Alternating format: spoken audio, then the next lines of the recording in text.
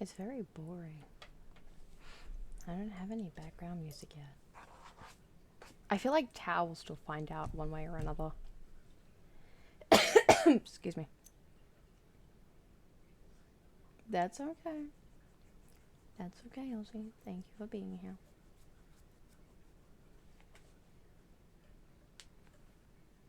I wonder if you're gonna interrupt. So I've got a cat next to me. I feel like the cat is gonna bloody be annoying. Darn. Don't do that. Darn. Just darn. Darn. Blur! I said don't.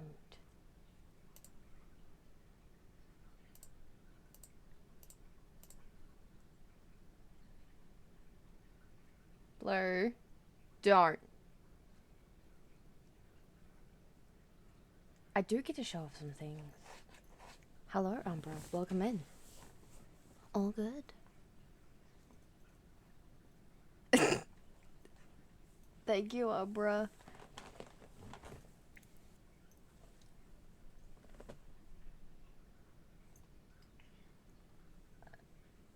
Are you good there, cat?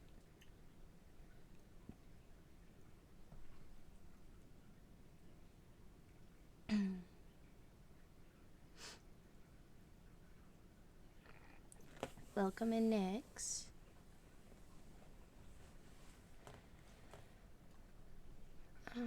Just making sure everything is properly set up. It should be. Everything should be set up. Oh, Umbra, are you still here?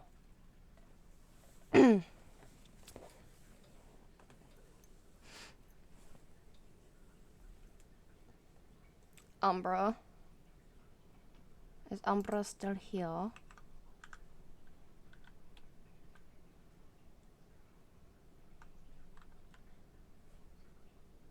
Umbra is dead, damn it.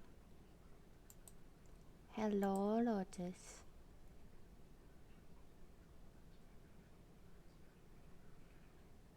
No, never mind. He's getting it anyway.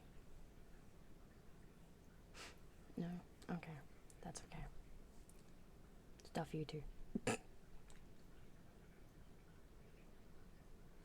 I'll figure out how to make shit work. Umbra's currently leaving work. I see in Tao chat. Okay. I wanted to thank him because one of the birthday presents he got me arrived. I say one because this was the maybe part of the gift, and it arrived first. I have a PS plushie. I have a PS plushie.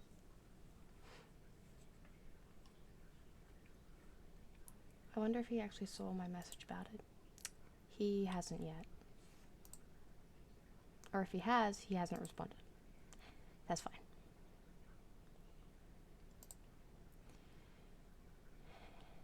Anyway, shall we? Let's move over here. Hello, hello. Can't wait for tomorrow. What's happening tomorrow? Wait, ooh, get payday? Nice.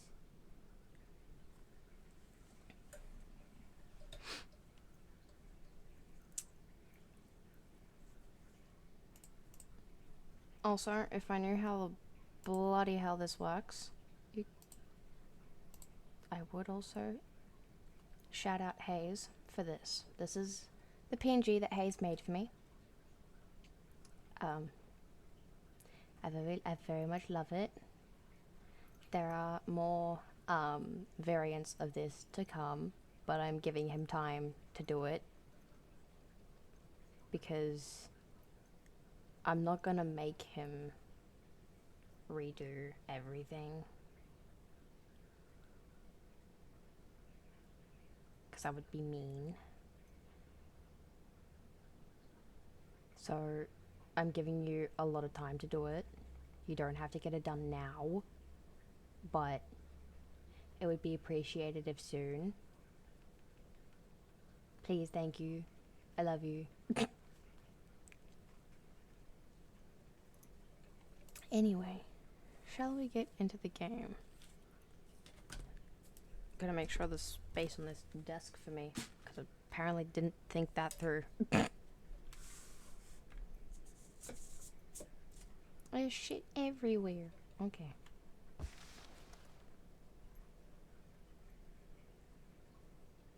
Chapter 6. Through thick and thin. Despite Luca's bitterness, Gran was right. He needed to hash things out with Rollo. A big fight changes the nature of a friendship.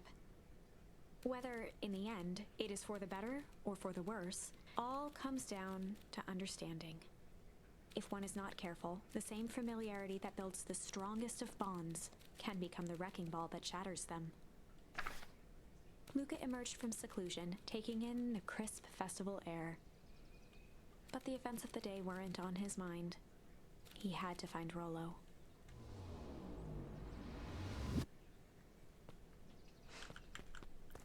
So now we're going over to the festival to find Roxy. There you are.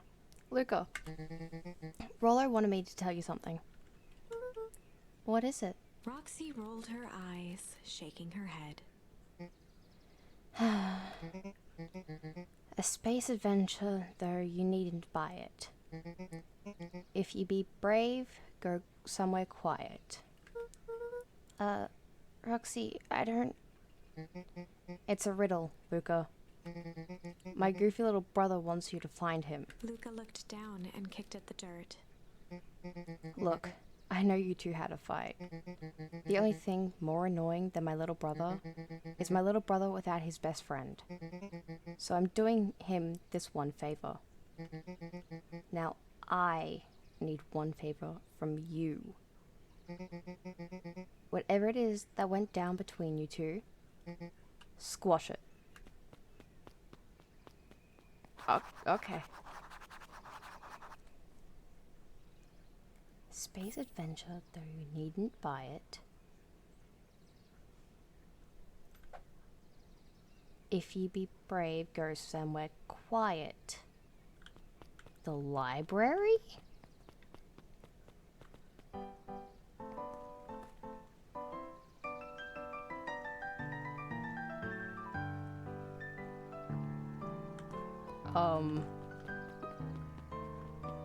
Why is there a paintbrush on the ground here? Every single time. Yep. Oh, this is not a paintbrush. That's a firework.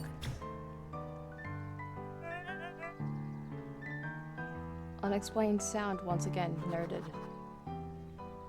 God, these guys are like clockwork. What a bunch of drones. I agree.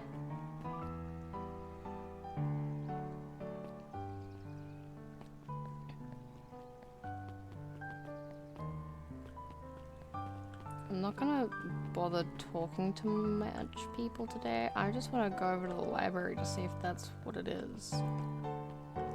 Aha! The library, somewhere quiet.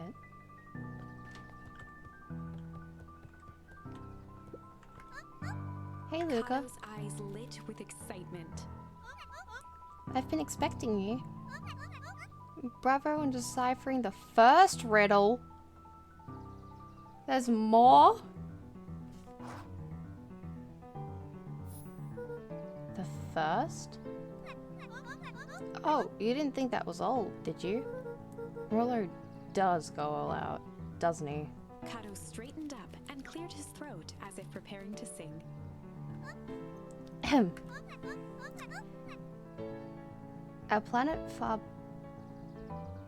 Fabul? You may take issue. When the fifth king dies, you'll need a tissue.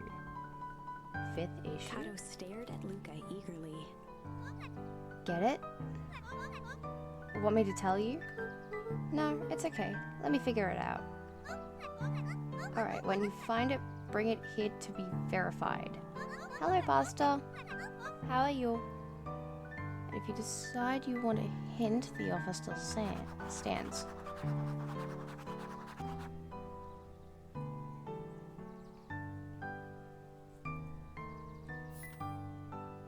think the way that he's put emphasis on issue and fifth makes it kind of obvious. I can tell you one thing. It's not out there. What you need to find is inside the library somewhere. Okay. Why would it be in the library? Luca grabbed Natural Photography, Volume 5, from the shelf. Okay. Once you've got a book, you can either bring it here to me or just grab a different one. Okay. Luca grabbed The Modern Science of Atomic Radiation from the shelf. Not that one. Luca grabbed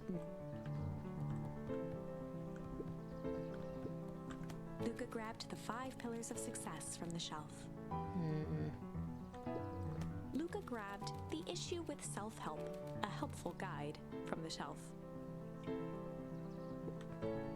Luca grabbed 500 Meals for One Big Pot from the shelf. It said something about when the 5th king dies. And it's an ish. 5th Luca issue. grabbed The Adventures of Hank Atomic, issue number 4, from the shelf. Luca grabbed The Adventures of Hank Atomic, issue number 5, from the shelf. That one. I think it's that one. Oh, you found it. I was right. Kato removed his book from the desk and replaced it with Luca's, turning on the lamp. As he slid the book under the purple light, 2 words glowed. The Adventures of Hank Atomic, issue 5. I Luca did clicked his it. tongue with recognition. Roller's cipher pen. He used to write secret messages everywhere with that. And only I had the special flashlight needed to reveal it. But I lost it. Well, apparently he traded Jeff for this purple light bulb. What did he trade Jeff? Parted with his entire Halloween candy stash? Damn. Oh, Roller. Now, let's see here. Kato began flipping through the pages, stopping when he hit a glowing word. Get away with such a grift? He continued flipping. Only found in grub cart. Reaching the end of the book, Kato looked up. That's it. Grift in grub cart. Griffin's grub cart. He wants me to go Griffin's snack stand.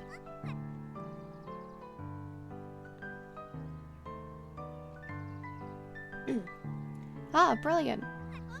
I guess you're off then? Good luck on the rest of the scavenger hunt. Thanks, Carter. I have a feeling I already know where he is, but like, okay. Is it this way? I don't know, but I know one thing.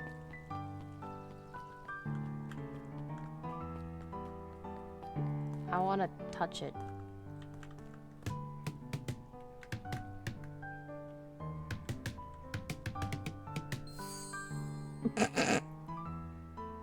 Well,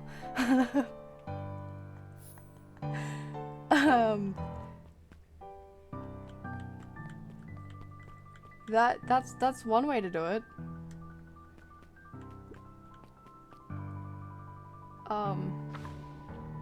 What do I use that one for?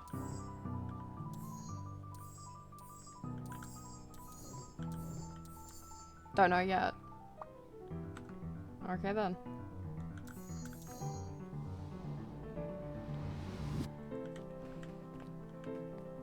This is not where I need to be, is it? Oh, no, it is. Hey, Griffin.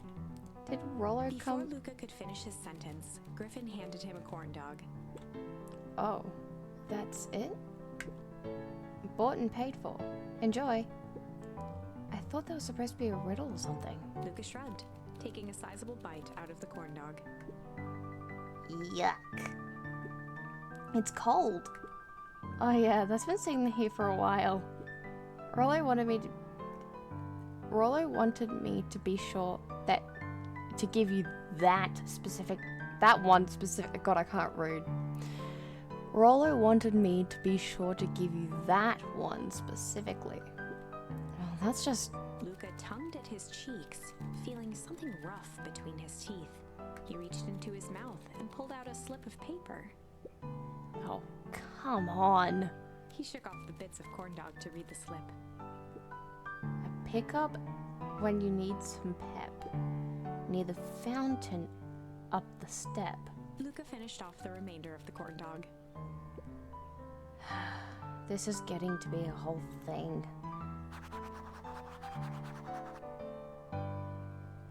A pickup when you need pep. Near the fountain. Up the step. Up here?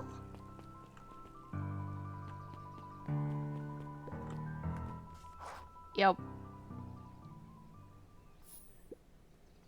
There you are, Luca. There's no way I'm actually doing this. It's way below my pay grade. Oh, come on, you big stiff. I nearly read that incorrectly. I'm no comment. Let the kids have some fun. Fine. But Roller owes me one. Lumi waved his hands around sarcastically as he began. What takes flight but has no wings? Your final task a friendship brings. See, that wasn't so hard. Ugh, I feel cheapened somehow. I think it's sweet. Good luck, Luca. Is this the treehouse? Because I'm thinking of a rocket. Oh. Hey. Hey. Did you find the comic book? Yep. And you got the corn dog? Yeah. Well then, I know it doesn't make up for what I said, but here, you've earned this. Rollo sheepishly handed Luca the balloons.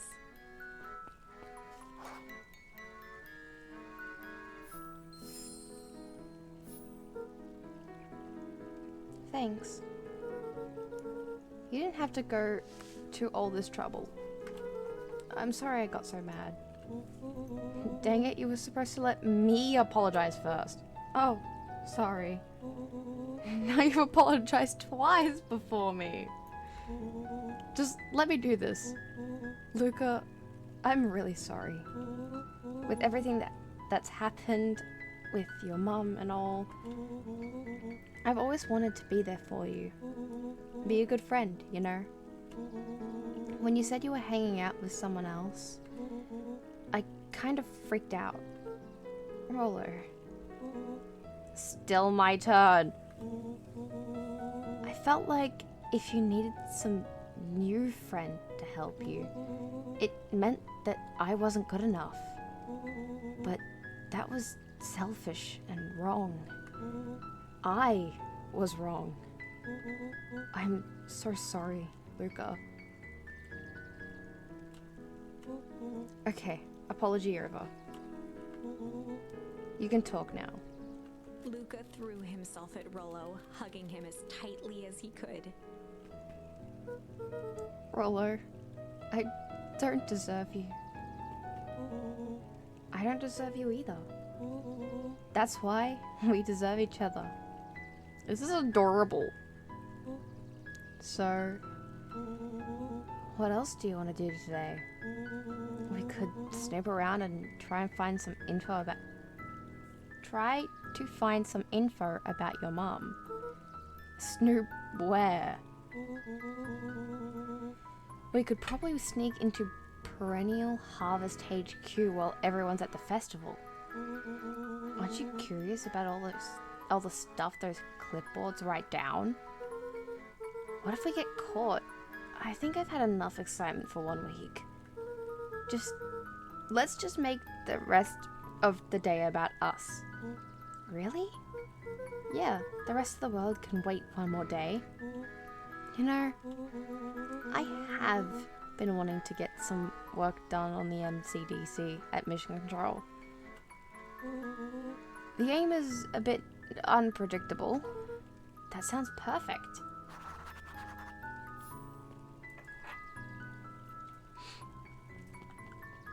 I'm still really curious.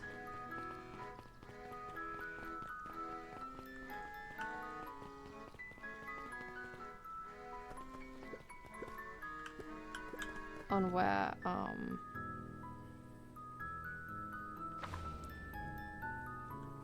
cause that flight one, is that gonna be, yep, I knew it.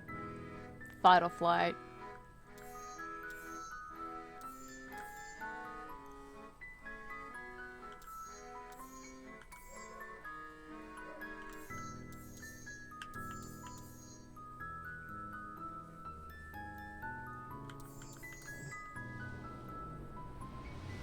I wonder, do we have any more bait? Yes. Luca stuck a toy stretchy hand onto the hook. We Those have the things last always one. get dirty anyway.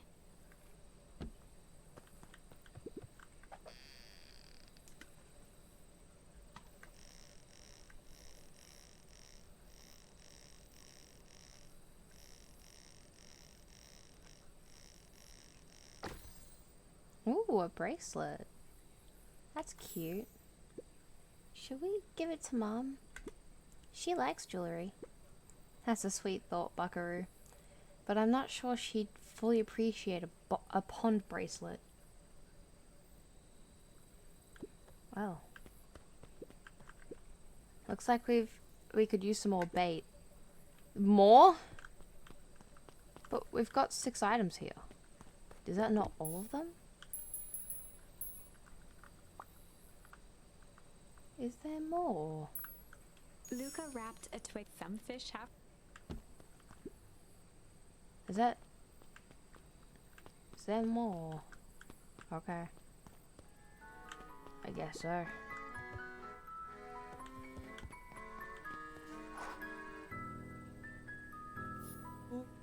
Oh, I almost forgot. I ran into your gran this morning. She asked me to give you this. Rollo handed Luca an unopened letter. I'll wait for you inside if you want to read it now. A letter? Luca, some things are going to happen that might be difficult for you to understand. If I am honest, I hardly understand them myself. But whatever happens, I need you to know that I love you. None of this is fair to you. You have already lost so much. Is this a letter from Gran?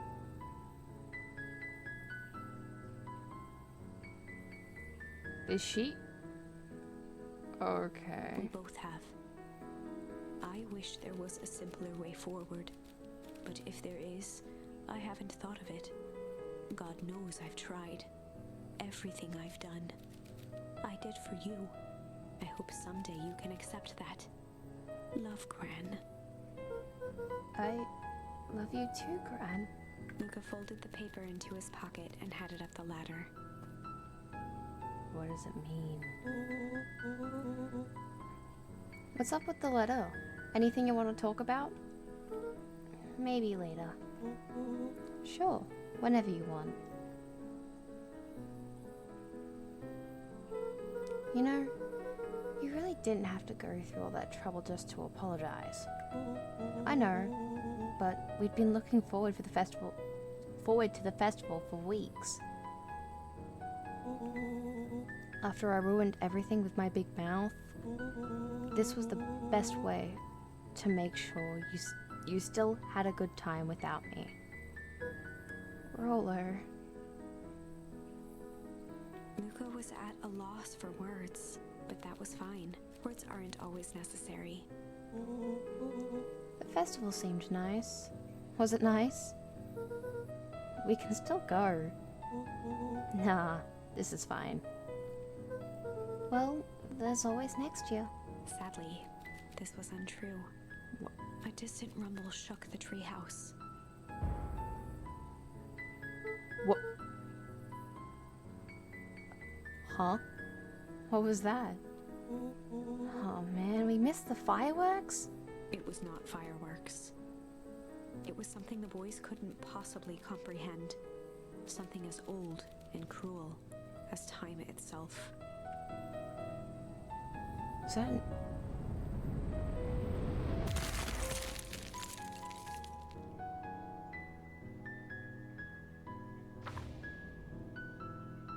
A shockwave of cold tore through the room.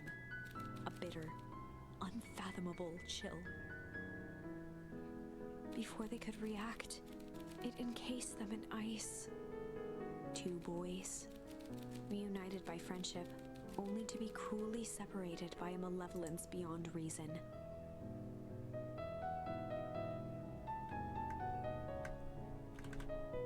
And so, our story ends on this melancholy scene.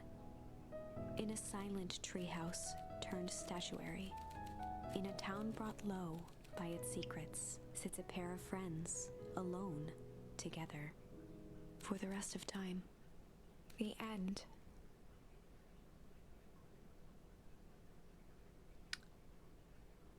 What?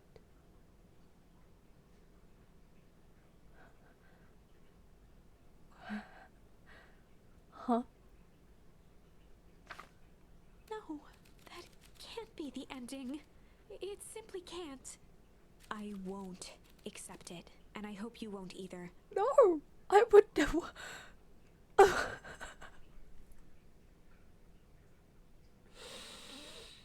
What the fuck? There are more endings, more possibilities. I can feel it. Oh, God. We are just going to have to sort through them all until we find the one that fits. Okay, I could either go down this... Can I either go down this one where I instead of the sky, instead of it raining all of a sudden, I'm assuming it clears up, or we can go over here and instead of pushing Iggy into the puddle of ooze, we can tickle him. Or we could go to this one where we run instead of try and fight.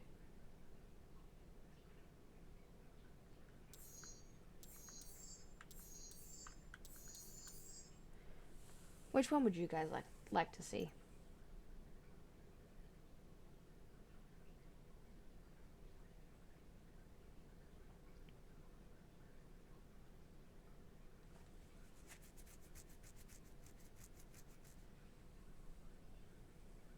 Tickle instead of push?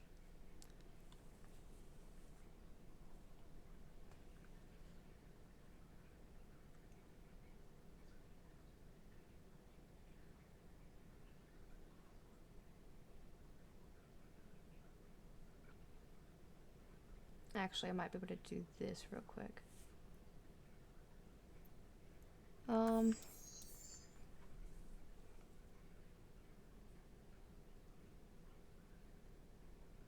I know I don't have a lot of viewers at the moment, so I'm not going to get a lot, but I still...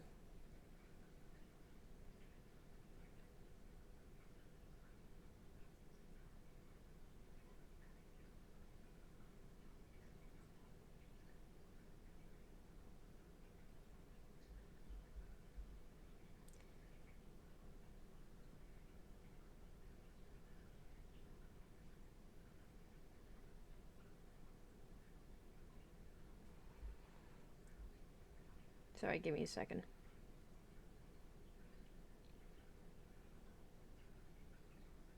How many people are here at the moment? That's alright.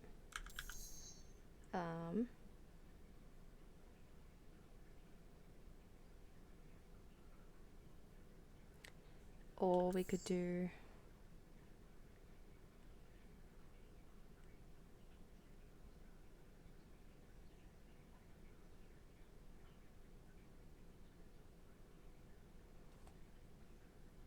I will actually put that up for a minute.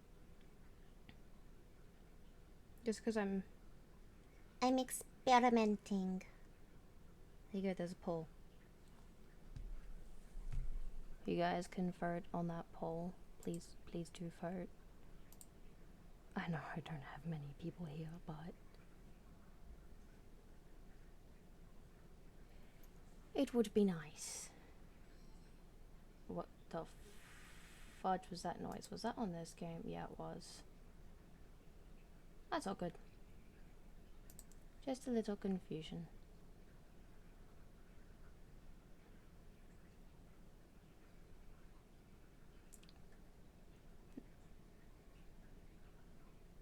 Is anyone else going to vote, or is it just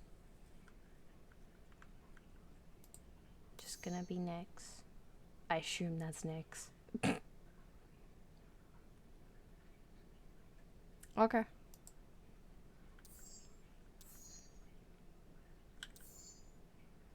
Well, I guess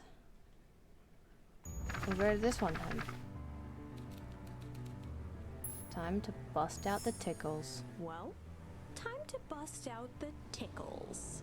So if you don't remember from yesterday, this is the storyline where Roller has been kidnapped and we are trying to find him. And last time we pushed Iggy into this ooze and it deformed his face, and at the end we ended up not doing too well.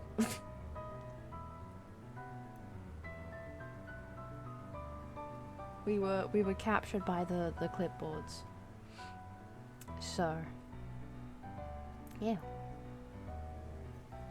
Hey Tish, wanna see something cool? Yup. Check it. Beck lunged forward and began to tickle under Tish's arms.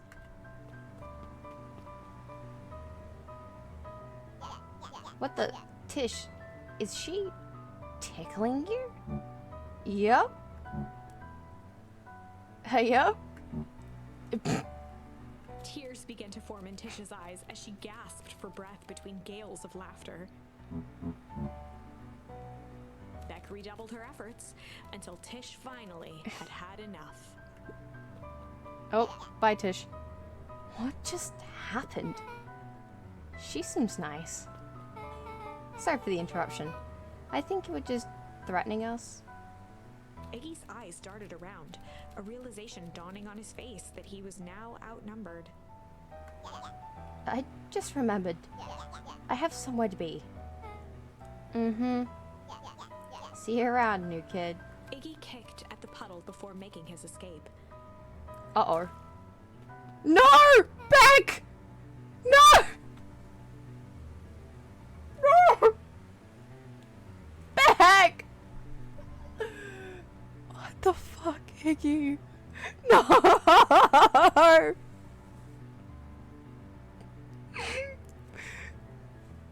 Whoa.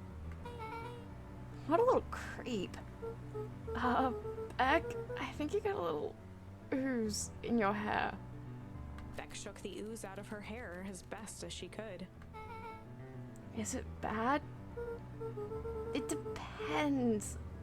What are your feelings about having a more mature, refined look? Oh god. Chapter 4. The Best Policy. Uh-oh. Luca paused for a moment, catching his breath. He'd only just met Beck, and somehow he already managed to drag her into this mess. Hopefully he could make it up to her. But finding Rollo was his primary concern. Oh no. Where do I go? I can't go that way. Oh. Luca, what the hell are you doing out here? And why did a kid with grey hair just run past us in a panic? Roxy and Fitz looked drained. It was clear they'd spent all day searching. That's Beck. I don't care who she is. What happened? We were just helping look for Roller. Luca, I need you to start telling me the truth. Roxy's temper could often be dismissed as the impatience of an older sibling. But this was the most intense Luca had ever seen her. Her eyes were wild and unfocused, looking straight through Luca. We're running out of time. In a torrent of rambled words and tears, Luca broke down. Rollo and I were just playing in Weepwood yesterday. We were investigating lights at the old Valentine warehouse, but someone was there in a strange suit, and we hid in the dumpster and a heavy bag dropped on us, and I think it was a body. And so we ran, but we got split up, and I ran home, and it's all my fault. And now my best friend may never come back. Wow. Just wow. Roxy, still exhausted and angry, softened briefly as her eyes hunted the ground in thought. With a determined sigh, she looked up at Luca. It's not your fault, Luca. Rollo's gonna be okay. I promise. Roxy drew herself up. I'm gonna fix this. Luca, go home. But I wanna help. This is too dangerous for a kid. I can't just sit around. I have to do something. Roxy tried to think of the safest place to send Luca. You go back to that little treehouse you two like to play in. Wait there in case Roller shows up. Sound like a plan? Luca wiped his cheeks and gave a quick nod. You did the right thing telling me the truth. Now, scoot. You really believe his story? What other option do we have? Things have been strange around here leading up to the festival. My dad has been acting weird lately. Well, weirder than normal. Looking into the puddle, Roxy rubbed her arms to warm up. Why is it so cold here? This place gives me the willies. Don't touch it! Don't touch it! Don't touch it! No touchy! No touchy! No touchy. Okay, so last time when we went to the treehouse, we had it. So in the last one, we went to the treehouse after what Roller said. Roller sounded like he was trying to tell us to go to the treehouse, but he was trying to tell us to stay away from it. Mr. Nuncree jumped with a start. Oh, did we scare him? Whoa, don't sneak up on an old fella like that. Sorry, who are you talking to? What? Luca motioned to the phone booth. Oh, no. I was just checking because I thought I heard it ring. But the dang thing never does, of course. Yeah, I've never seen anyone use it, really. The whole thing's a waste of money, if you ask me. Any word from Roller yet? Not yet. Long time for a boy to lose his way. I don't like that music. Roller knows those woods too well to get lost. I suppose you're right. The silly boy's antics have this whole town worried sick. Why do I hear boss music? Antics? We all know Roller likes to play his little pranks. You think this is a prank? What other possible explanation could there be? He's not playing a prank and he didn't get lost. Someone took him. I know it. How would you know that? Unless... Luca, is there something else that you know? Mr. Nuncree gently placed one of his substantial hands on Luca's shoulder. Dang it, boy. If there's something you know, something that could help your friend, you need to tell folks. It's kind of an asshole attitude from an old dog. Uh-oh. Luca peered up at Mr. Nuncree. Kind eyes warmed a stern face. There was a deeper emotion hiding beneath it all. It was subtle, but Luca could sense something eating away at him. What? There was... Well, I've only got shame. There was a shame lurking behind those eyes. A deep sadness. If Mr. Nuncreed was that worried about Rollo, maybe he could help. Yesterday, Rollo and I were messing around at the old Valentine warehouse. Mr. Nuncreed raised an eyebrow. Both of you? You were with Rollo when he went missing? Not exactly. I was hiding in the dumpster. The dumpster? What were you doing in there? At first, we were just looking around, and someone in a strange yellow suit came and dumped something on us. We both got scared and ran. That was the last I saw of him. You got scared by some garbage? Well, that's why you don't go skulking in someone's dumpster.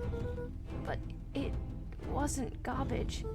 I think it was a body. I'm sure it was just some trash. No, there was a name tag. It's a deep engineering. Mr. Nuncreed's shoulders slumped. I wish you wouldn't have said that. Is he involved?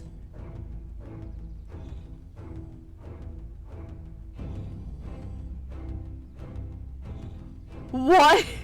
No! No! Is he involved? A deep sigh bellowed from his chest. Why did you have to? I tried, Luca. God knows I tried to keep you safe. Blue, can you stop? Luca attempted to take a step back, but Nuncreed's hand clamped down on his shoulder. But you Van Horns just can't help yourselves, can you? Uh-oh. Cat, stop! We were all so close.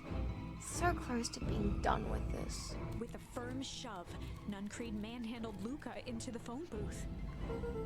What are you doing? It's out of my hands now. The door latched shut with a mechanical hiss.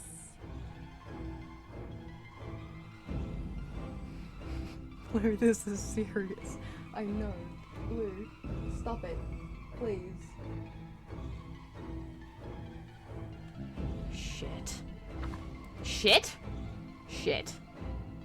As Luca pounded the glass, the floor dropped from under his feet. What? The inside of the phone booth was now a loose capsule plummeting at gravity's whim. Luca winced and pressed his hands to the walls. As he braced for impact, the capsule hurried to a surprisingly smooth stop. He felt a cold rush of air and opened his eyes with hesitance. Two large figures in hazmat suits occluded his view. Luca heard the deep, resigned voice of Mr. Nuncreed over an intercom. He knows too much. The end. Oh no. Wait. No. This isn't the end. I know there's still much more. Somehow this went wrong. Okay, let's try something else. Okay, so.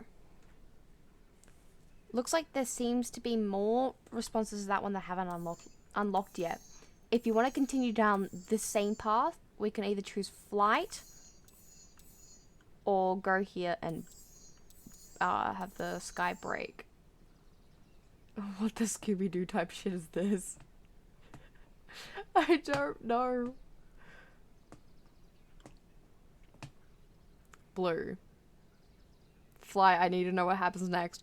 Okay, so this one here is on the same path. This is after we've pushed Iggy into the puddle of ooze.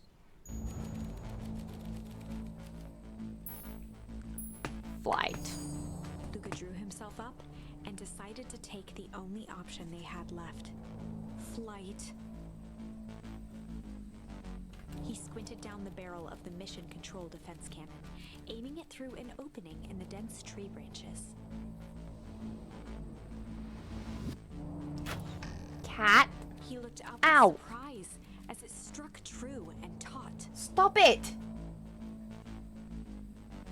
Do you have to be such a dick? Go back to sleep. Wow, I can't believe that worked. Hey, Mr. Kerr. We'd love to hear your thoughts, but I'm afraid we have places to be. Come on, Iggy.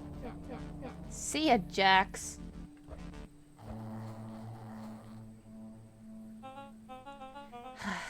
Fine. We know where that leads them. This way, we can take the tunnels. Uh-oh. Luca and Iggy winced as they sprinted through the thicket. The branches clawed at them, reluctant to give passage. After what felt like a marathon, Luca stopped in his tracks as they reached the clearing. What the? That was all he was able to say before Iggy slammed into his back. Oh. The boys tumbled down a steep decline and crashed with a wheezing thud on a surface as hard as ice. What? In fact, it was ice. Chapter 5. Signs. Uh-oh. They stood silently, catching their breath. The sky was like sapphire. With each breath, a plume of steam escaped from Luca's lungs. Let's keep moving. Luca pulled Iggy to his feet as they gazed across a snowy terrain. That was actually pretty badass. Uh-huh. I think we lost him. Are we up in the mountains? I don't think so. If anything, we went downhill. Hang on a minute. This kind of looks like Luca's house, but snowed over without the house. Then what's with the Winter Wonderland? All I know is there's no going back the way we came. Let's see if we can get our bearings. Follow me. Find a way home. Okay. We'll see. What's up here? Luca? Luca, are you there? Luca had almost forgotten the walkie-talkie he was carrying. Is that Bozo Kerr? I hope nothing bad has happened to you out in those woods. Luca looked at Iggy with hesitation. No need to be rude. With a resigned sigh, Luca responded. It seems like the only dangerous thing in the woods is you. He speaks, the young man of the hour.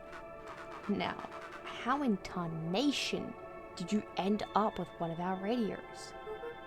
Just lucky, I guess. Boy, howdy, you Van Hordens are full of surprises, aren't you? You knew my parents? I never had the honor of meeting your father, but your mom sure was a handful. Luca winced, shoving the walkie-talkie back into his pocket. We gotta keep moving.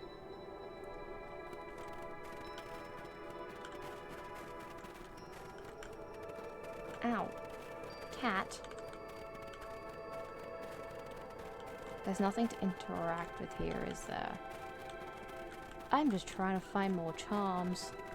Give me more charms. Can I interact with this? I can. A disc of smooth metal was lightly covered in snow. Two faint seams were visible along the surface.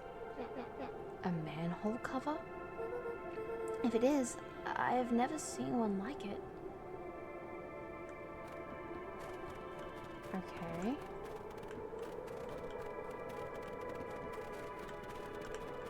Oh no. Is someone gonna come out there and jump scare me? Please don't jump scare me. Oh fuck. What's the readout? Sitting just above 258 Kelvin. This looks like Beacon Pines, but completely snowed over. That's down a bit from last time. Should we report this to Mr. Kerr? Meh, still within safe ranges. It may be spreading, but it's under control for now.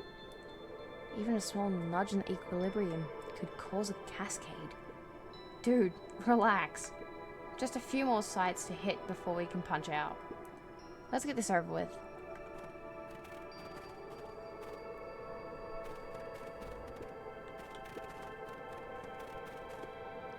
What's all this?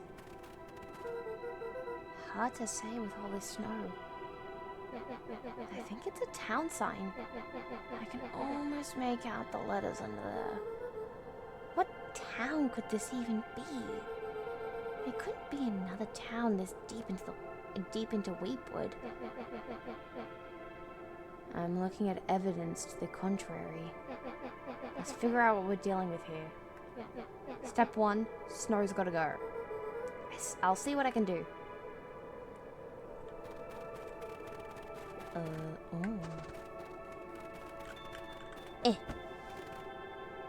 I knew it. The boys stared in disbelief at the sign that now clearly read, "Welcome to Beacon Pines." Imagine if this game suddenly turned into FNAF. Oh my god. This doesn't make any sense. We're in Beacon Pines? How is that possible? We ran away from town. How did we get back here? I guess we got turned around. Where did all this snow come from? Well, it's been colder than normal lately. That's a pretty big difference between sweater weather and Arctic hellscape. The puddle we fought at before, it was cold too.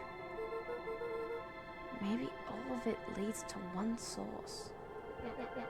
You think it's related? What the hell is going on? We're gonna get you some answers. Just let's keep moving. I don't like this because we've already had one ending that ended with everyone being frozen. Is that like inevitable? What? This stuff look familiar to you? Looks like the barrel near the puddle I shoved me into. Yeah.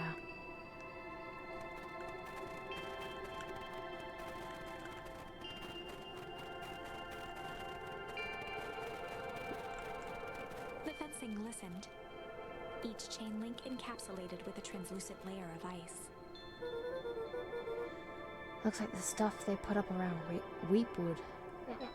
The stuff who put up? I don't know. What? I left before. You left before. Okay, so the previous ending, so,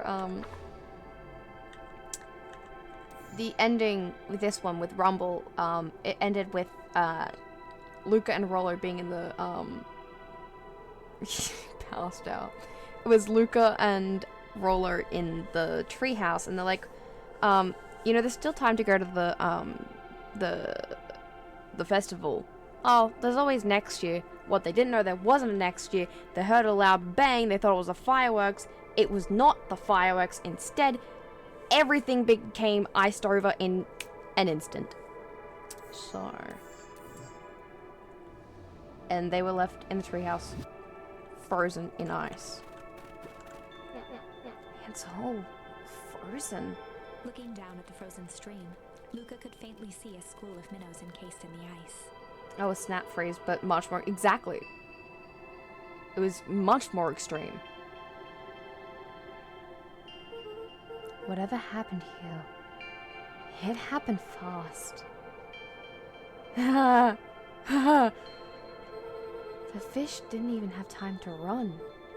Or, you know, swim run.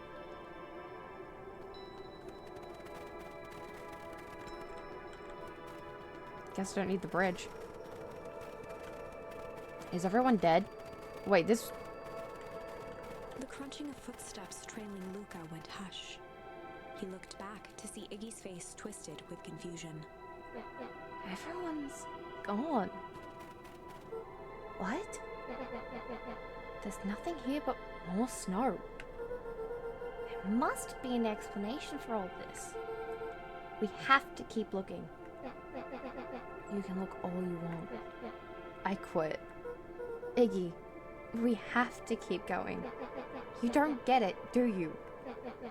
This isn't one of your pathetic Hank-atomic stories. We aren't going to save the day. We aren't even going to save ourselves. My face is mangled. The town is destroyed. And everyone we've ever known is gone. We don't know that. You can't just quit. Do whatever you want. Iggy. I'm done. Iggy.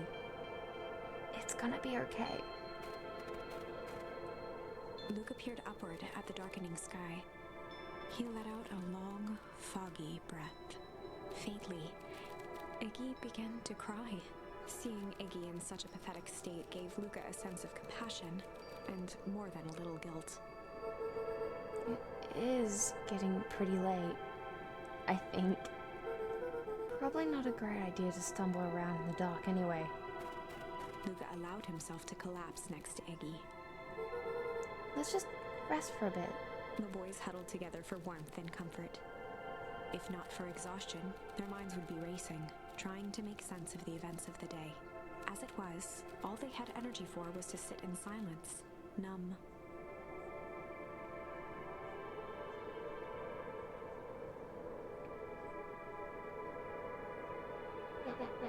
The way the snow covered everything over, it's kind of calming. Yeah. I haven't had time to say it, but thanks. Huh? For getting us away from those creeps.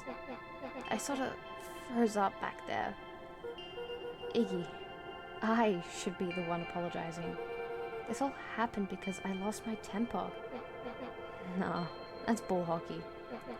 First of all, you didn't know what that gunk would do. You didn't, right? Of course not. And second, stop with this baloney about losing your temper. But I did lose my temper. Iggy motioned sarcastically to his half-deformed face. Obviously. But that's exactly what you should have done. Huh? I was being a horse's ass. You were supposed to be a horse's ass in response. That's how it works. Iggy, I'm having a hard time following. You wanted me to fight you? Of course. Jeez, you goody-goody types take forever to understand this very basic point. Why would you go around saying cruel things trying to get into fights? Iggy shrugged. It's something I do. You're an asshole because you're bored? Sometimes I just feel empty. You wouldn't understand. You and Roller are always having a blast together. Huffing and calling that dinky little treehouse mission control. Iggy now wept openly. Perfect little Luca Van Horn. With his perfect little life. My life is not perfect. Everybody in town likes you. Not everybody. Well, hell, that new girl hasn't even unpacked yet, and even she already likes you. You have Tish. He wiped his nose with a sleeve. I love Tish. Tish is great. But she ain't exactly the world's greatest conversationalist. Conversationalist, you know. That's a word. Luca gave a warm chuckle. I get that impression. Iggy cleared his throat as he wiped his eyes. Huh. It must be raining out here. Definitely. Iggy arched into a wide yawn. We should probably try to get some sleep. Yeah. Let's lay low for now. Tomorrow, we'll get to the bottom of all this. Luca's eyelids began to slowly drift shut. Luca? Yeah? I always did want to see inside of your dinky little treehouse. What do you think? Not bad. I'll give you the full tower when we the full tower. We'll get you. I'll give you the full tour when we get back. You know what? That's all Luca could whisper before succumbing to sleep. Iggy snuggled in some more. When it comes to worst days of my entire life, this one wasn't half bad. They better not die. The house smelled of warm bread. Oh, there's a dream. Well then. Give me a second.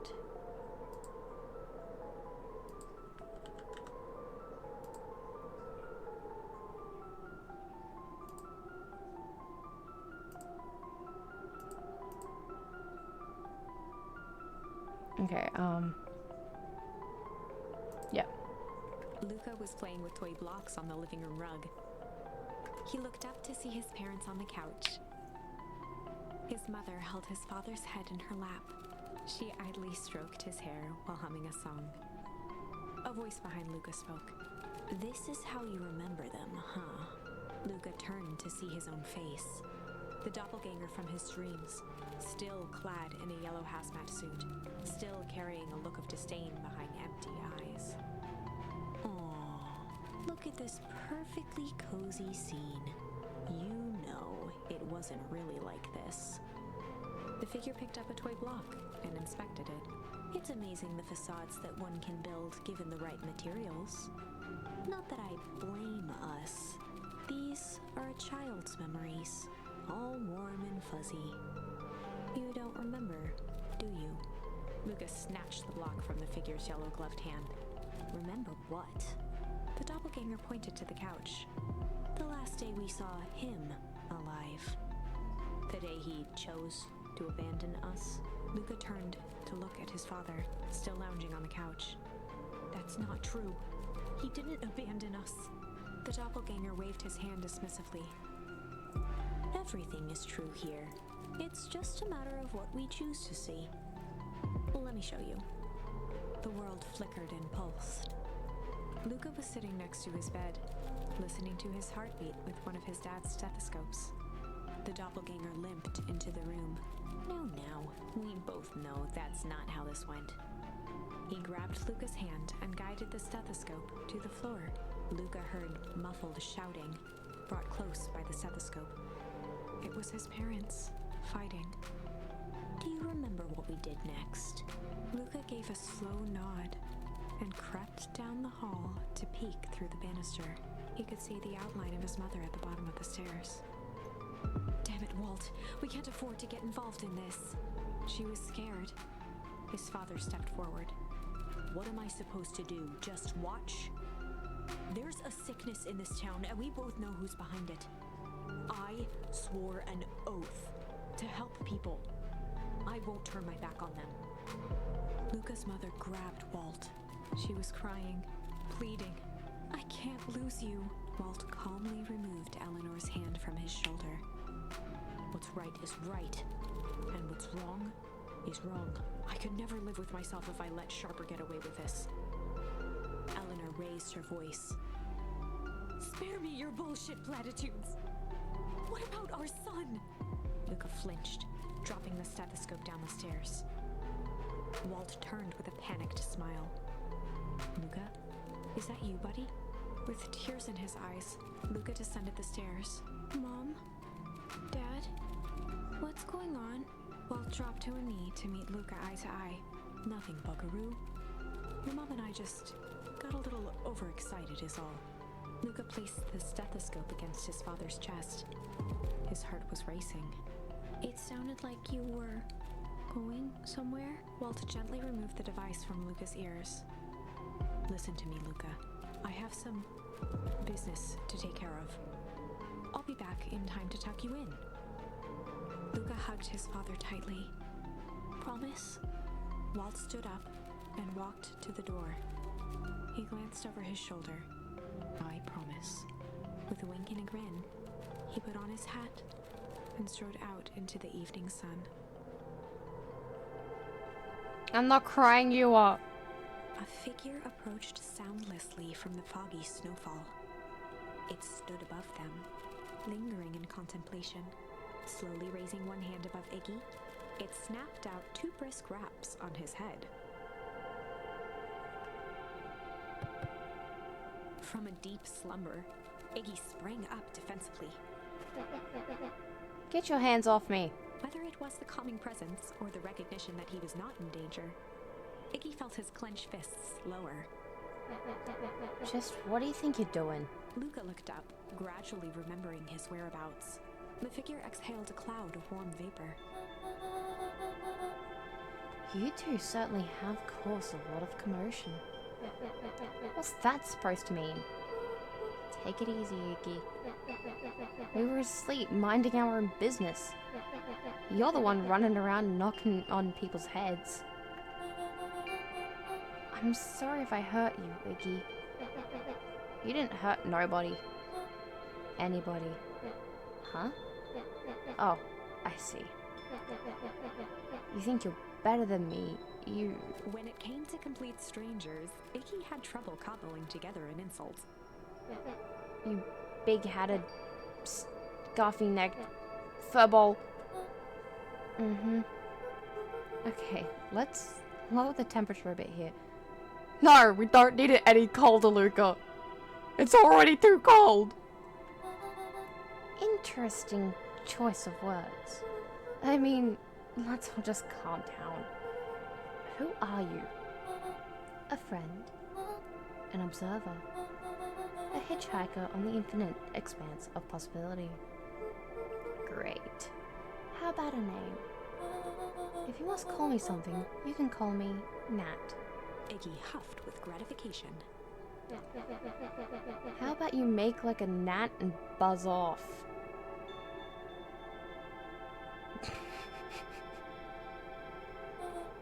Very well. Nat began to turn away indifferently. Wait. Do you live here? You might say that. So, you know where we are?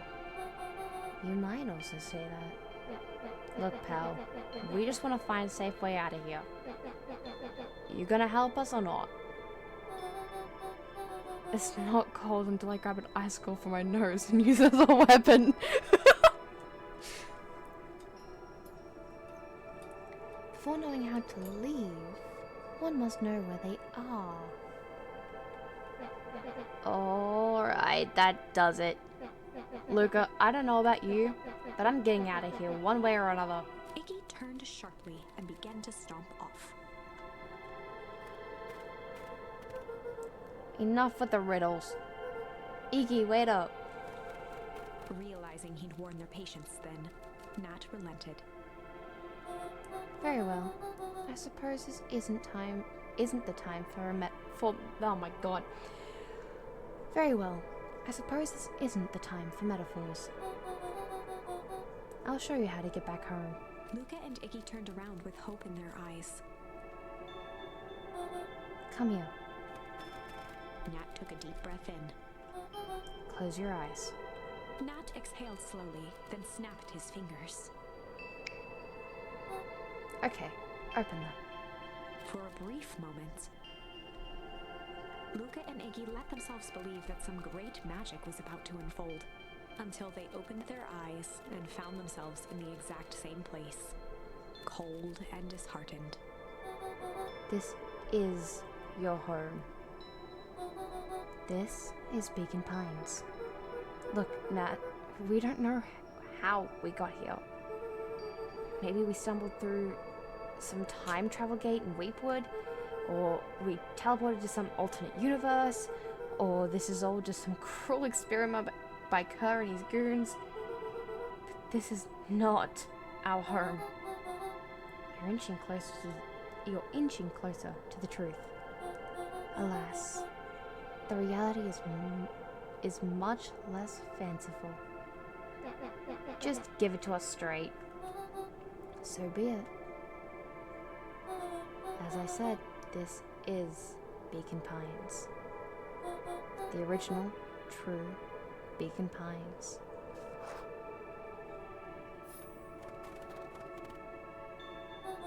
We both grew up here. The town you've called home for the past several years is a replica. A remarkable achievement of engineering, to be fair. But a replica, nonetheless. That's impossible. It's too much work. You need a whole town to replicate a whole town. Indeed, to pull off such a feat would require immense labor power. That which could be moved would be moved. That which could not would require a precise duplicate. We would have noticed. Someone would have noticed. You'd think so, unless the auditing was impeccable. A mind-numbing attention to detail. As for the innumerable trivialities which complete the tapestry, well, you can leave that to this miraculous thing we call a brain. It has a real aversion to discontinuity, a revolution even.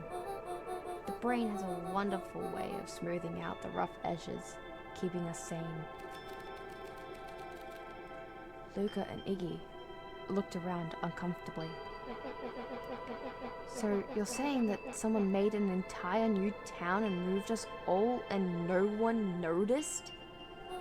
Precisely. But why? Why is the one question that can never be answered with certainty. Oh, good Hayes. The best one can do is to uncover. Nat narrowed his eyes, furrowed his brow, and uttered, The source. Why did you say the source like that? Why indeed? Luca began to laugh uncomfortably. It's all ridiculous. There's no way they could. He looked down at his feet. His eyes started back and forth in contemplation. With a sudden pain, a thought struck him. If this really is home. He sprinted off into the pale distance. As Iggy turned to follow, Nat called out, Iggy. It's not too late to turn back. In case imagine they making the replica and they remade a house including the broken roof. I would what, they like completely remake the town and include that one broken roof that has been broken for years, never repaired. Oh god. That'd be a shame. It's not too late to turn back. Simply head west through Weepwood. I wanted to find more charms. Chapter 6. The Source. The source. Nat expressed his sympathy with a shrug and sauntered off as unassumingly as he'd arrived. He'd given Luca and Iggy what they needed, and nothing more. As Luca sprinted across the snow, the events of the past few days became clearer, pieces to a larger puzzle. Rollo said he was underground somewhere, captured. Mr. Kerr tried to cover it up with lies. The clipboards were hell-bent on capturing Iggy. It all seemed to point to perennial harvest. But right now, there was one thing that Luca needed to know. Luca stopped dead in his tracks. The tree was gone, uprooted and moved, leaving a raw gash in the earth. He dropped to his knees and dug wildly at the cold snow. His numb hands hit something hard, a headstone. A dry whisper escaped Luca's lips. You're here. All this time, I thought I was visiting you. But you've been here, alone, in the snow. Dad, I'm so sorry. They ruined your favorite spot in the world. Our favorite spot in the world. Dad, what did I do? There was no reply, just snow-covered silence.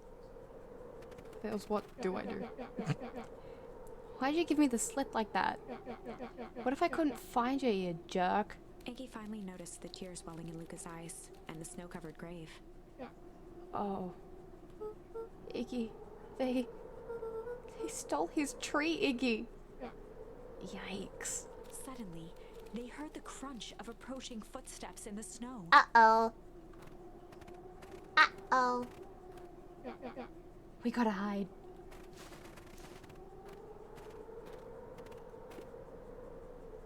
$259K. Fall of distance, still good. Dude, did you hear me? I said 259. Sorry. You ever think about what we did here? We saved a whole town of people. Doesn't feel like it sometimes. What about everything we left behind? That's the grave of someone with a family. The people who loved them will never know the truth. The truth is overrated. Wow. Just wow. You think you know what happened? He bent down to scoop up a snowball and lobbed it playfully. Hey, don't be such a downer, dude. We took this job to change the world. Yeah. Come on. It's almost lunchtime. What the fuck is that shimmy? Weirdo.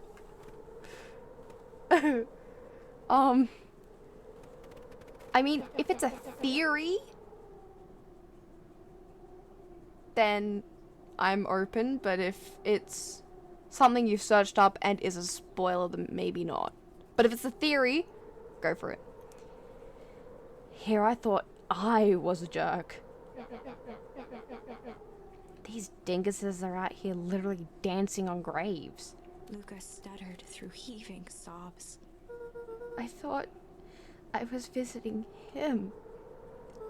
I thought he was with me. Not gonna lie, that's a bad break. Here's some advice. Iggy gave Luca a solid smack on the back of his head.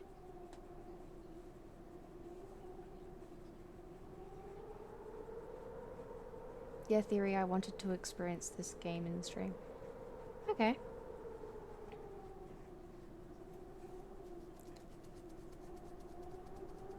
If it's a theory, go for it. I'd love to hear your thoughts. Hey! Who's any of this helping? What? Sitting here in the snow, crying like some pushover? Who are you helping? Iggy, look what they did. They lied to everyone. Blah, blah, blah. Luca Van Horn, you're a lot of things, but you ain't no pushover. What did I tell you before? Nuclear winter. I mean, yeah, that makes sense. That does make sense. And if that's the case, it might happen to the current Beacon Pines, as even though it's summer, it's still really cold. When some jerk comes at ya acting like a horse's ass, I should stand up for myself. Hell yeah! Kerr and his merry little band of clipboards pulled off this switcheroo for a reason, right? Nat mentioned something about a source. Luca wiped his eyes with a sleeve. Whatever's at the source must be awfully valuable to the perennial harvest. Sure would be a shame if something unfortunate were to happen to their precious source, wouldn't it? What do you have in mind? If it's small enough to steal, we snatch it. If it's too big to snatch, we smash it. And what if it's too big to smash? Iggy flashed a mischievous smile and cracked his knuckles. I'm always up for a challenge. I'm gonna make this right, Dad. I promise. Let's do this. Locate the source.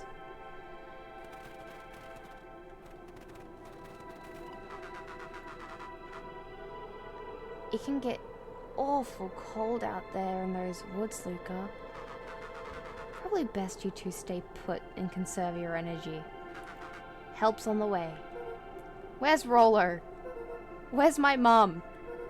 Did you kill her? Oh, heavens no. Do I seem like a killer to you? Iggy and Luca shared a skeptical look. Well, do I? Aw, shucks. Now that hurts my feelings. Welcome back, Hayes. Screw that guy. Yeah, you tell him, Luca. You tell him. Can I find any more charms in this area? Whee! Whee!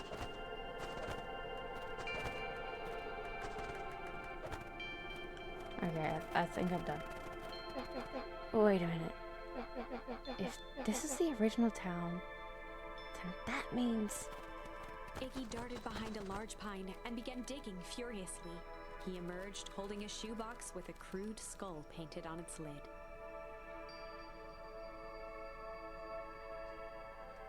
Shut up, Hayes. What's that? Long story. So a few years back, I came into possession of some premium grade fireworks. Not the wimpy firecracker kids. The firecracker stuff they give kids. The good stuff. So why did you bury it under a tree? Are you two playing around in the snow?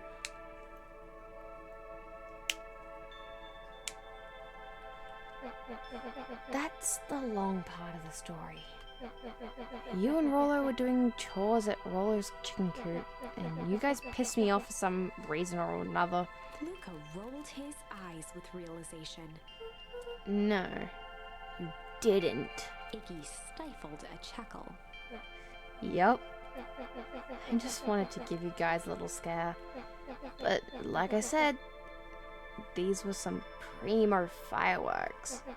So I might have underestimated things. You blew up the chicken coop?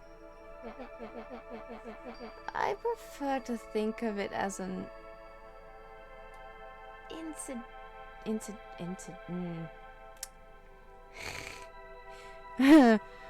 help.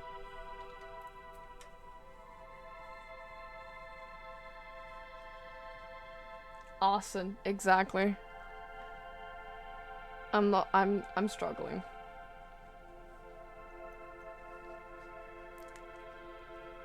A redecoration. What is that one? I want to say dairy or diary, but it's not.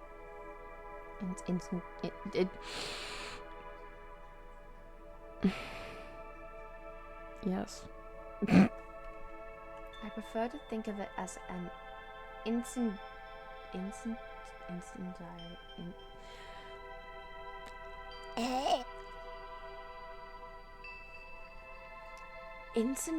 Okay, I'm struggling. Sorry, but you should have seen the looks on your faces. Rollo got grounded for months, which is why I needed to stash the evidence and lay low. So I buried them under that tree. But when I came back for them later, they were gone. I figured some grown-up found them and tossed them. Iggy triumphantly raised the shoebox. Turns out, it wasn't the fireworks that got moved. It was us. Unbelievable.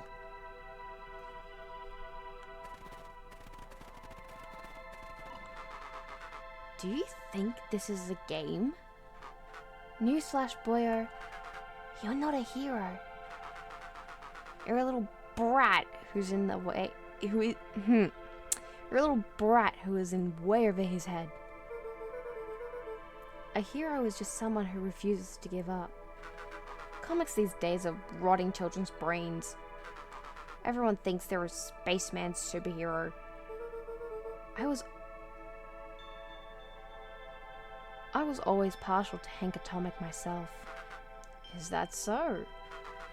Do you really think you have a chance against us? You have no idea how powerful we are. Prepare for blast-off, loser. Damn.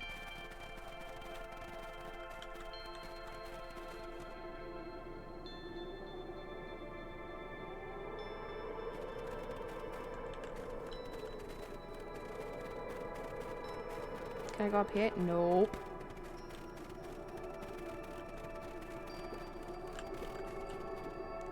Crooked. Just like this whole stinking place. Oh! I love how snarky the main character. I know, Luca's amazing. I love him. I can't go this way? Is the only next thing to do is to... Is there nothing else I can interact with? At least I got one charm while I was here.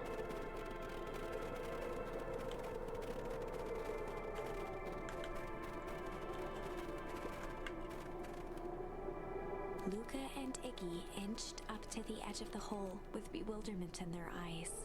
Arctic air breathed out of the cavern in heaving gusts. Echo! Echo! Echo! Oh. Whoa. I can see why they wanted us. I can see why they wanted to move us all out of town now. But why would they dig a giant hole? I think this is it. This is the source? It's a dang hole? How do we smash a hole? That's a very good question, Iggy. Oh, fuck off. Oh, it's much more than that, my annoying little friend. Where's Roller? I wasn't lying before. He's safe. Well, safer than you two, at least. Trats, it's cold. You just had to drag me all the way out here, didn't you? Thank you for popping in, Umbra. If you're still here, but Umbra.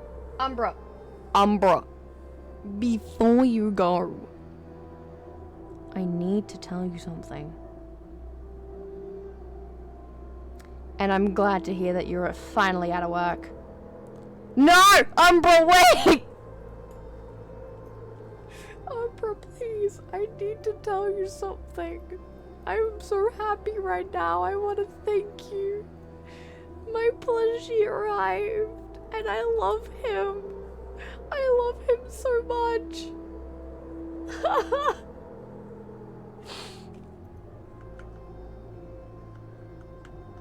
Umbra!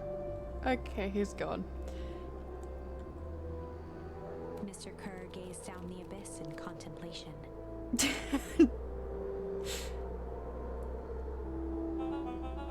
It really is something, isn't it?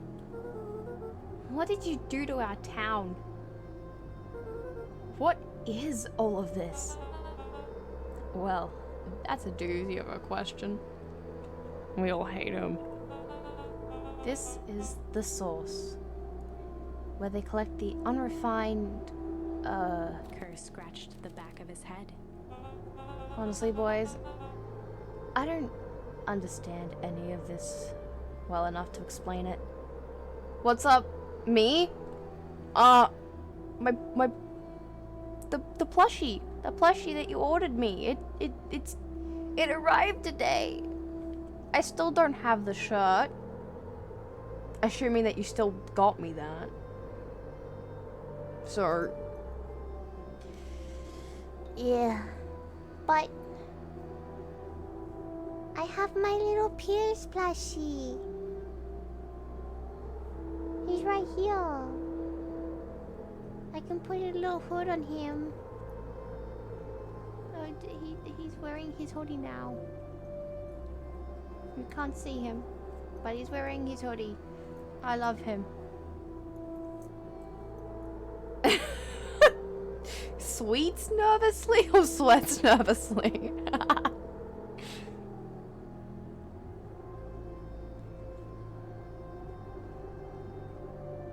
Well, you said that you were getting me a shirt and maybe a plushie. The maybe part came first. Thank you, Umbra. I love him. My God. Fact of the matter is, I'm not paid to know. What do you mean you don't know? Ain't you in charge? Oh, heavens no. My role is merely to flash a winning smile and manage various complications. Complications? Like us? You are a smart boy. You know what? Sweet's nervously now going to roll with it. Fair enough. His face contorted into a saccharine grin. It really is nothing personal. Some people are destined to strive for greatness, and others are simply obstacles along the way. Seems like you are destined to be a creepy lackey. The point is that we all play our part in life. Mine just happened to be a lead in the role of a lifetime. And you happen to be extras, ready for your curtain call. We aren't giving up without a fight. Your smile's not gonna be so winning after we're done with you. Now, boys, there's no need for melodrama. It makes even a professional such as myself embarrassed for you. Let's change the mood a bit. Oh no, this is not gonna be good. I don't like this. I don't like him. Can we kill him? Can I put up a poll to see who wants to kill him? Should we kill her? I'm so sad that's not an option in the game. I would kill him without a heart. I would kill him in a heartbeat. Kerr snapped his fingers. Scene change. Uh-oh. Uh-oh. There. That's better. Deal with them. Iggy turned to Luca with a sly glance. Why are you smirking? No, he's not smirking. Why are you smirking? Because I have a box full of fireworks, and you don't. Iggy waved the box into the air, threatening to drop it down the hole. Stop. Let's not do something regrettable. Joke's on you, regret is one of my specialties. Out of curiosity, what would happen if I threw these in your precious hole? Nothing. Nothing at all. You're a terrible liar. I'll have you know, I am an exceptional liar. Hello, Vash! How are you doing, Vash? Bup, bup, bup. That's far enough. Iggy plucked a single bottle rocket from the box and held it up with reverence. Uh-oh. Stop, you fool! Call off your goons. After a long pause, Mr. Kerr flung up his hand with frustration. Very well. You all can head back for the night. It's been a long day. I'll handle these two from here. Why are they walking backwards? Mr. Kerr sighed That was... into the frigid air. That was creepy as fuck. It's just us now, Iggy. You can put that down. I don't care, you do the thing. What? Like this? With a nonchalant flick, Iggy tossed the firework into the hole. Finish grading some PvE and Marvel Rivals with some friends. It's nice. Very nice. Gorgeous, Iggy, gorgeous. How's your game going? I am very much enjoying it. I am loving this. This is such a fun game. Cute art style. I've already reached another... How many endings have we already gotten? Next? Another 2 at least? One was... They were not good. They both ended in death. I think they all end in death. Except for the true ending. I assume. Because that's how I'm seeing it. We've met, like, what? 4 endings already, and it's all been, like, death or not a good ending. Like, it's like a... We're stuck in this position, we can't progress kind of ending. So... Yeah. Well, bye-bye. Uh-oh. Run! Ooh. Whoa. It was like some Scooby-Doo type shit. With a growl, Kerr leapt at Iggy, crashing through Luca. What? No! Iggy tried to twist away, but in the struggle they both tumbled over the side. Luca dove forward, bracing Iggy's hand just before it slipped. His grip was made precarious by the cold, wet snow. He could see Kerr further down, clinging to Iggy's coat. You reckless child. What have you done? Are we gonna kill Kerr? Are we gonna kill Kerr? Luca, listen to me. Hold on tight and use the walkie-talkie to call them back. How, what channel do I use? It doesn't make a damn difference. They're always listening. If you do that, the clipboards will just haul us up and snag us both. The only way you get out of this is if Kerr is out of the picture. Just like go and save yourself. Iggy, no. Iggy, no. Iggy, no. Iggy, no. Iggy, no. No, Iggy. Iggy, no. If he lets go, we both die. Oh. I don't want to die. But seeing the look on your face almost makes it worth it. Mr. Kerr, you've had a long life. Why don't you actually do something selfless and just let go? Well, I assume there is a happy ending, but it's going to be the true ending. Because so far, every other ending is like, no, this is not how it ends. This can't be the end for us. There must be another ending. So, currently I've only been met with bad endings. So it's gonna be like one of those type of, like, there's gonna be a game with multiple endings. And I have already found 4 bad endings. I don't know how many endings there are. I haven't searched up anything about this. This is completely, yep, I don't know.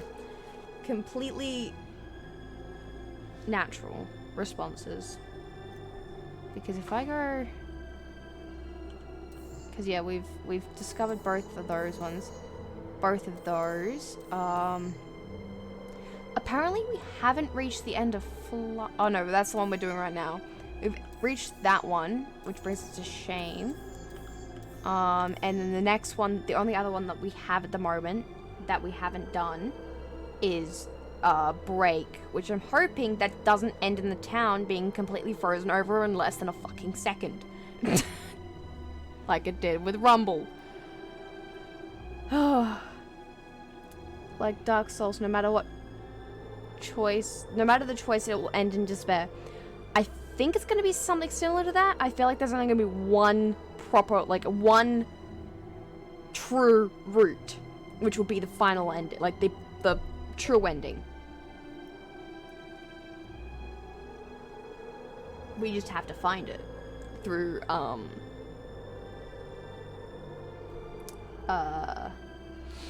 through trial and error is what I'm looking for. The word I was looking for. Mr. Kerr gasped with insult. Long life? I'll have you know, I can still play 25. You should have heard me sing the part of Phileas Young. With a wild look in his eye, Mr. Kerr began to hum a proud melody. I don't know it. Wow. Can you believe this guy? Ooh! I got another one. Luca's hand began to cramp. His voice began to crack. Kurt, just let go. No can do. If you want to save your friend, you'll have to save me too. Luca, look at me. It's okay. Luca felt Iggy loosen his grasp. You aren't going to kill your friend like that, are you? Every muscle in Luca's body burned. Well, to be fair, they only recently became friends. Hey, Iggy, drop the rest of the fireworks. I dare you. I'm not his friend. Yes, you are. Nah, I'm just a no-good bully. Like you, Kerr. Iggy, no. Luca felt his hand slipping. And I told you what you need to do with bullies. I can't. It's your only way out of this mess. 2 birds with 1 stone. It makes sense for us to fall together. Wackadoos travel in packs. Calm settled over Iggy's face. Luca, let me do this. Iggy's voice was colder than the bitter air billowing from the chasm. Let me do the right thing for once.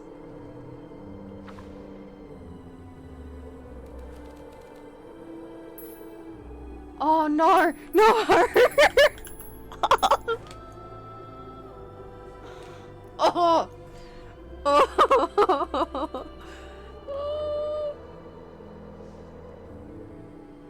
Oh no! Oh! Oh no! Oh! What? Oh! What do I do? What do I do?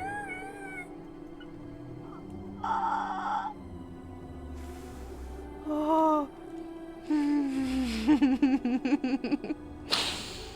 What do I do? Oh God.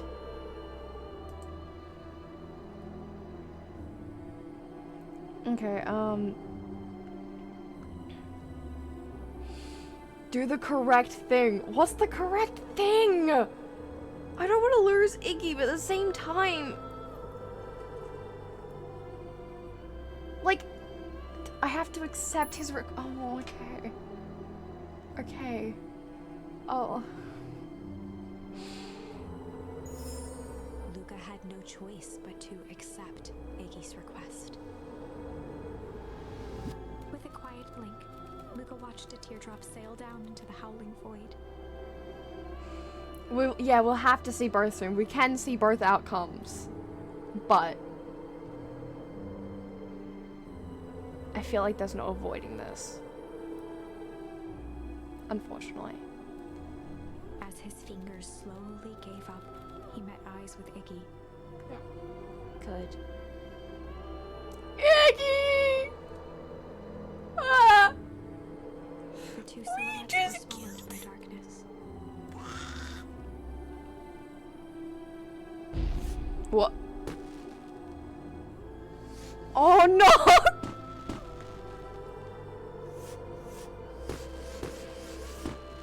Oh, I can't. Oh, I broke Discord apparently. No, okay, we're good. Hell of a goodbye, Iggy. Oh, not the fireworks.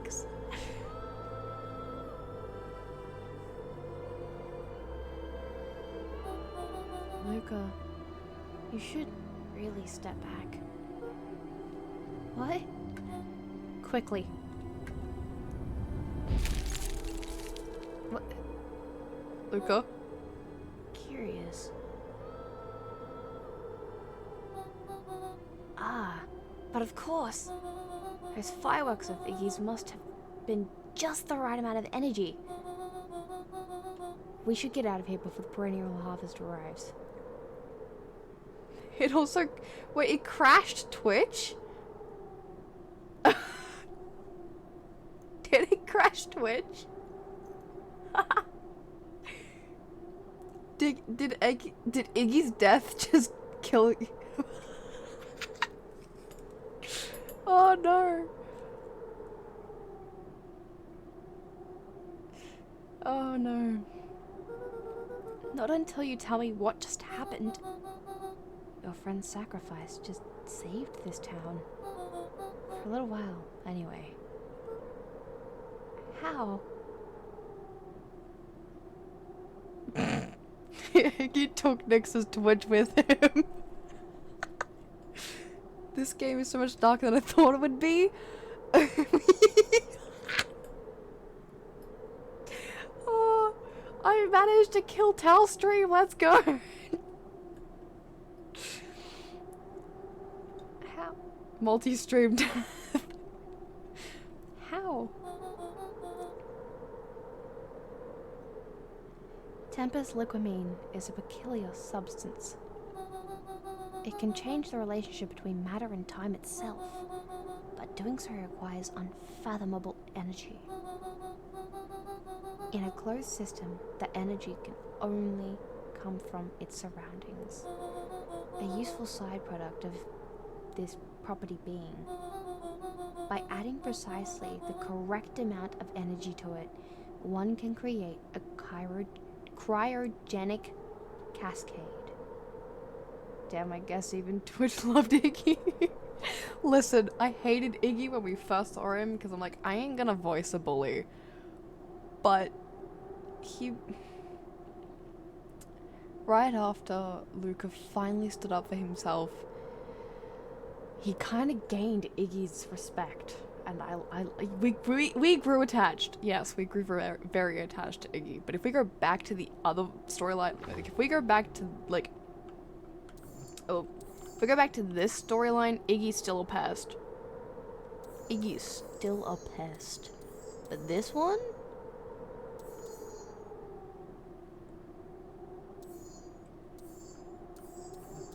And then he fucking dead.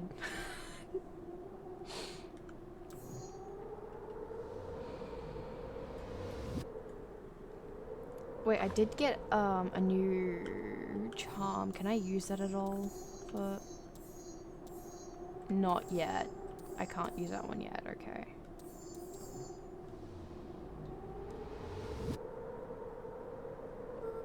So, the gunk that makes things cold and the fireworks made the whole freeze over? That's one way of putting it, yes. As dumb luck would have it, the fireworks weren't strong enough to generate a runaway reaction. I shuddered to think what would have happened in that case. We have some idea what that would look like.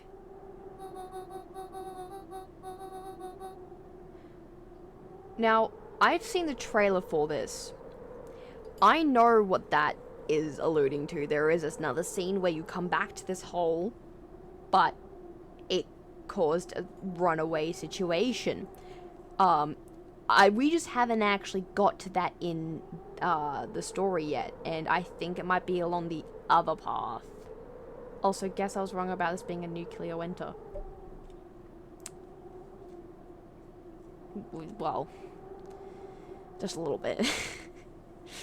See, this is why, like, theories are good to express, because then you can, like, think about it and be like, maybe this is the case, until you have more information, then you can either confirm or deny it. So, yeah. It made sense. I'm not saying that it's you were wrong. It did. It made so much sense.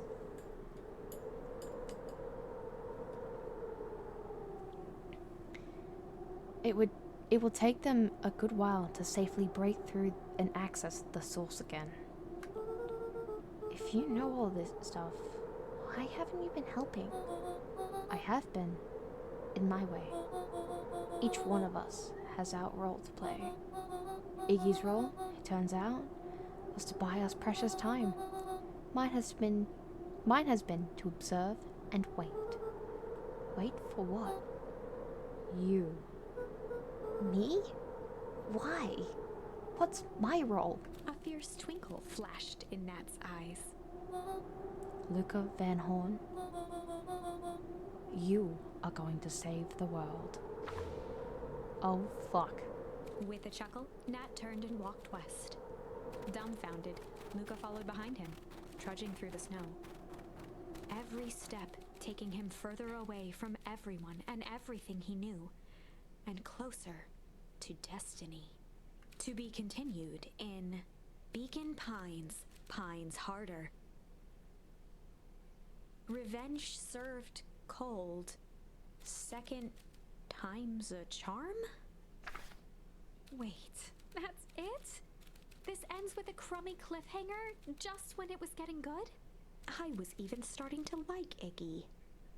No way. I refuse to be associated with some never-ending parade of sequels. Let's go back and find something more definitive. I was about to say, is there a second part to this? No, there is not. This is basically the game saying, I refuse to leave that on a cliffhanger. Let's go back. Let's redo it.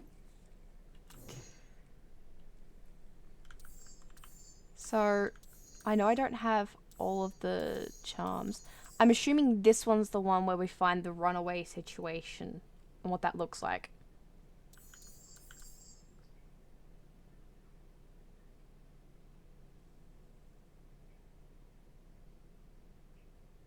So what should we do? Should we go back and refuse Iggy's request? Or do we decide to go back to the other storyline? I can understand if we want to continue this one to see where it would have gone, as it's still fresh in our minds. But what do you guys think? Go back and refuse. Let's see the refuse option and finish that path. Okay.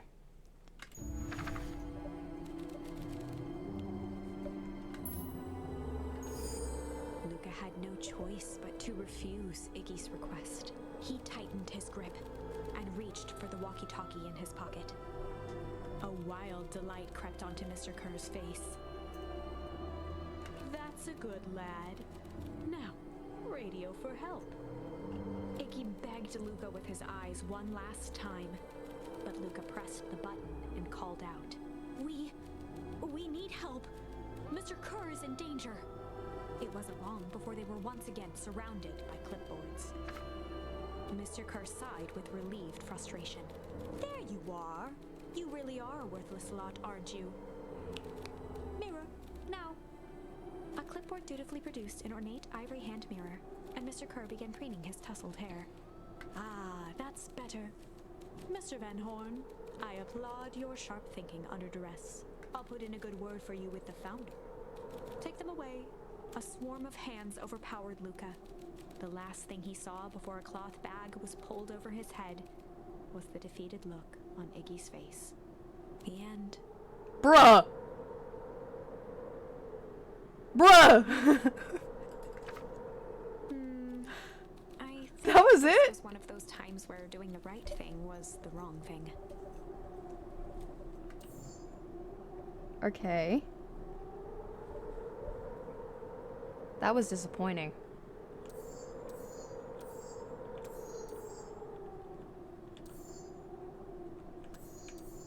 Well, the only one that we have left here is this one.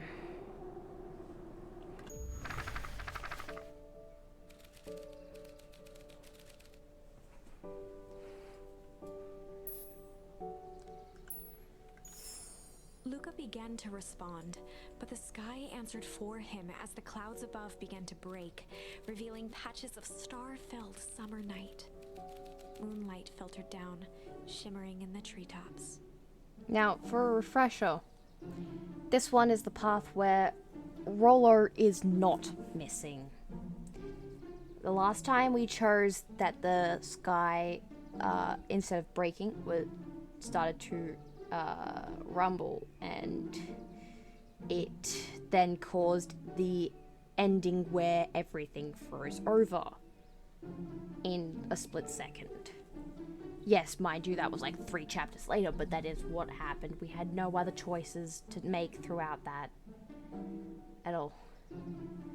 Yes, very cold. It was basically a cold snap, but so intense it froze the entire town over and everyone in it. Because they were about to go back to the festival and we're like, oh, there's always next year. And then the narrator said, but what the boys didn't know was that wasn't true. Everything froze over in an instant. You get lava emojis when they're fucking made. Okay? I don't have any at the moment, I'm sorry. Yeah. That's me. What's up?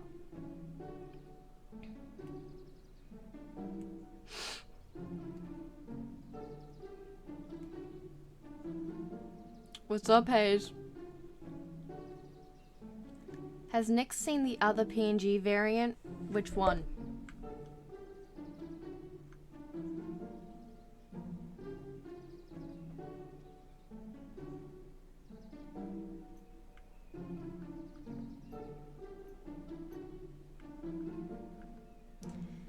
Okay, give me a second.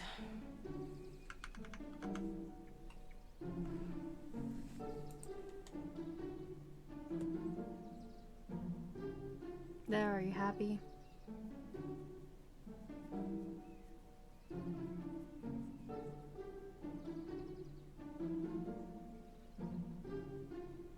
Yep. That is exactly what it is, Bubbling. Exactly. Okay. Anyway, let us continue.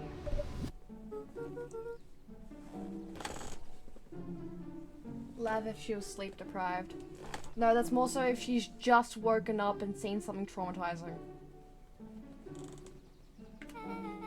You're not going home? No, I promised Roller I'd tell him about. Lucas stopped himself mid-sentence. Promised you'd tell him what? Spit it out, bub. We're thick as thieves now. If there's a juicy secret, you've got to tell me. Okay. You can come to the treehouse and I'll tell you both what happened.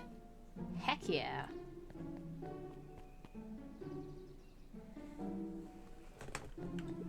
After the foul harvest destroyed their wealth and reputation, the Valentines shuttered off their estate from the rest of town.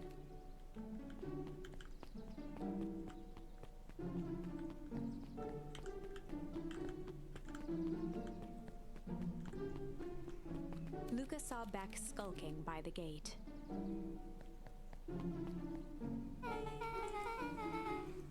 So you're telling me there's nothing mysterious or creepy about this place? It's mostly boring and empty. I refuse to believe that. A big spiked gate, looming mansion, rich reclusive owners. It even smells shady. Beck grabbed the wrought iron bars and shook the gate. Mark my words.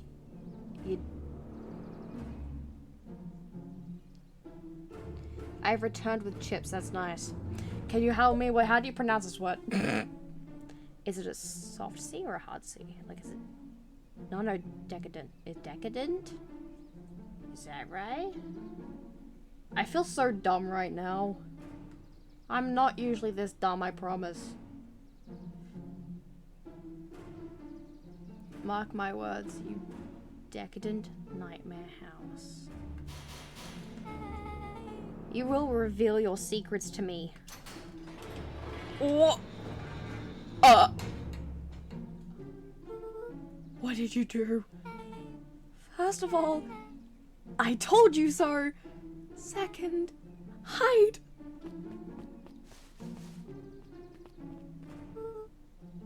mysterious Valentine? Who's that she's talking to? Shh. I expect you to return that suit in working order. Of course.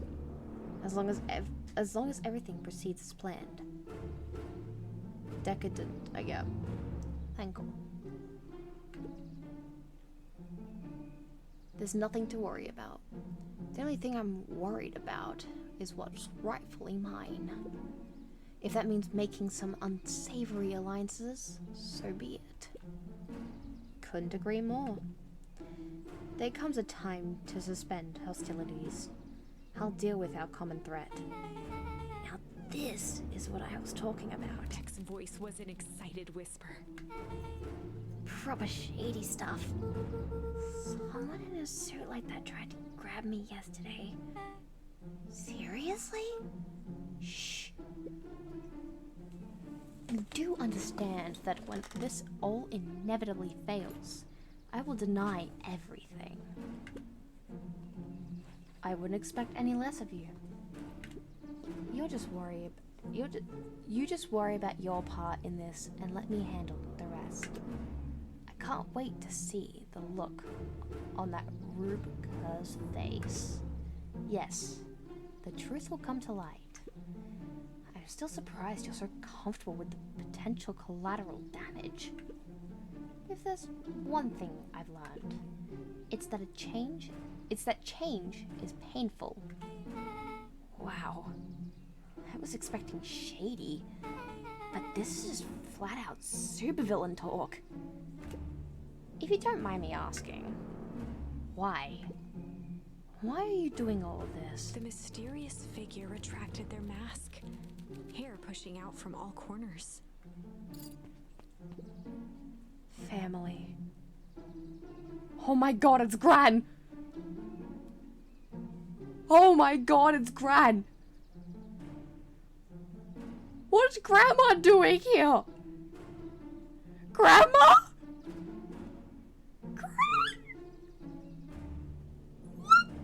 A chill ran down Luca's spine. His vision blurred. Beck stifled a sharp wince, and Luca looked down to see himself wrenching her hand. An answer I can certainly respect. Gran tousled her hair back under the face mask.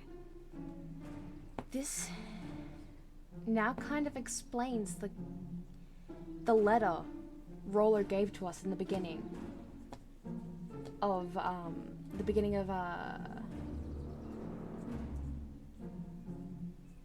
this stream. So it was at the end of the other route where the sky, like, it starts, like, it starts storming.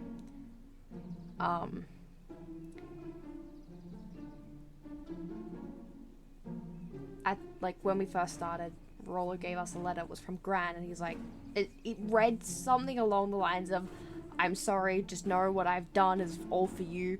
This now makes more sense. Just a little bit. Just remember, keep everything nice and normal until the festival. I don't need lessons in arousing suspicion. Gran gave Eris a curt nod and disappeared into the night.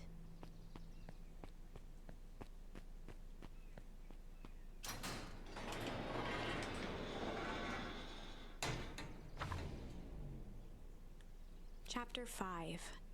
What big ears you have.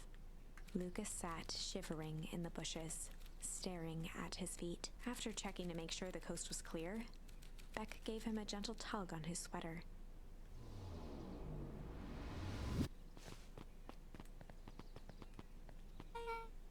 What's wrong? You look like you've seen a ghost. Why were you so scared of that old lady in the hazmat suit? That was my Gran. That was your Gran? Yeah. Okay. Well, I'm sure there is a perfectly reasonable explanation for all this. Let's just get to the treehouse and figure things out there. Lead the way.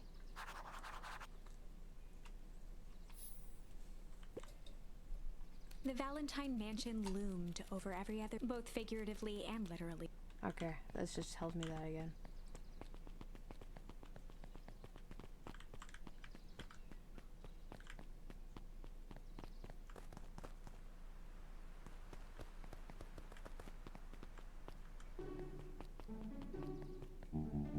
For the last time, there's nothing to worry about.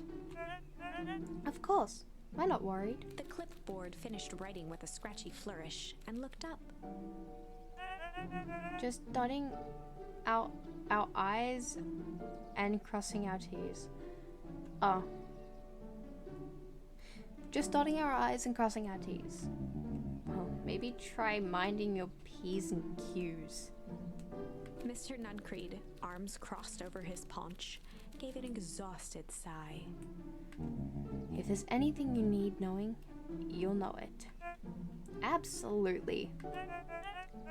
If you'll just sign here acknowledging everything is accurate, we'll be out of your hair in a flash. Oh, for the love of... He snatched the pad and scribbled his name so hard the pen nearly snapped. There.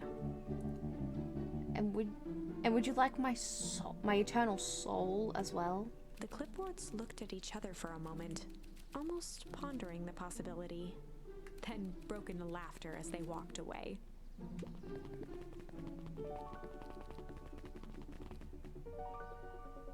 Huh.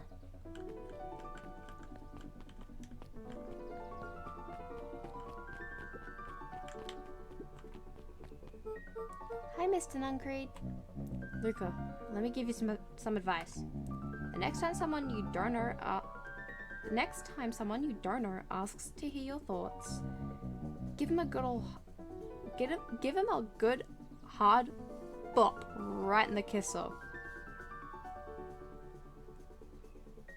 I can't tell he was joking about having an eternal soul. Oh, Gran just tells me to keep away from the clipboards. That's good, that's good. Your Gran's a smart lady, Luca.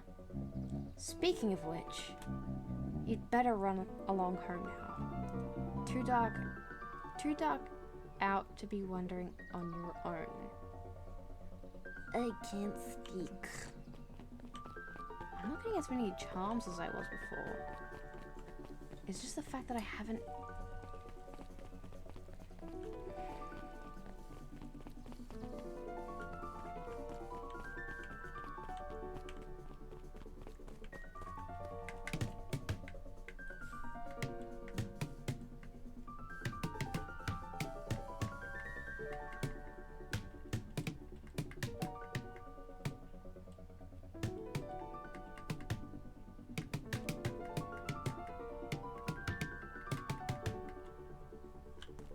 Okay, let's go.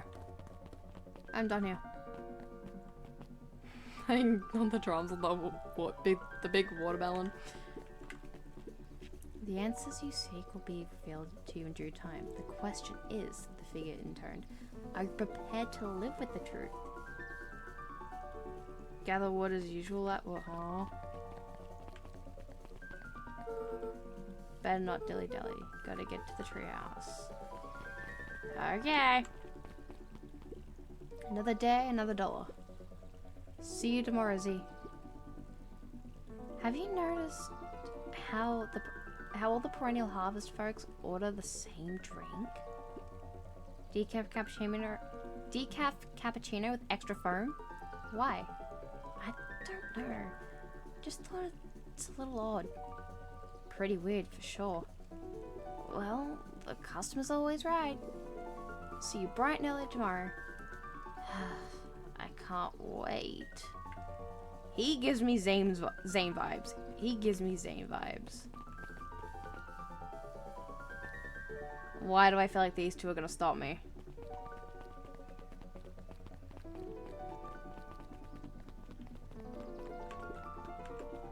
William Kerr and Gus Valentine proudly surveyed the half-covered festival banner. It's all coming together quite nicely. Couldn't have done it without you. The mayor gave a half-hearted shrug. I'm not so sure about that. Nonsense. That reminds me, I wasn't able to thank your sister for her contributions.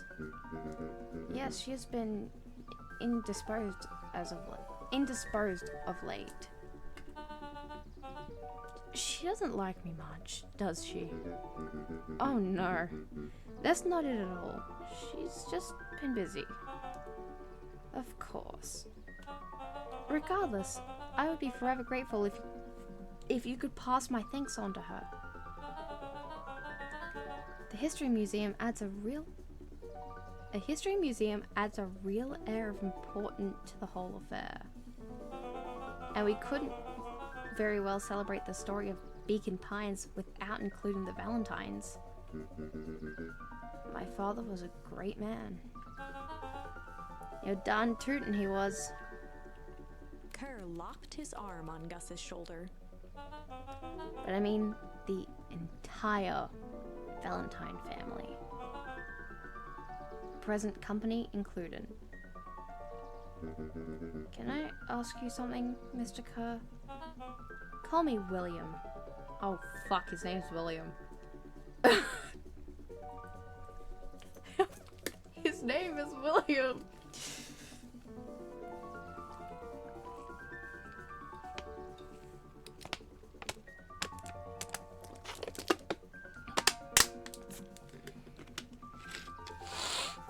I don't know about you, but I don't really have a good track record with Williams.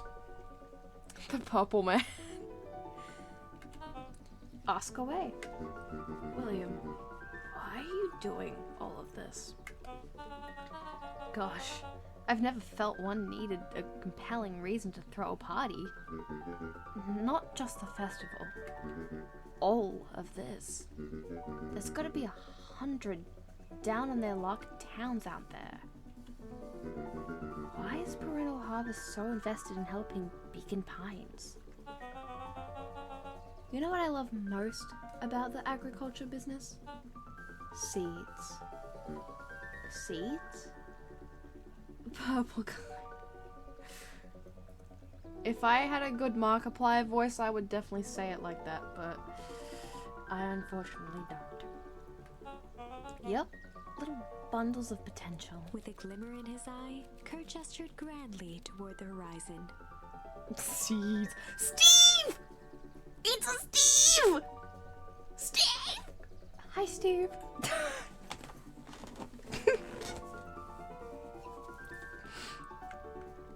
Hello, Steve. It's Steve. Hi. How are you doing? How are you going? Please don't mind me with my sad little stream over here. It's very sad.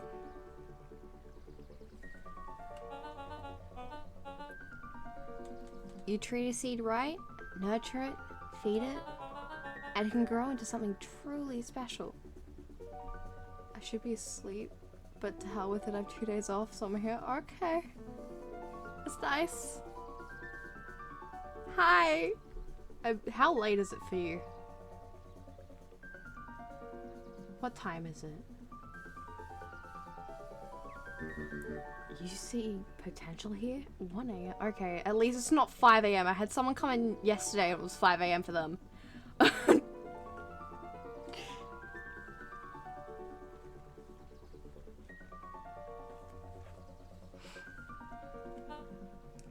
Undoubtedly. I can't speak. 2 a.m. Steve. Steve.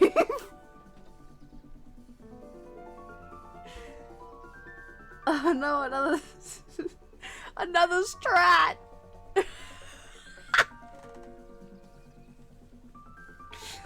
I don't know what the time is anymore. I'm scared.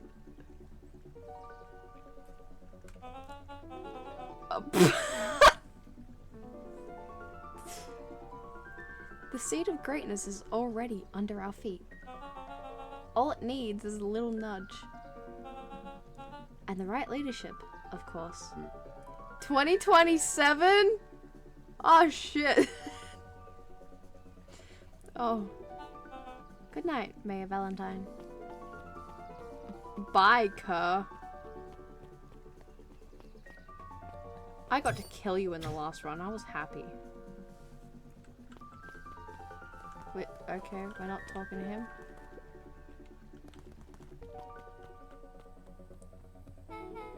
Oh, this is nice. Yeah, the treehouse is just a little further on from here.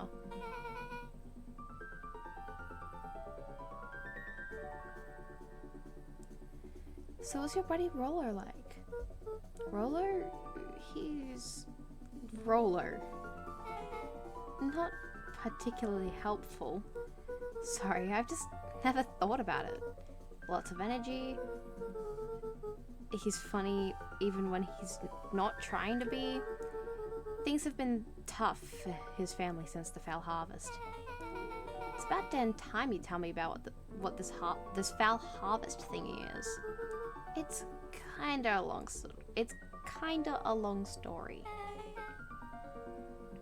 Hit me with the highlights. Okay. There used to be a fertilizer company here called Valentine's. They were kind of a big deal. Oh, big deal fertilizer. It was a big deal to us. Their stuff really worked. Farmers loved it. So Valentine's grew and grew. Beacon Pines pretty much grew around it. Most everyone in town either worked for Sharper Valentine or used his fertilizer. Things were good. I'm sensing a big but. Around 6 years ago, Sharper Valentine suddenly died. And something changed. Changed how? Could have been a bad batch. Maybe it was in the water, or air, or soil. Nobody knows. But all the crops died. And everyone blamed the Valentines. The foul harvest. Yeah. Valentine's fertilizer went out of business. Half the town lost their jobs.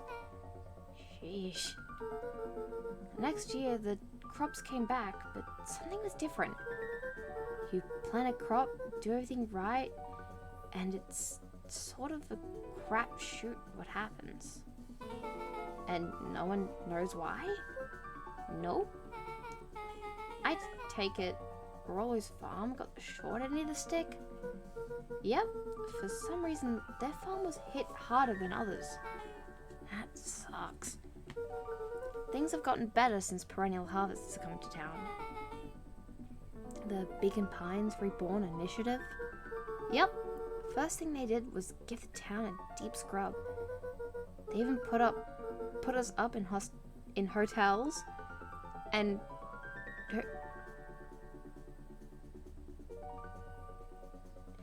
they even put us up in hotels one town over for a week while they decontaminated the groundwater. Nix, are you thinking what I'm thinking? Do you think this is when they made the change? This is when they built the replica. This is the Huh. We'd better get going. Yes, but first, I need to check. I didn't get the achievement for getting everything, but I thought I had. There's another thing. Luca tied a bent nail onto the line. Big brain time. If all you have is a hammer...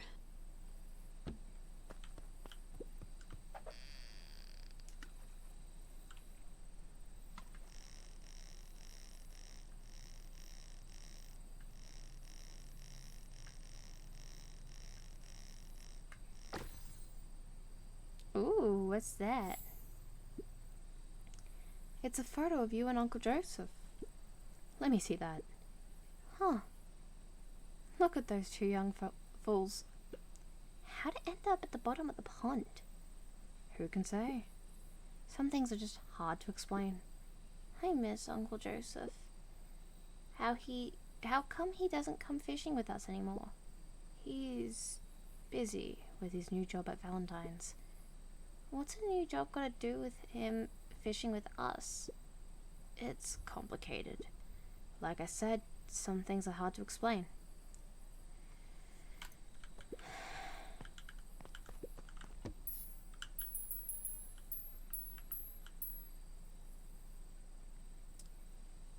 I have a feeling I get to do something else. I get to smack a bitch at some point.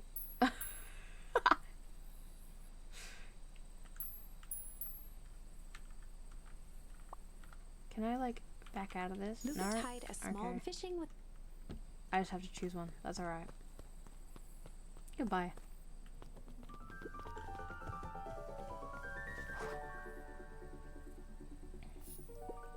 It's about time. I was about to give up and go home. Who's the new kid? Name's Beck. You must be Rollo. I see my reputation precedes me. Welcome to Mission Control. Rollo waggled his head with pride. You'll find we've spared no expense in construction. I've seen worse looking piles of junk. Thanks. Hey Luca, you know the security concerns we talked about? Yeah. While I was waiting, I made some improvements. Let me lock this baby down. I'm struggling to read. Let me lock this baby down for a little test infiltration. It does. Knowing this has been made by kids, like 12-year-old kids, it looks really good. Can't be too safe these days.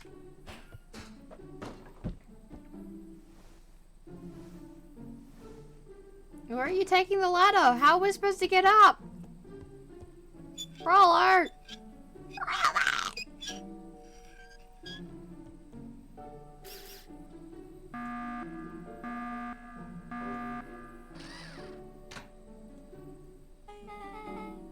He goes all out, doesn't he? Always. Oh! Hey, look! It says lab. There is an imposter!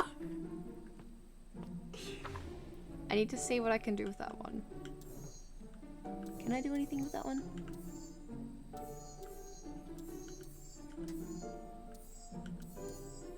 Not yet. I need to figure out what else was in that one. Because that was literally a dead end. You can't spell lavish without lav. Exactly. See, Boblin gets it.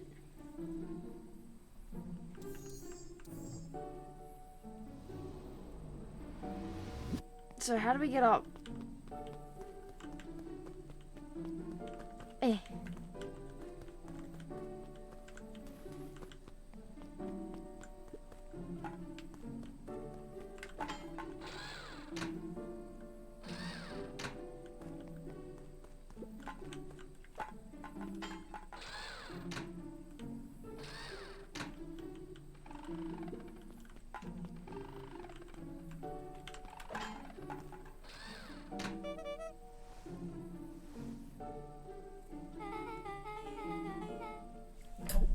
Ow.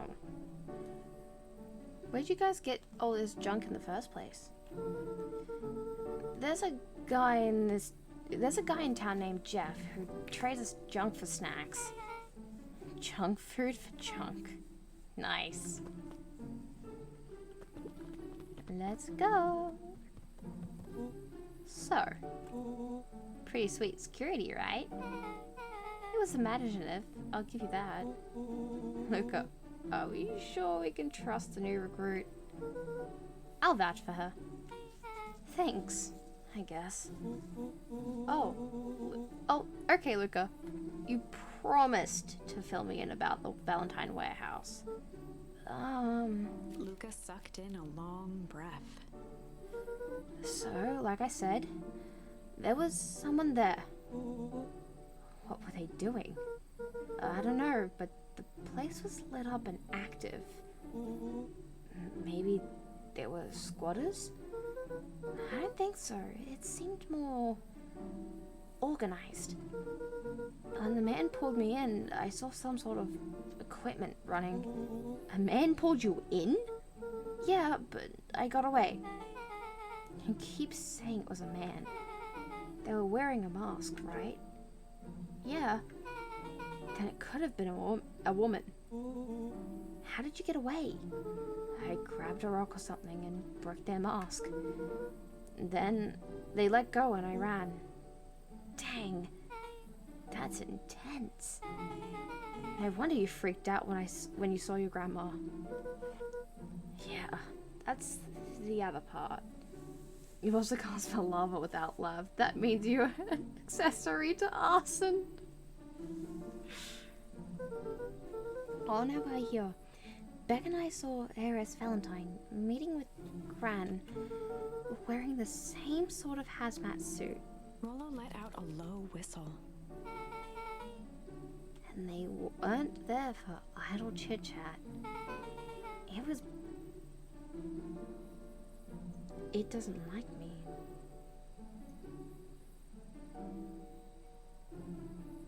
Clandestine? Clandestine? Why is it putting in so many big words I've never fucking heard before? These are 12-year-olds! How do they know such big words?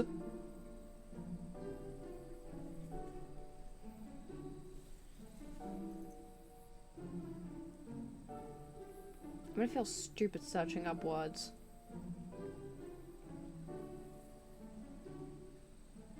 Oh, clandestine. Clandestine. They are sophisticated 12-year-olds. Not to mention 12-year-olds that swear. It was a proper clandestine meetup. So let me get this straight. There was an operation in full swing at the Valentine warehouse. They must read even more than me, and that's saying something sorry at least one time per day. You were almost abducted by a strange man or woman in a protective suit, and then you saw your gran in the same suit talking to Heiress Valentine? Pretty much. I'm beginning to think this town is kind of awesome. Rollo and Luca shot back a look. No offense.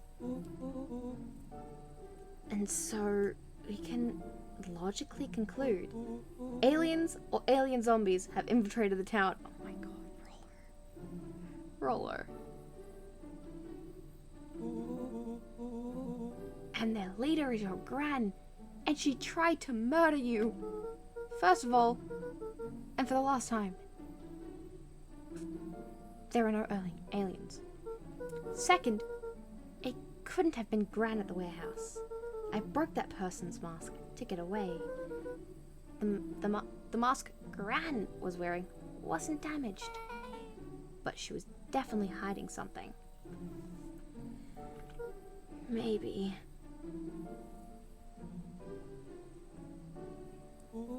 Your Gran is weird, but she might be the most boring person in the universe. All she does is sit around all day making jam. What could she possibly have to hide? I don't know. We haven't talked much since she moved in. Moved in? Your Gran isn't from here? No. She came... Sorry. She came a few months back to take care of me after his mom went missing. Did you know your Gran before? Not really, no. It had been years since I'd seen her. Luca, don't take this the wrong way. But are we sure your Gran is on the up and up? Luca gazed out the window. I'm just saying. It sounds like strange stuff has been happening since she showed up. we could say the same thing about your family. But you're right. Luca, your gran is hiding something.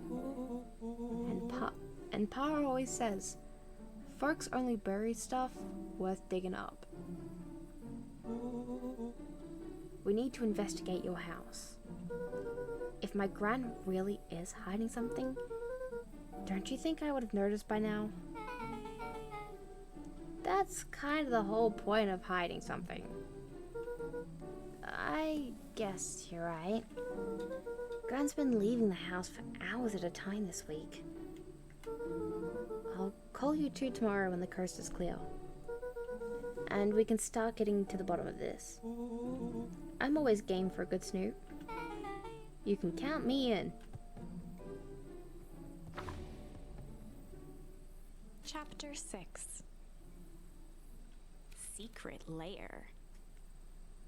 Lair? Not lair? Summer forged ahead, but the nights only seemed to grow colder. Oh my god, it's Bob. It's Bob the cow eater. Hello, Bob. How you doing?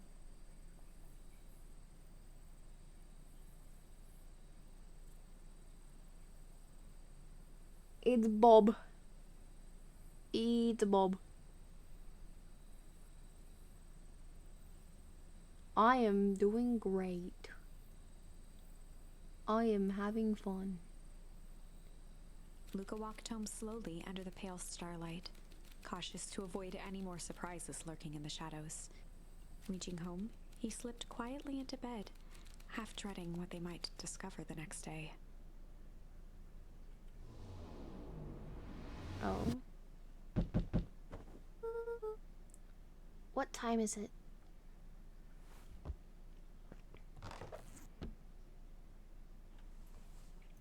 Is there anything else I can get out of here? I'm coming! Insert, it's been so long. It's been so long since last I've seen my son lost to this monster, to the man behind the door. You went into hibernation. I went into hibernation. Ah, shut up, I'm coming. Who is it? Roller. What on earth is that? Karaoke stream 1. I don't know. That ridiculous thing on your head. Oh, this? It helps me think. You're gonna need a lot more of those. Jerk all you want. We'll see who's laughing when I crack this case wide open. Do you know what's really weird, Nix? I can see you with 3 different colors. On my phone, you're green. On the chat next to me, you're blue. But on the chat on screen, you're orange. Can you please pick a color?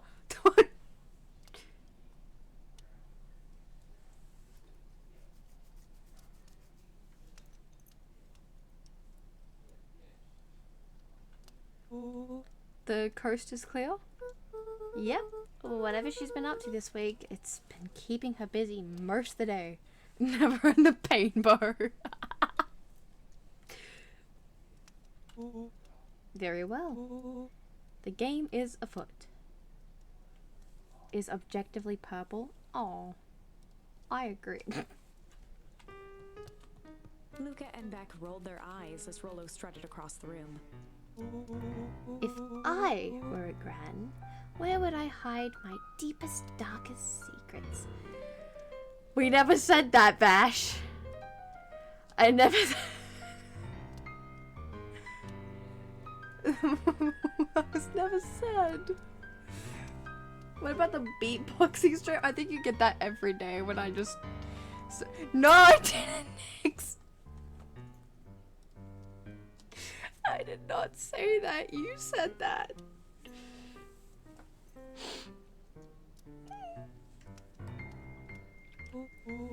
Perhaps where you might least expect it. Under the couch. Oh. Rollo flung open the cabinet with confidence. He coughed as a veil of dust hit his face. No.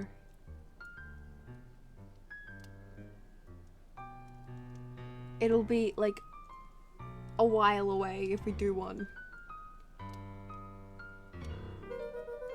I think it's safe to assume anything that dusty isn't what we're looking for. Or maybe that's what she wants you to think. Then again, any good detective knows to trust their first hunch.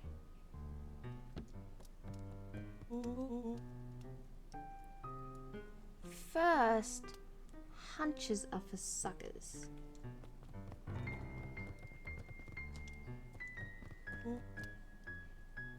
Eureka.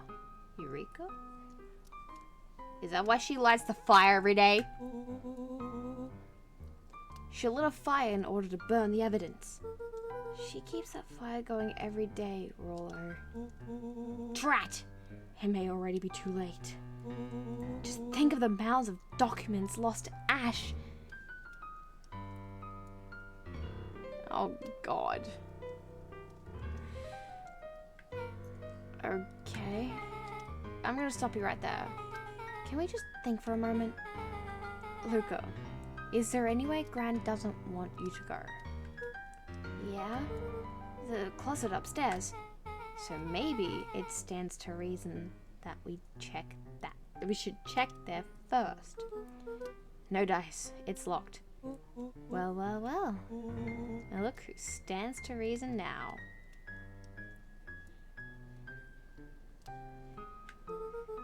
I have no idea where the key is. If it really is important, then she probably keeps it with her. Anywhere else?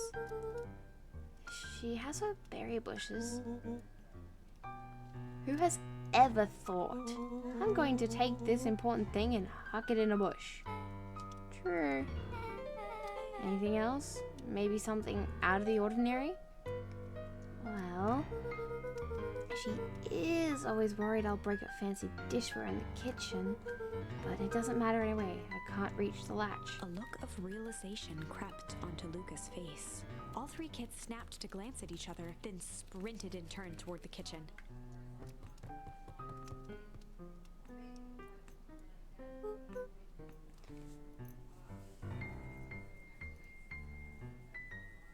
Alright, Roller. Did you just send 3 asterisks?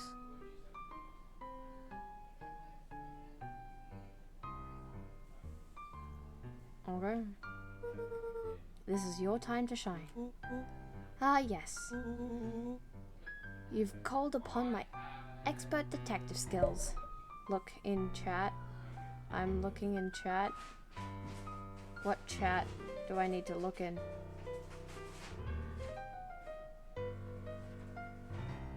Also, I could say the same thing to Vash about his color. I think Vash is also a pain bird.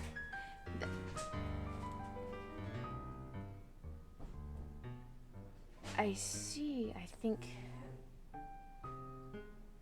you're pain bar because on my stream you're yellow, in chat you're dark green, and on my phone you're orange. Nyx is orange on the stream, blue in my side chat, and bright green in on my phone. You can DM it to me.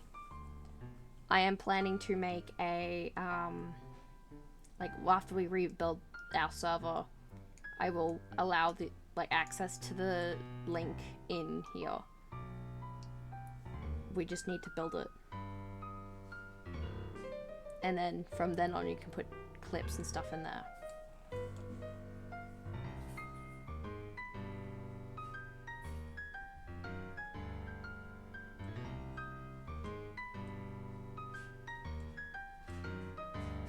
I shouldn't be grey on mobile.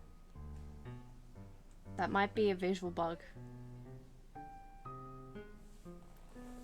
Because I should always be purple. Because it's the color I set. Grey is usually when there's an error. I usually find that I turn grey when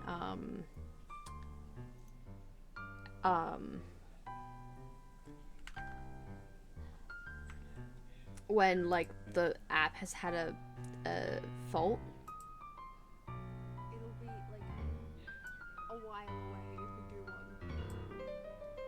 See, that was an if. That was an if. That was a very big if.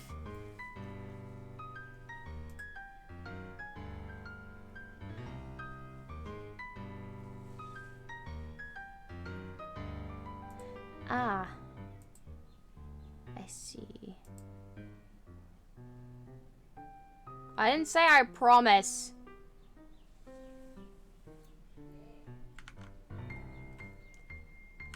Oh. And now I shall proceed with... Before he could finish, Lucas scrambled up Rollo's back. Hey, this isn't my idea of detective work. I didn't promise! I didn't promise! I didn't promise anything! What do you mean?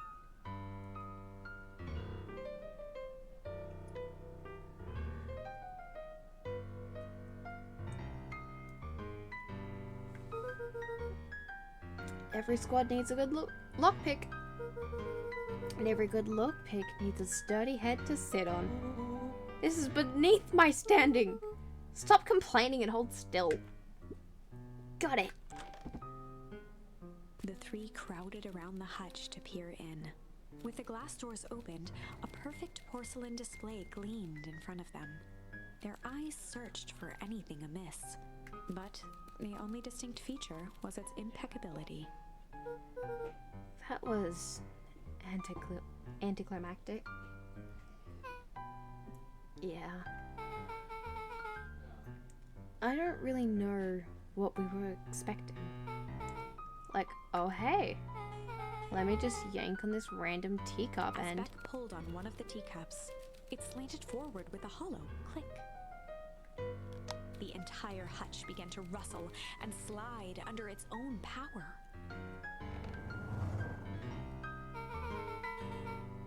Seems like your gran has been doing some remodeling. Dude, only 2 types of people have secret lairs. Evil masterminds and superheroes. So, which one do we think she is? We're about to find out. Hell yeah we are. And I better get charms from this. Okay, so more of an unhinged conspiracist vibe. God, I can't speak. Can someone do the speaking for me? Oh, wow.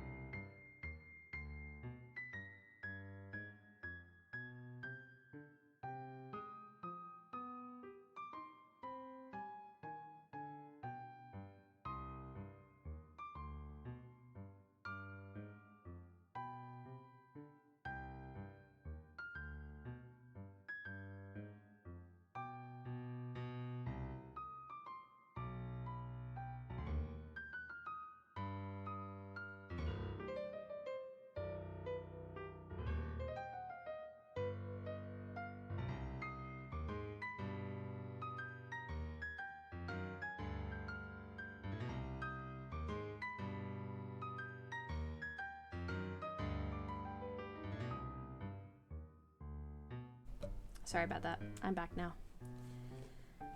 Yeah, this cannot be good. We need to look around before jumping to conclusions. Charms? What do we have here? Barrels marked Caution, explosive. And jam jars? That's enough jam to feed the whole town. What kind of oh, it's this word again.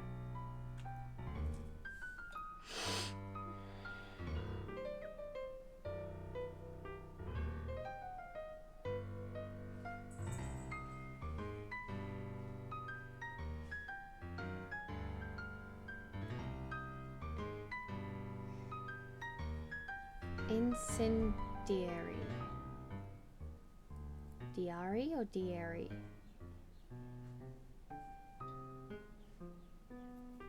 Oh, diary. First one, incendiary. Incendiary. Thank you, next. What kind of What kind of incendiary jam is your gran making? Oh my god! No! The word's gonna haunt me forever! She wouldn't have had me walk around town delivering bombs. Right? Only one way to find out. Rollo casually spun open a lid and dipped his finger in the jam. Huckleberries. He smacked his lips. Hint of brown sugar and ink? What? Rollo plunged his hand in the jar, fishing out a soggy slip of paper. Aha! Rollo offered the slimy note to Luca and licked his fingers clean. It's addressed to Mrs. Fratelli.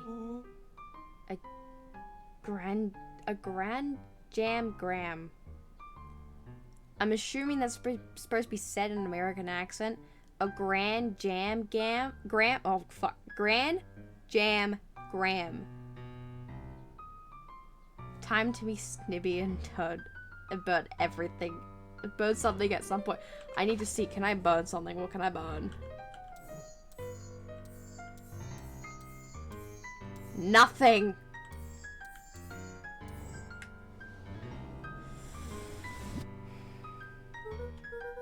It says, last night I used the disguise Eris provided to scout the location. The timing window should be possible. Operation Sparkplug is a go. Oh man, they're doing a heist? Are they doing a heist? Sorry. Are they doing a heist? Whatever it is, it can't be good. So, more a bomb shell than a bomb. Am I right? You're new here, so I'll let it slide. But I'm the bad joke guy around here. Okay, sure thing, Roller. Sure thing.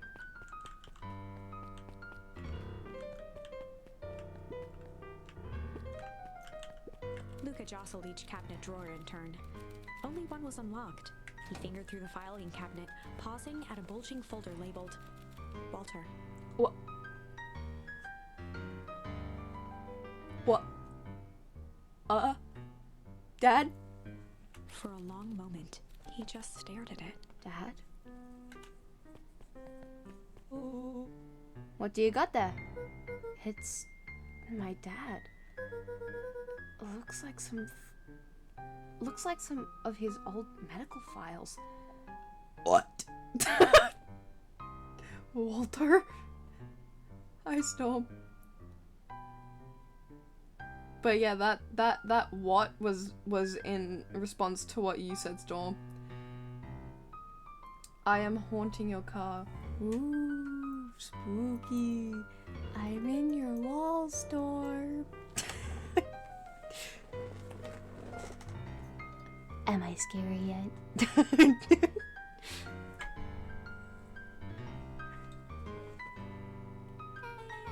Your dad was a doctor? Luca nodded and caressed the label with his thumb. Well, are you gonna read it?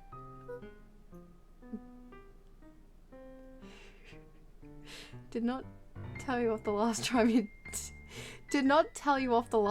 tried to hide my walls. She's in the walls. She's in the goddamn walls.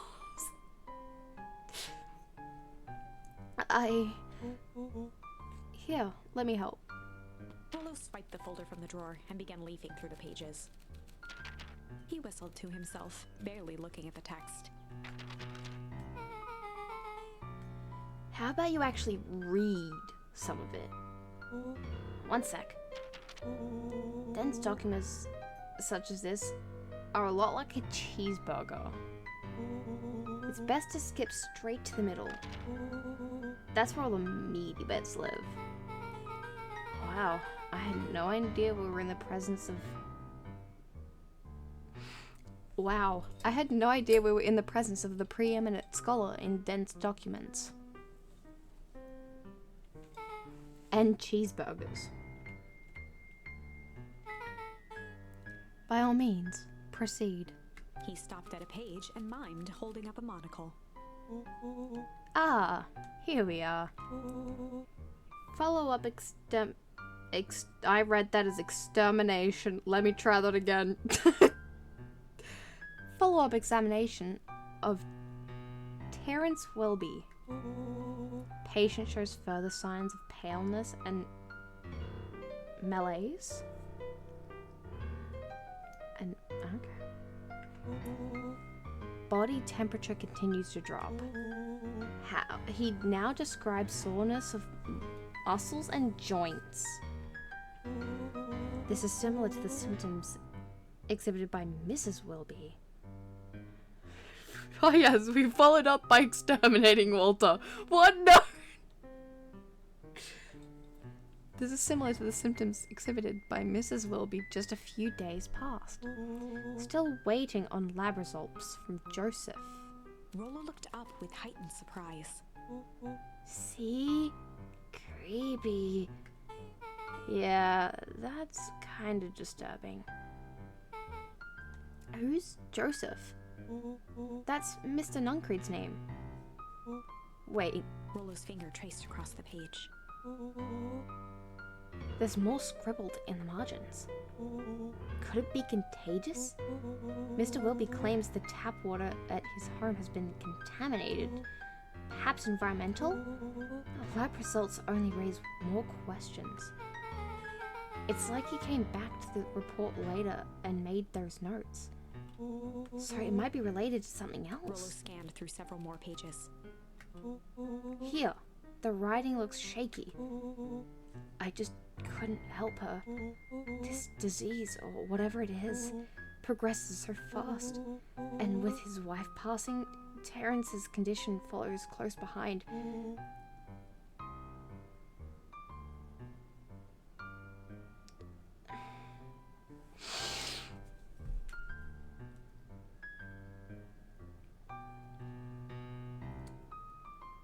Sometimes I feel like I have dyslexia.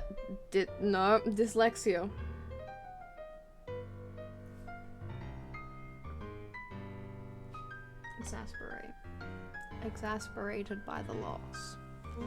Enough is enough. I need to take matters into my own hands. Luca, staring blankly at the cabinet this whole time, spoke softly. What does it say next? Rollo rustled the folder, trying to loose more pages. That's where it ends. What? There has to be more. Luca frantically shoved the remaining cabinet folders, trying to find another labeled Walter. Luca, I think that's the only one. It's alphabetical, see? What did he mean? Enough is enough. How did he take matters into his own hands? This is bullshit. Luca slammed the drawer shut. And I didn't get a charm from that.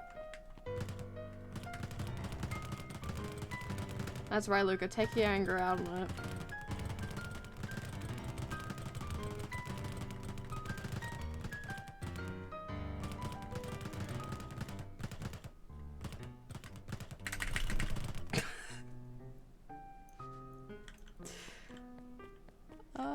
Well, I guess the only thing we have left to look at in here is the board.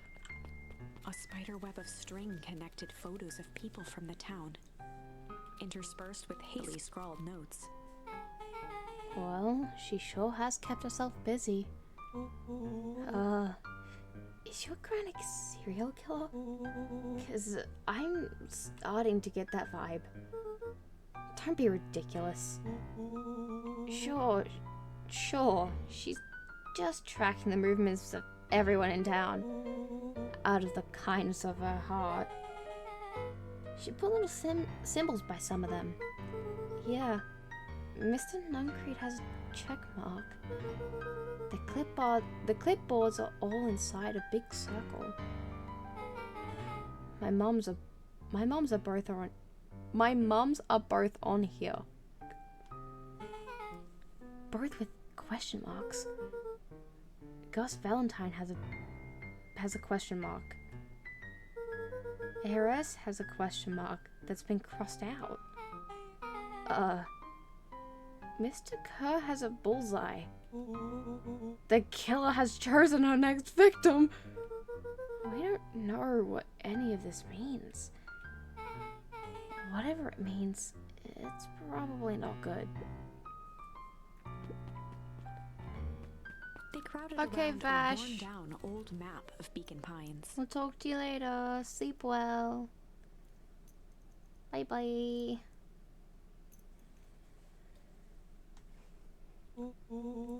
Cool. This looks like a treasure map. Not every old map is a treasure map, Roller. Yeah, but every treasure map is an old map. Can't fault that logic. Look, there's even a pathway drawn on it. It starts at the entrance to town. And if we follow it, Rollo carefully traced the path with his finger. it leads right to He jabbed down at the end point. town square. That's the fountain in the middle of town. What a weird place to hide treasure. Roller? That doesn't look like treasure to me. The end of the path on that map has the same symbol as those explosives over there. Wait, is this where we find out the other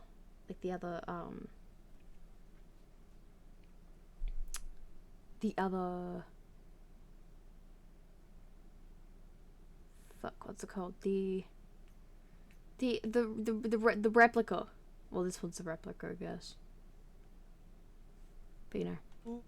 So it's not hiding treasure.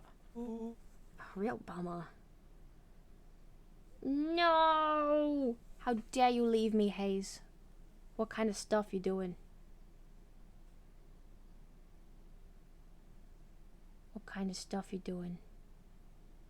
Tell me the stuff you're doing. Oh.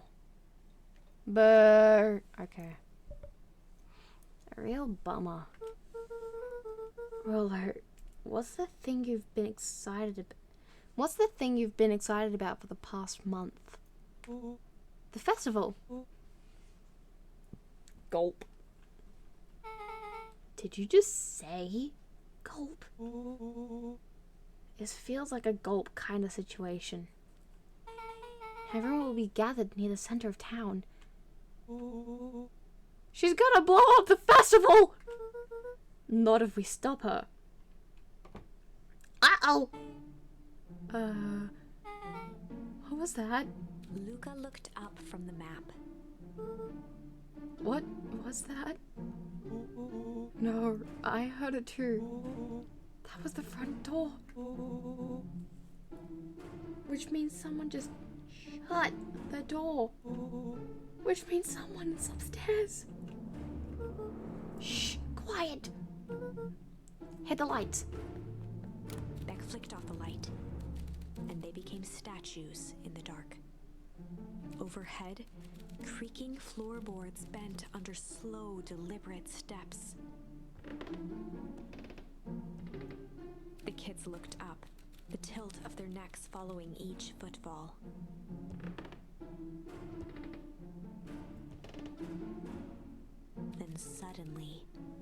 stopped.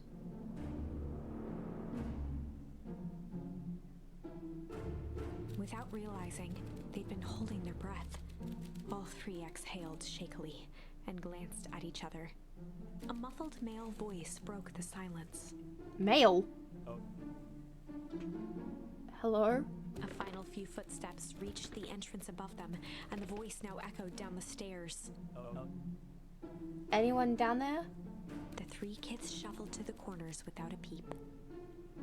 As he began to descend the stairs, the man's voice punctuated every new step. Thump. Yoo-hoo. Thump. I'm not here to hurt anyone. Thump. I'm just here to help. Just Thump.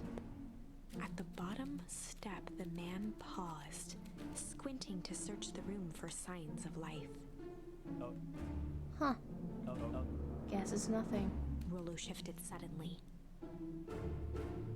Luca gave him an intense, chastising look and whispered through clenched teeth. Rollo, don't. It was too late. Rollo was already inching toward the stairway. He screeched as he charged toward the shadowy figure. Flaming chicken curb. With all his weight, Rollo tackled the man to the ground. Roller? Mysterious creepy man? Anyone there? From the dark corner, they saw something move. Well, I didn't know if I had it in me. But there was only one way to find out. Holy crap, Roller. That was awesome. Wait, did you just kill that person? Luca scrambled to the hunched figure on the ground. Pressing his fingers to the man's neck, he sighed with relief. You sure clobbered him good, Roller. He's knocked out cold. As Beck flicked back on the light, Luca and Rollo both gasped in stereo. Mr. Tolliver. Chapter 7. The Interrogation of Hiram Tolliver. Uh-oh. Still unconscious, Mr. Tolliver slumped heavily in a shoddy old chair. His hands were bound with rope, his feet tied with some loose string. The kids huddled in a circle, discussing their plan. One thing was certain, they couldn't just let Mr. Tolliver go. They needed to know what he was doing in Luca's house. After some deliberation, it was decided.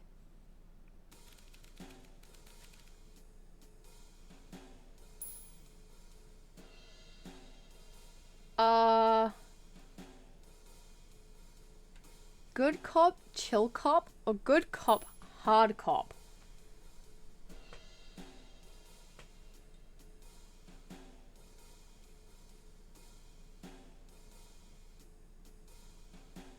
Chill? Okay.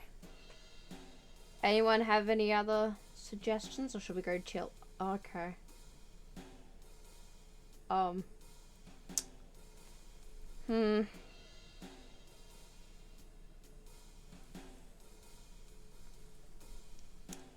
I don't know who else is here.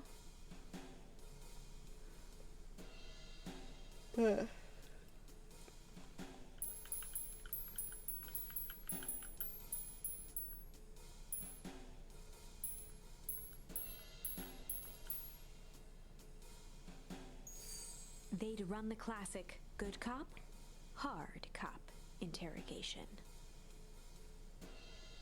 Rollo brandished a steely gaze.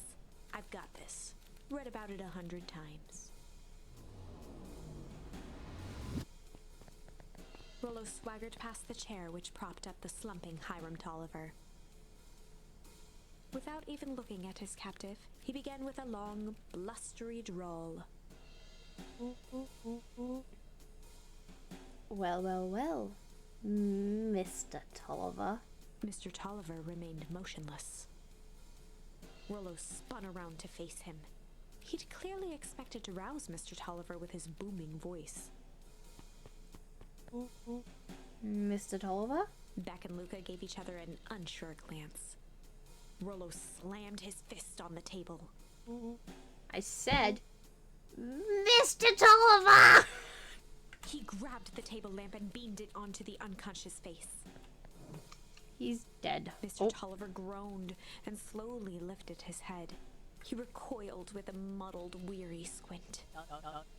What in the world? The chair wobbled as he attempted to straighten up. Who's there? Mr. Tolliver could only make out rough shapes through the glaring light. With a gruff tone, Rollo hoped to both conceal his voice and intimidate. I'll be asking the questions here, punk. Juice box, hello! I am having a great evening. This game is so fun and cute. How are you going, by the way?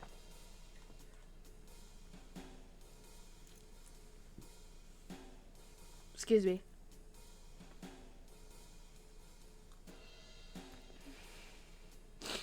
I'm okay. Now hold on. Let's just calm down. Oh, I am calm. Calm as a carrot in dirt. As for you, looks like you're sweating. The doubtful expression on Beck and Luca's faces transformed into awe. We can do this my way, or, well, let's just say I've never needed another way. Rollo, hitting his stride, was now channeling every detective trope his memory could recall. He slammed the table again. Now dance! How is he supposed to dance? He's tied to the chair. What? I don't even... Mr. Tolliver's voice became desperate. He was nearly in tears. Yeah, that's alright.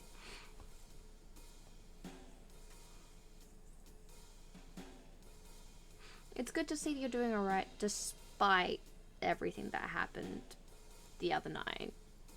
And, you know, yeah.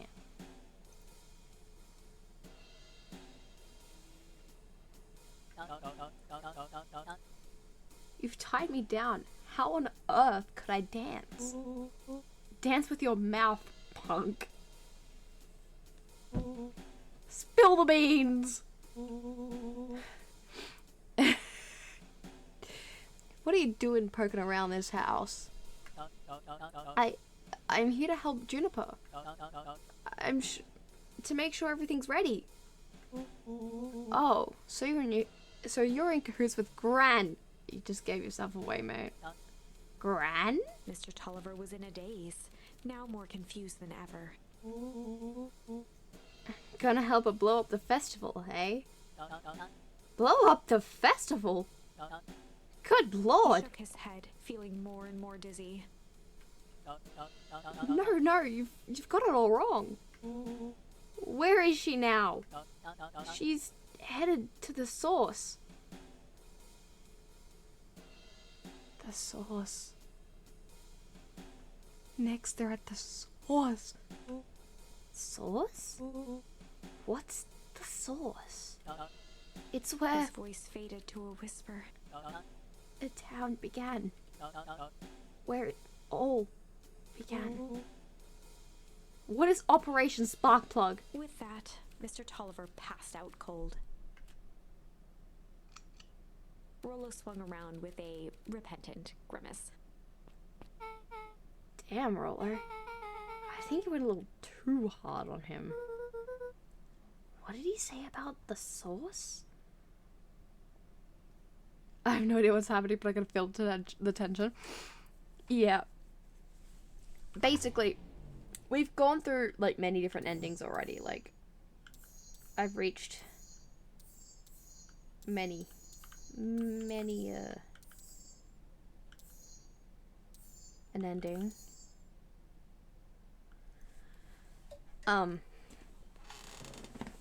But, yeah, in this ending here, we found out what the source was. And let's just say it's nothing good.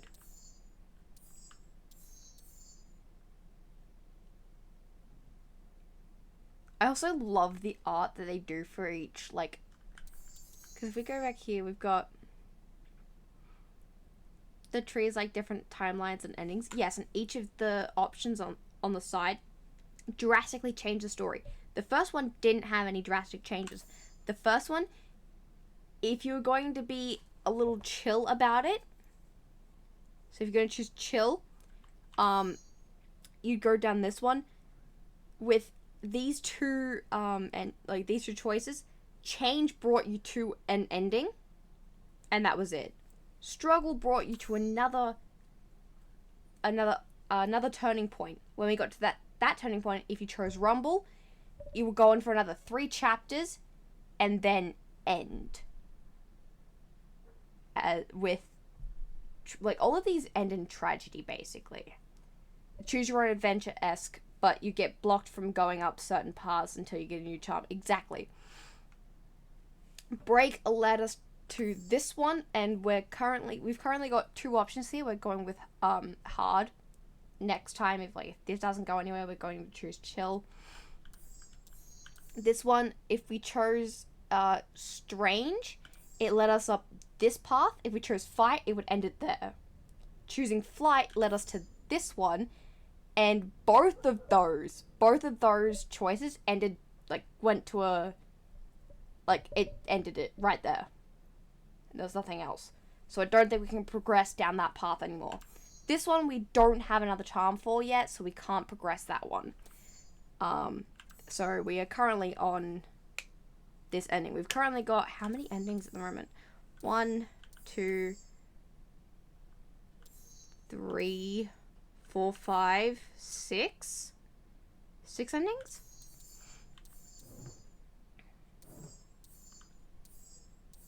So yeah, it's kind of like a Telltale, but drastically changed. So you still haven't been through every path, and that's why you were exactly.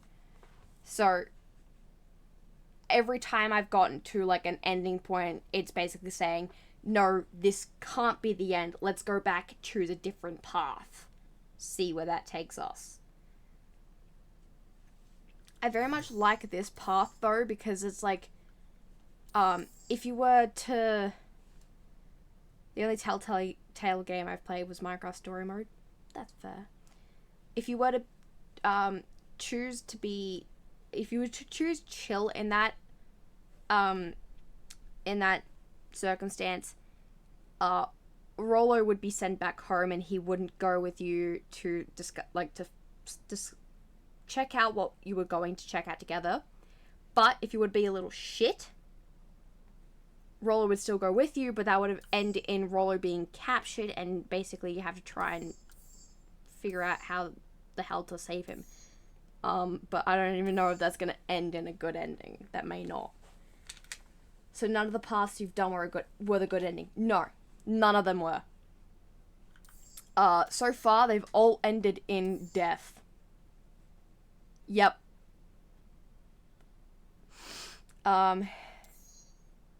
In this ending here, in the fight path, basically you become surrounded and there's nothing you can do to advance. In the flight path, you go here. If you accept Iggy's request, as you can see in the little illustration on the side here, both Iggy and Kerr fall to their death. But if you refuse it, then you were captured and possibly killed as well. This one, you were trapped in the phone booth and basically almost plummet to your death. But then I've met with other people and they're told that you know too much and you need to be taken care of. And in this one, if you choose change, you're dragged into the warehouse and you can't escape. I'm assuming that's also a death. This one is a definite confirmed death for the main character. If you choose Rumble, at the end, they're both both Rollo and Luca are in the treehouse, and they think of a cold snap, but very quick, immediate, and deadly, and intense. The entire place froze over in a matter of seconds.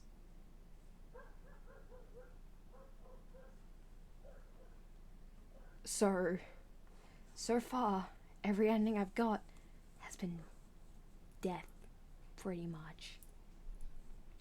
And instant, exactly. So,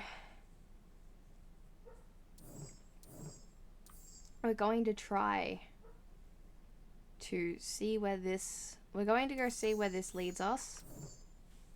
And if this ends up being the true ending, that's fine. We'll just go back and see what the other ones were. Painless but super... Exactly. The one that actually got us crying earlier was this ending here with Iggy. Because Iggy is basically a bully, right? But he bullies you all the time. But we had grown so attached to him because of something stupid that had happened, and they became really close as they only had each other in that moment, and then yeah, kind of like the end of ReZero season 1. I mean, Hayes would know that better than I do. I haven't watched ReZero, but yeah, probably. Ow. And when Iggy died, it crashed 2 different streams for Nyx, that's right.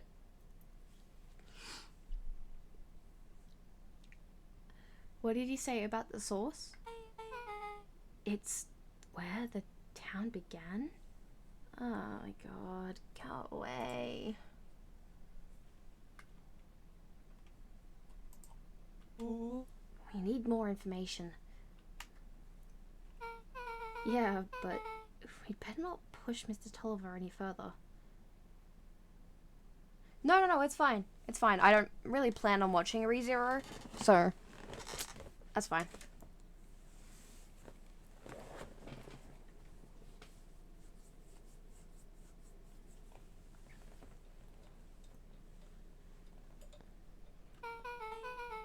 Is there anyone else who might know more?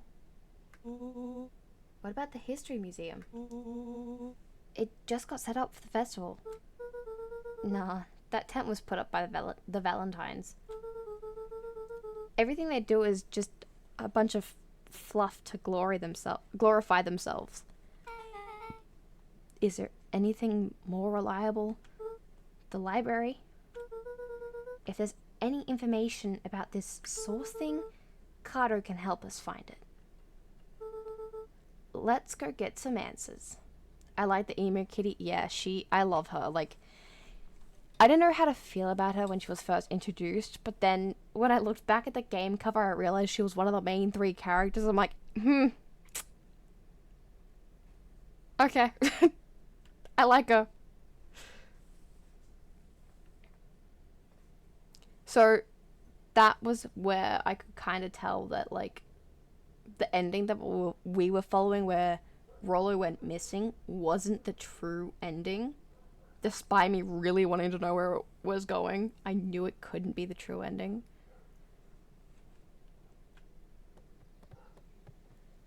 I didn't even get to walk.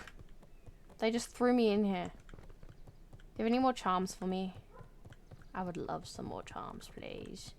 Pretty please. Any character with that nose bandage is a death for me. Yeah.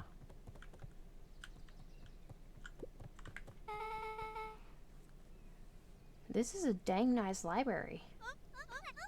Thanks, we work hard on it. Aren't you a little too adorable to be a librarian? Ah. Oh, Carter hung out here so much. Carter hung out here so much. Eventually, they gave him a set of keys. I like Beck too. Reminds me of an early version of my worry cat's OC in a way. Yeah. I just keep an eye on the place for Miss Novak sometimes. They got you working for free? It's quiet and I get access to all the books I can read. What more could a person want? Fair enough. What can I do for you all? We need a favor. I already told you in Rollo. I can't put you any higher on the wait list for the next Hank Atomic.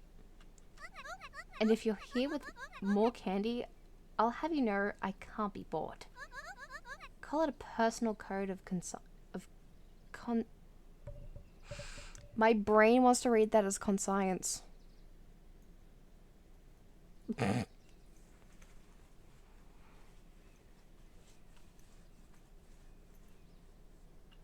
Yes, you lick Beck. You want to lick her? Actually, we're looking to do some research. Now you're speaking my language.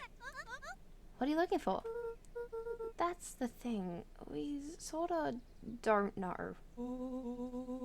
What do you got on the history of this town? There's a county record archives. What's in those? Births, deaths, newspaper clippings, stuff like that.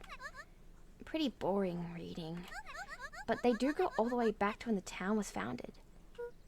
Great, we'll start there. Chapter 8. 6 feet under, 3 towns over. The kids spent the rest of the afternoon combing through dusty piles of old county records, desperately searching for anything that could help them make sense of Mr. Tolliver's cryptic utterance. Luca tried to shake the thought of Gran's basement, but his focus wavered. Explosives, messages hidden in jam, dossiers on various town figures, and a corkboard threaded with photos. Gran was the only family he had left. He still couldn't bring himself to believe the worst. But the old map with the symbol of explosives in town square made that difficult. As the sun began to set, the kids were no closer to the truth.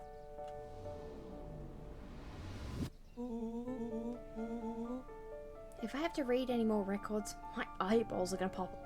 My eyeballs are gonna pop. You okay, Bublin? We have to keep digging. If I dig another word, I'm gonna end up in one of the...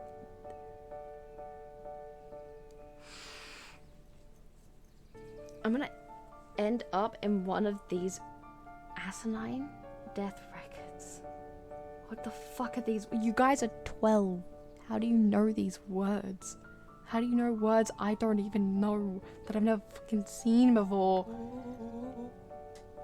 Rollo Cotter lived a full and wonderful life, till he read so much boring crud that his brain oozed out of his ears. Why aren't they so sophisticated? Rollo shut his book with an assertive nod. If you've got a better idea, spit it out. You sound like my sister. Keep pushing your luck, pal. And it won't be boring county records that kill you. I'll put you in the obituaries myself. Isn't Rollo a farm boy too? Yes, he is. They all are. I mean,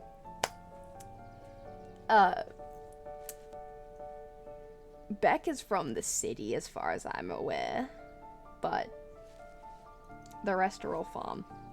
Rollo muttered under his breath. You're a county record. Really? That's the best you got? When I'm done with me, I'm done with me. When I'm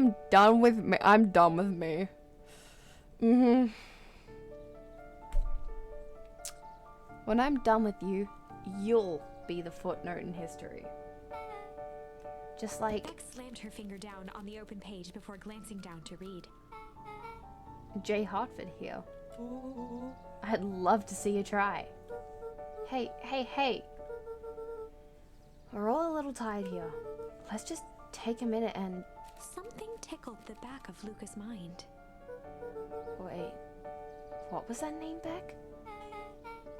In the orbit? J. Hartford. From the Brookfield Tribune 8 years ago. That can't be right. What is it? J. Hartford.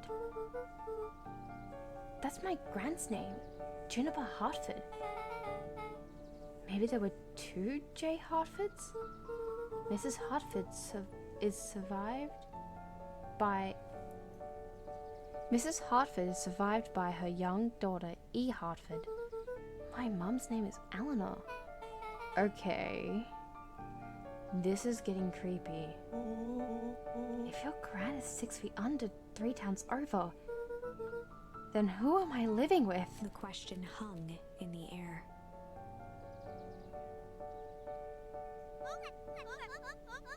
Alright, gang. I gotta close up for the night. Beck rubbed her eyes. How late is it? Almost 10. Oh crap. Pa's gonna kill me. I gotta go. Yeah, my parents will be worried sick.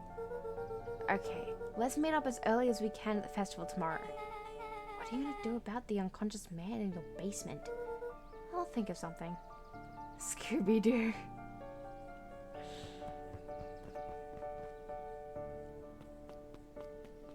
Luca's heart was pounding as he approached the house. If he was lucky, Gran, or whoever it was, hadn't gotten back yet. And of course, there was Mr. Tolliver tied up and unconscious in the basement. Dealing with him would be the first order of business. Luca shook out his arms to calm his nerves before entering.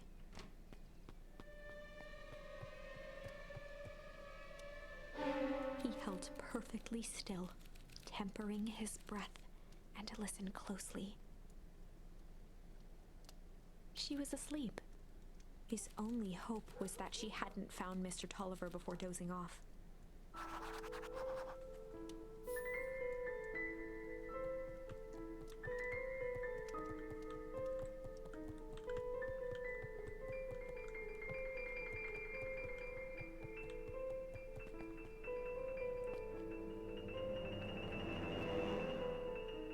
Uh-oh.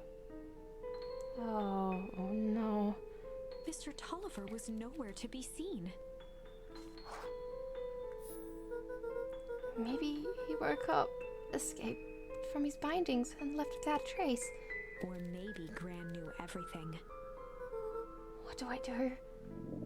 Luca's hungry stomach groaned. Not realizing it, he'd gone the entire day without eating.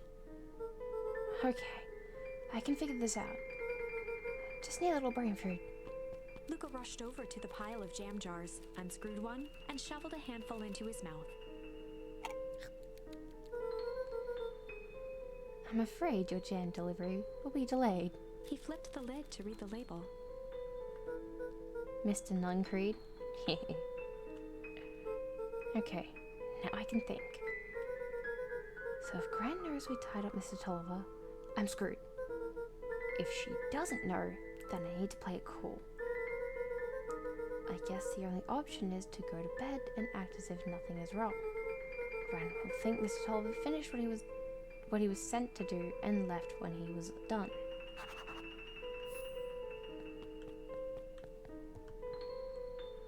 What if she woke up? Uh-oh. Gran? Okay, stick to the plan. Go to bed. Play it cool. As Luca climbed the final stair, the emotion of the day dragged heavily on him. With each consecutive step, his legs weakened. His stride began to falter. He tried to grab for the railing to steady himself. Something was wrong. Come on, legs. Just a few more steps. Oh! Luca groaned and tried to move. His limbs might as well have been bolted to the ground. Through numb lips, he mumbled just before falling asleep. The jam. Uh-oh.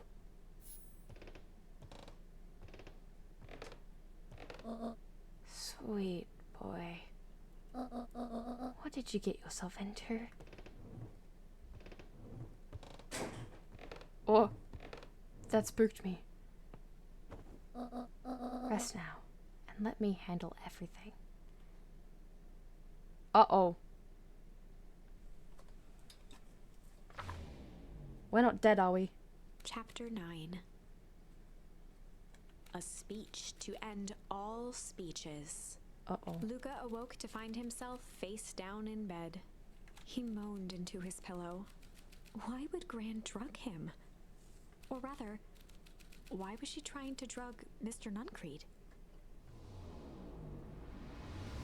Shaking the questions from his woozy head, Luca snapped back to the matter at hand. The festival! Whee. I do want to see if that...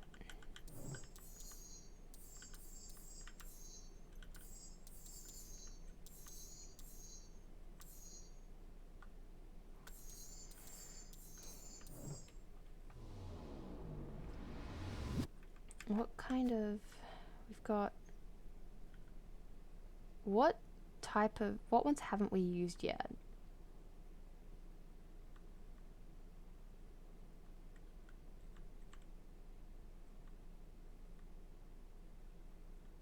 We haven't used Weep. We technically used Smack with the thing. We know where Hard is used. We haven't used Hum, Lavish, Incendiary, and Adorable. Okay. I wonder if any of them have anything to do with the cooking minigame.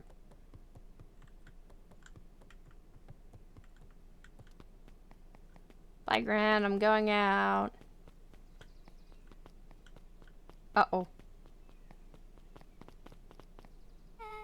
Where have you been? Gran put something in the jam. Yeah, we know. Secret message for secret messages for secret conspirators. Not this one. This one, the one intended for Mr. Nuncreed. Put me to sleep. Whoa, ho, ho. Sly devil.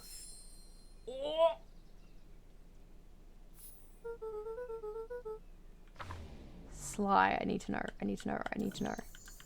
No. Damn it. What? What? Huh? Huh? Huh? What? Huh? We did not use arson yet. That is correct. I've only just seen that message. I'm sorry. I think she's trying to remove him from the equation. He might be in danger. Have you found anything? He looked around, but haven't seen anything odd.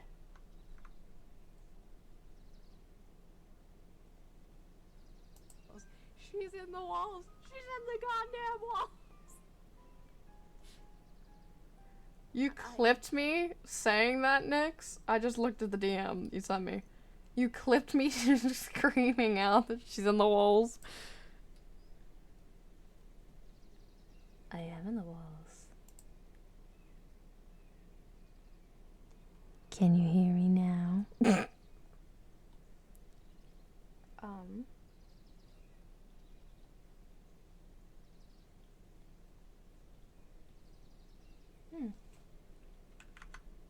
Well, I clipped the extermination part.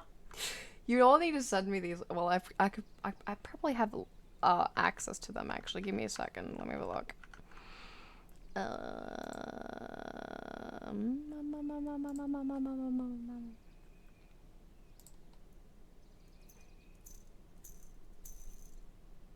I'm sorry if that noise is annoying. That's me spinning my fidget ring.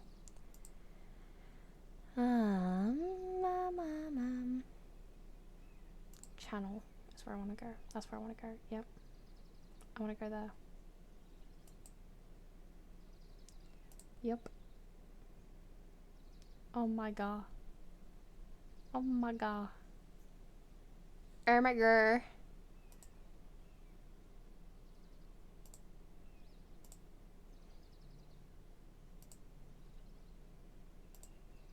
Oh no, yeah, there's 3 today. Okay. That's cool.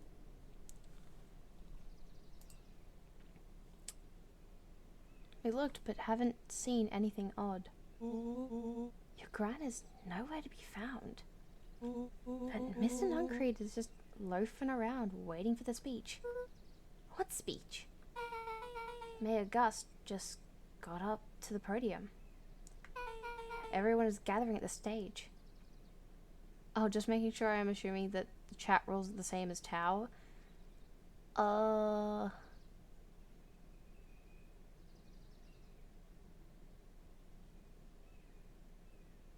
Yeah, I guess so. I don't think I've fully set up the rules for my chat, but they wouldn't be too far off to being the same as that.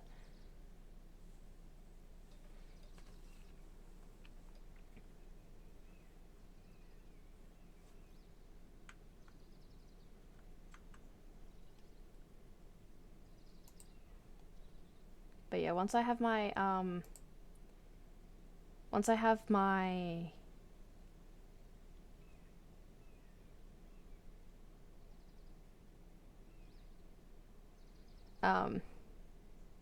my server set up and everything, I'll put the link on my Twitch channel so you guys can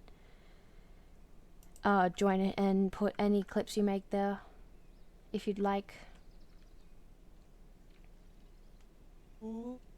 Let's get moving. Jesus, that's a lot of people.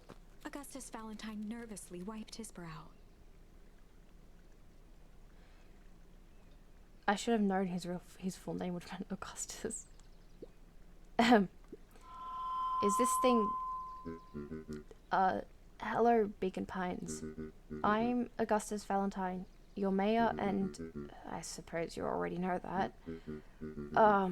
Oh yes. Before we get started, I just wanted to take a moment to recognize someone who couldn't be here today. This town wouldn't be where it is today without my father, Sharper Valentine. So I thought we could begin with a round of applause befitting such a great man. What? Anime laugh? Is this in response to my PNG? Do you like my PNG? Hayes made it. Shout out to Hayes. Except I don't think I can do shout outs. Can I?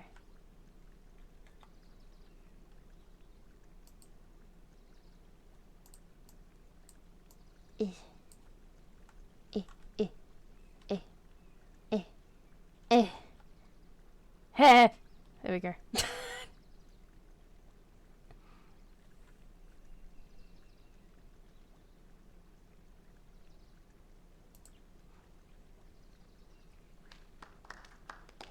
That's such a pathetic round of applause. Even that's more than the old codger deserved. Gus cleared his throat and awkwardly loosened his tie. Right, where was I? William Kerr bounded on the stage with the energy of a preacher at a big tent revival. Gus Valentine, everyone. He gave Gus a hearty slap on the back and motioned him off the stage. Let's hear it for our mayor.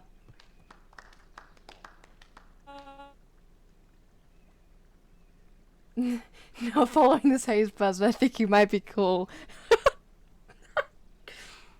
What a great turnout. I hate you. I was so happy I got to kill him.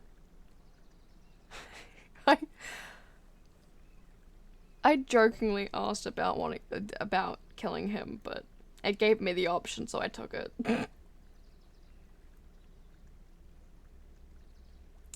Oh heck, I didn't prepare anything. But I suppose I could say a few words. It would be a shame to waste such a beautiful podium. Mr. Kerr pulled a thick stack of note cards out from his vest. Community, conviction, commitment. these are the things we celebrate at Perennial Harvest. For us, these are the pillars of the bridge to a better tomorrow.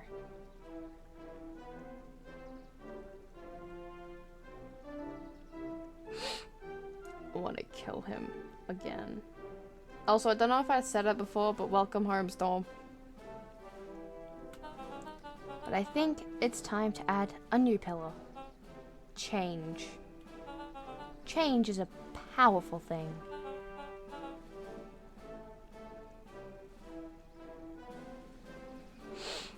I hate this game. Why does it put in so many big words? It's inexorable, unavoidable, and undeniable. I can't speak.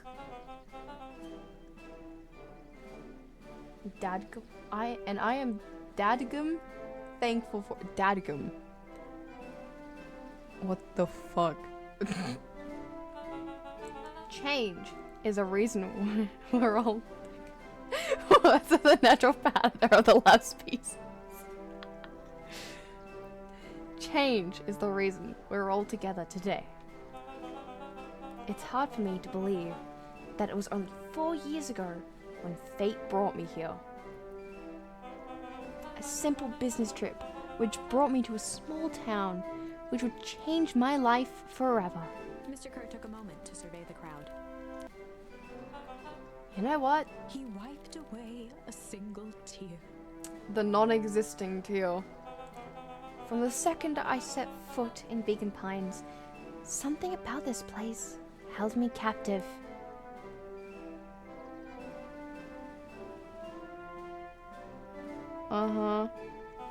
You see, change represents opportunity. It represents potential. It was change that helped me recognize the potential of this place. To see that the people of this town, despite suffering great loss, still held on to the things that made them special. He thumped the podium to emphasize each word. Community, conviction, commitment, change. Mr. Kerr nodded confidently, biting his lip. The crowd was silent, in rapt attention. Fate made a perfect match that day. Nothing is more important to you all than community.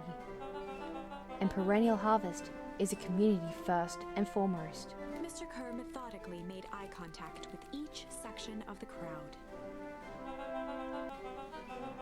The only way you made it through the foul harvest was an unshakable conviction. A conviction that a better tomorrow was just over the horizon. Perennial Harvest was founded on the conviction that we are that horizon. This festival is a symbol of our commitment to each other. His voice began to build to a crescendo. That made me scream. We now walk hand in hand into a future we will shape together. And that is what change is all about. Grabbing the future by the scruff of the neck and making things happen. Change is a choice. I am tickled pink that we will all be making that choice together. How great is that? Just imagine what we can accomplish. Uh-oh. That was the same bang from last time that activated that cold snap. The crowd began to look around nervously.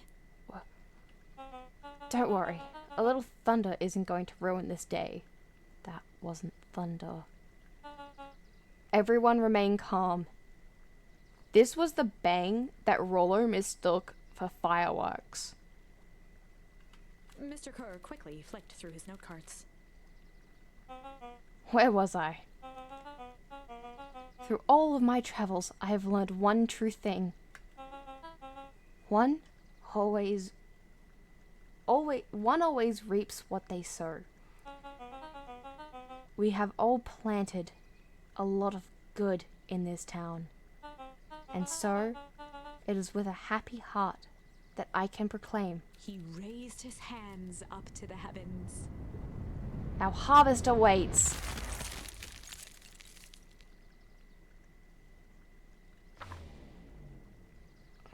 At that moment, a merciless wall of impossibly cold air ripped through the crowd, instantly freezing everyone and everything it touched.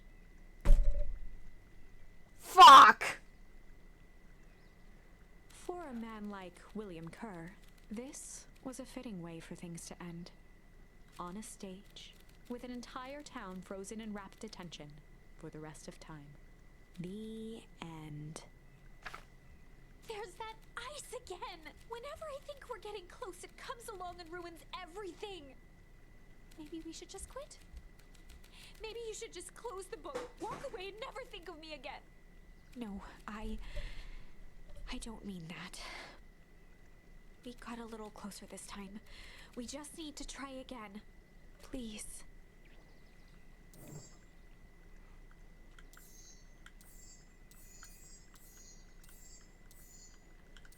We've done everything we can on that path, meaning the only way we can do is go back and be a different cop.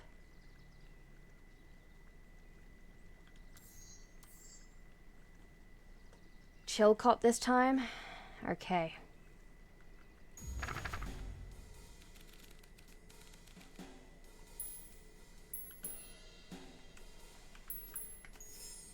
They'd run the classic good cop, chill cop interrogation. I'll handle this. Just gotta play it cool. Luca walked calmly to the light switch, flicking it off and on a few times. Mr. Tolliver shook his head, gathering his wits. Golly, I sure got my bell wrong. He looked over to find Luca, who returned a calming grin. Sorry, Mr. Tolliver. This was all a big mistake. Luca, what's going on here?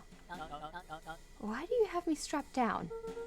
No one's fault, really. Roller just got a little startled. Roller's here? Rollo and Beck emerged from hiding to give a timid wave. Well, alright. Mistakes happen. You kids gave old Hiram a good scare. It's Hiram, not Hiram. It's Hiram. You kids gave old Hiram a good scare. Let's just get me out of these ropes and call it even. Luca glanced over to Rollo and Beck, who replied with skeptical looks. Mr. Tolliver, why are you in my grand's basement? I'm here to help, of course. Help with what? What's my grand up to? If you'll just cut me loose, I can show you. How do I know we can trust you? Mr. Tolliver exhaled with disappointment. Luca, have I ever done wrong by you? No. And since your gran moved to town, haven't I been nothing but welcoming? Yeah. So why would I turn my back on your family now? It's just... all this stuff seems pretty weird. A board with names of people from town, an archive of my dad's old disturbing patient notes, Luca gestured to the corner. barrels of explosives? I can explain everything. You just need to untie me. You kids deserve an explanation. Luca looked again to Rollo and Beck. This time they shrugged. Luca began to slowly loosen the bindings. Mr. Tolliver gently rubbed his wrists. That's a good lad. This will all make sense in time. He edged imperceptibly toward the stairs as he spoke. You see, this town has secrets, Luca. A very dark past, indeed. Before the kids had even noticed his movement, Mr. Tolliver was at the light switch. A past that must be brought to... He punctuated his final words by flicking the switch and rushing up the stairs. light. Son of a... Beck darted to the wall and turned back on the lights. It was too late. Rollo confirmed what they all heard. He just locked us down here. Mr. Tolliver's muffled voice came from behind the door. I wasn't lying, you know. This is for your own good. You kids just keep tight down there. And let the adults handle this. They looked bewildered at each other. Play it cool, huh? Not now, Beck. They heard the staccato thump of quick steps exiting the house. The kids looked down in resignation. This isn't how it goes in Hank Atomic. For some reason, they'd always assumed it was up to them to save their town. Luca opened his mouth, hoping to conjure some magical words to make this right. Only a hollow croak escaped. The end. What? Well, we certainly aren't going to find a grand resolution to our tale locked in a basement. Back to the drawing board. Well, I think the only option we have is to go sly. Unless I've missed some... surely I haven't missed any charms, right? They'd run the classic good cop, sly cop interrogation. If this doesn't work out, I may need to search up where to get certain charms. Luca and Rollo ducked behind a barrel, leaving Beck to her task. With a few crisp snaps, she roused Mr. Tolliver. What? What's going on here? You're that Murdwell girl. Please, call me back. Sorry about all this. Mr. Tolliver looked down and shifted a bit, testing his restraints. It seems there's been a mix-up. You see, I'm down here for the same reason you are. Juniper sent you here? Beck caught herself before letting the surprise manifest on her face. She'd already gotten him to reveal his relation to Gran. This was gonna be easy. You know how Juniper is with her precautions. Operation Sparkplug has us all on edge. One different option for every character to get their turn to be cop. Yep. I like that. The moment that I realized that Chill Cop was Luca, I'm like, okay, so Sly Cop's gonna be back. I guess she thought you needed some backup. But she sent a child? What better way to avoid prying eyes? Who would suspect a kid? I suppose that makes sense. Mr. Tolliver wriggled a bit in his restraints. Oh, I'm so sorry. Beck quickly removed the ropes. That had to be uncomfortable. A little, yeah. But you understand. We never know who to trust in this town. Mr. Tolliver rubbed the growing knot on his forehead. Very true. So, it turns out we're both here too. Beck twirled her hand, as if to prompt Mr. Tolliver to finish her thought. Destroy the evidence. What evidence? Beck shook her head and clicked her tongue. Yeah, the old gag is nothing if not thorough. Mr. Tolliver let out an amused huff in agreement. She sure is. Can't blame her though. If anyone were to find out that we're going to destroy the source, well, we both know how bad that might be. No one will know anything once I finish cleaning up things down here. Beck was on a roll now, playing Mr. Tolliver like a fiddle. You're sure you can finish this up on your own? Juniper trusted me for a reason. You can leave the rest to me. Good. There's one more loose end I'll go work on. Loose end? Oh, it's nothing, really. The other day I had the radio on scan while restocking the candy shelf. And wouldn't you know it, I intercepted an odd phrase in the Perennial Harvest transmission. Underground secrets. That's ominous. I think it might be a password, but Juniper dismissed it. Said it wasn't mission critical. What's the password for? We don't know.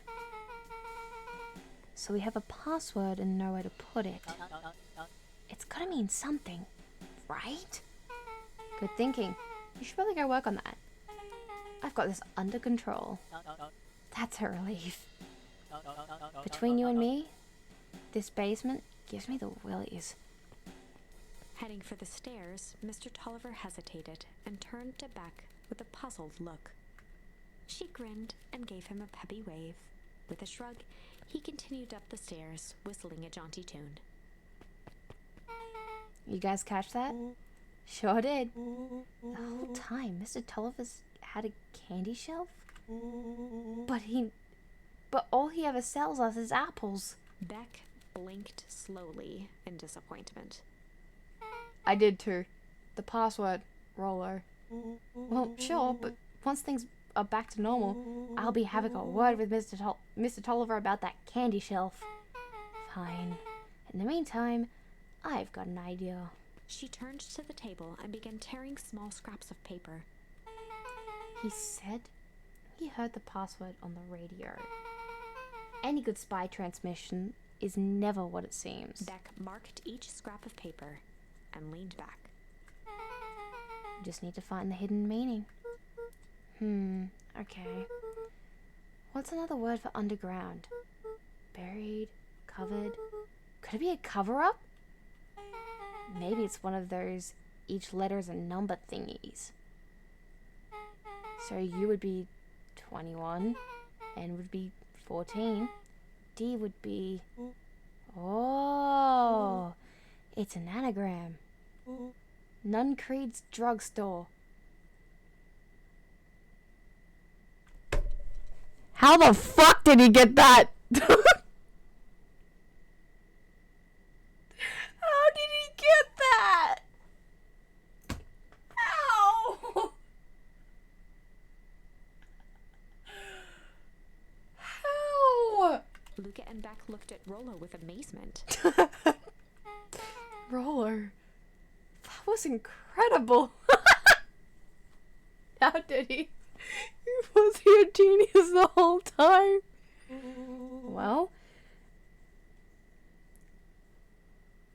Well, it's either that or Kren's new drugstore. Yeah, I think you were right the first time. How did you do that? What can I say? I love ciphers. Well, I guess we know where to go next.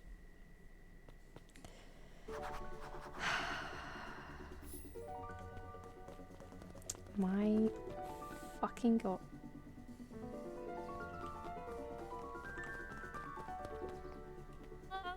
You scared me half to death.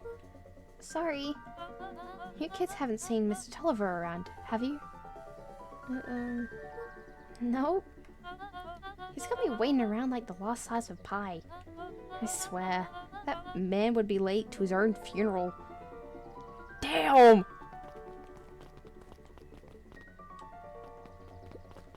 I want to check something.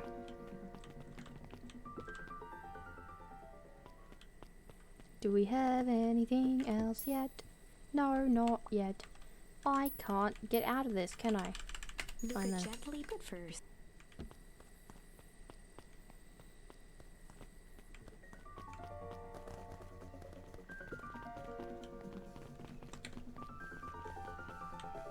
Actually, I want to see if there's anything that I can interact with to get more charms. If there is anything that I can interact with. I doubt there will be, but you know. Better to be safe than sorry. Can we go in here? No. Okay. Uh-oh. You're late, Augustus. Sorry, sister. I was caught up with work. Work? You? I had a few more details to look down for the festival. Oh? What do you have to report? What isn't in this? In insipid? What is this insipid town festival really about? I think Gus looked around nervously. Mr. Kerr really does want to do something good for the town. He's actually pretty nice. He's actually a pretty nice guy. You should spend some time with him. I didn't pull strings installing you as mayor so that you could make friends. Your job is to help me figure out what Kerr and Perennial Harvest's true intentions are with this town. We have a responsibility. This is our father's town. Was. Excuse me? This was our father's town. He's gone, Eris, and he isn't coming back. Father left us with nothing but problems. Mr. Kerr came here and offered to help us. We accepted that help. We didn't agree to them turning Father's warehouse into a toxic dumping ground. That is just a temporary arrangement. The glow can be seen from our damned backyard. They are dumping their nasty little secrets on us. When this all inevitably goes wrong, who do you think will be blamed? Eris's cry hung in the air. We have a new choice to make now, sister. This town is going to change, whether we like it or not. Are we going to choose to be a part of that future? Or be forgotten in the past? It's a shame. Father named you Augustus. But you will always just be a Gus. Good night, Eris. I'll see you at breakfast tomorrow.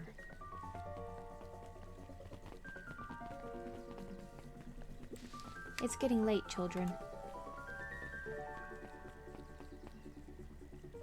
What, you're not going to tell us to go to bed? You're just going to say it's getting late? Okay.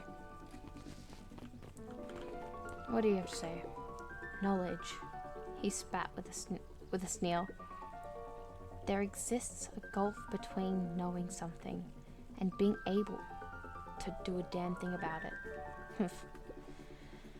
I do hate when the villain makes a good point.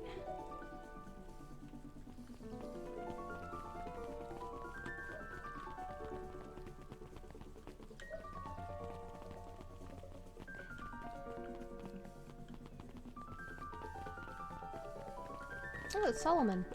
Solomon stood proudly at the entrance to the drugstore, holding a brown bag overflowing with black licorice. Hey, Solomon. We're looking for Mr. Nuncreed. Is he still in there? I am afraid not. Then where'd you get the candy from? You might say we have an arrangement. Solomon shoveled a surprising amount of licorice into his mouth. Sometimes it's the small pleasures in life. Though we might not always have family to rely on. Licorice has never let me down. Well, I can't say licorice would be my first choice. But whatever floats your boat. You can tell a lot about a person by their choice of confection. Oh, yeah, I guess. Like sour gobs. I like sour gobs, so I'm certain you do. I always wondered why Mr. Nuncreed kept licorice in stock. You must eat enough of it to make it worthwhile.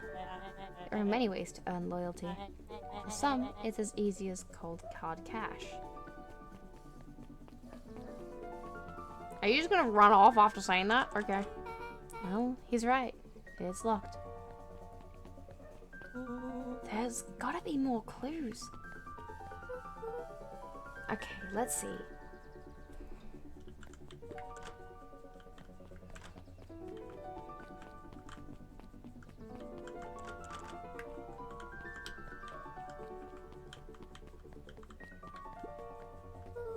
Have you ever seen anyone actually use this thing?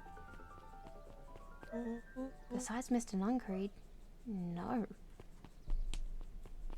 Beck cupped her hands on the glass to peek inside. That's not a normal phone booth. It's got like a blinky keypad.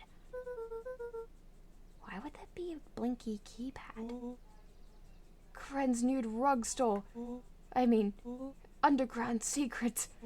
The password. Beck flung open the door, and they all squeezed in. Uh-oh. We're going down. Alright. Let's see here. Luca cracked his knuckles and entered the letters into the keypad. Underground secrets. Sounds like they did something. Great. Now what? I guess we... The inside of the phone booth dropped loose from its shell. Without even the space to panic, they closed their eyes, held their breath, and accepted their fate. Suddenly, the chaotic descent slowed to an effortless landing. It was unclear where they ended up, but at least it was solid ground. The air was stagnant and smelled vaguely of chlorine. I knew it! You knew there was a secret hub full of strange tubes under the phone booth? Of course I did. Didn't I say that? No. I definitely thought it. Luca, do you remember when I said how it would be cool? Do you remember when I said how cool it would be if the transdimensional conduits of from Hank Atomic issue 12 were real? Roller, at one point or another, you've said that about every technology ever discussed in Hank Atomic. That's why I'm such a good predictor. Looks like each of these have something written on them. Okay. This suit has a broken mask. So, have we found our mystery warehouse creeper? Well, we've at least found their hazmat suit. If it walks like a nun-creed and talks like a nun-creed, let's not jump to conclusion.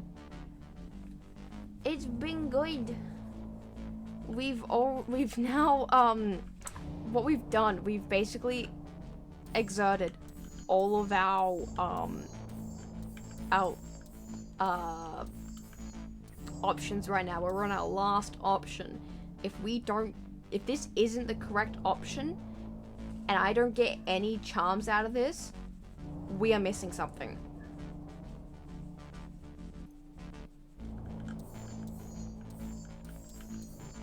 And I may need to search it up to what we're missing. Just saying.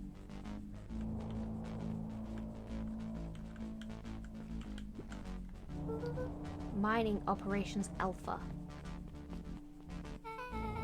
You guys have mines here? Not that I know of.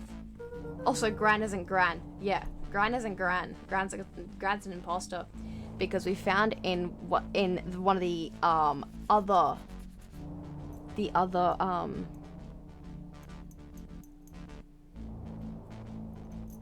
found out when we chose in this one here, when we chose hard cop, we went to the library and found out that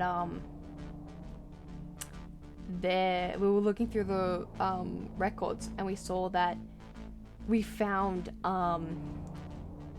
no, not quite Aussie, we found Gran's obituary. Gran's dead. So we don't know who this person is. But at this point, we're about to vent, it looks. This town is all farms and fertilizer. And a series of tubes. Pa always says you can only trust a miner up to the point when they hit gold. Not sure how that wisdom applies to this exact situation. That's the thing about Pa, you don't always realize what he means until it's too late.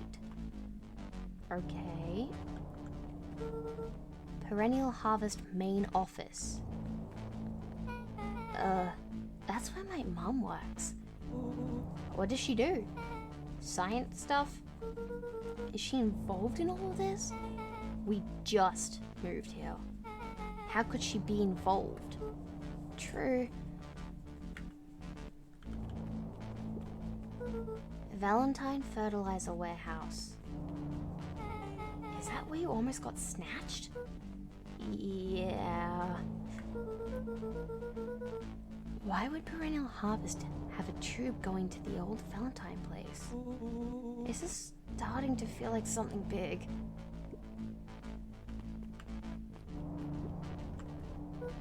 That's a lot of buttons.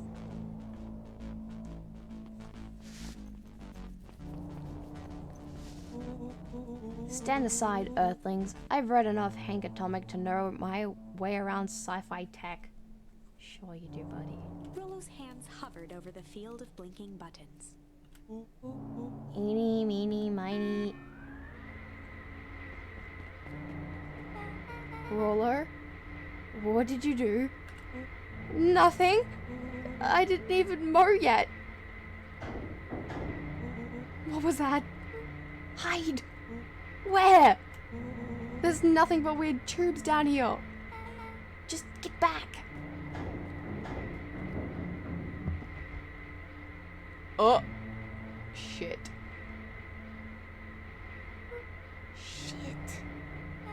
Shit. Awesome!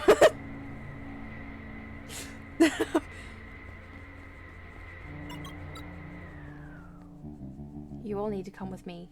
Now. We aren't going anywhere with you.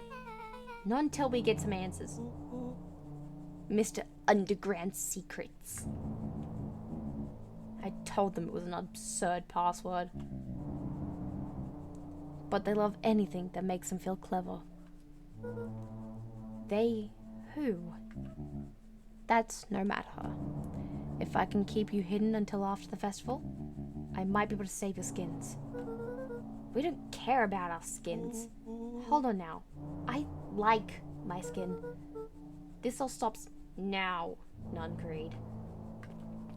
Joseph waited for a moment in silence. You sound just like him. Who? Walt. I'm sorry, is Mr. Nuncreed Uncle Joseph? Are those two the same person?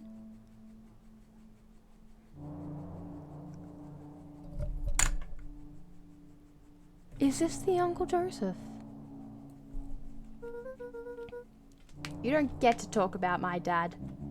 You know, your father and I were friends back before He gestured toward the strange tubes. all of this. That's a lie. It's true. I used to bounce you on my knee. What happened? The same thing that always happens. Reality, complications, life. We were a team, Walt and I. An idealistic doctor and a bright-eyed pharmacist. Both hell-bent on helping folks. So, you were his sidekick? No. We were partners. He helped the patients and I helped him. Yup. Total sidekick. Nuncreed let out a growl of a sigh. Luca, I need you to know this. I need someone to know this. One day, Sharper Valentine comes to us. Says he's got an opportunity. He found something he didn't quite understand. And he was willing to pay us both handsomely to help him understand it. And my dad said no. Your father and I both believed in helping people. But the thing I could never get him to understand was, it's a lot easier to help others if you help yourself now and then. Classic sidekick to villain plotline. Walt loved being righteous, almost more than he loved his family. He was wrong about one thing though. when he begged me not to take Valentine's offer.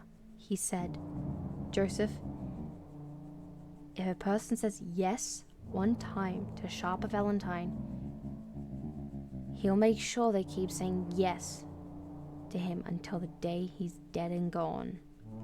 He shook his head wistfully. Sharper's long gone, but he's still got me saying yes. Is there a point to this sob story? Not really, no. Just an old man trying to delay what needs doing. Nuncreed took a menacing step towards the children. I tried to keep you safe. I tried to keep you and Juniper out of this, but you forced my hand. Luca began to laugh. What? You really don't know. My gran isn't out of this. She's been scheming right under your nose. Juniper? Seems like she's planning on crashing the town's party. She's going to disrupt the festival? Joseph. Why would she? The color drained from Nuncreed's face. How does she know? Apparently, she knows a lot of things. What? Let's just say this isn't the only underground lair we've busted into today. Honestly, hers is way cooler. She's got maps and explosives and bad intentions.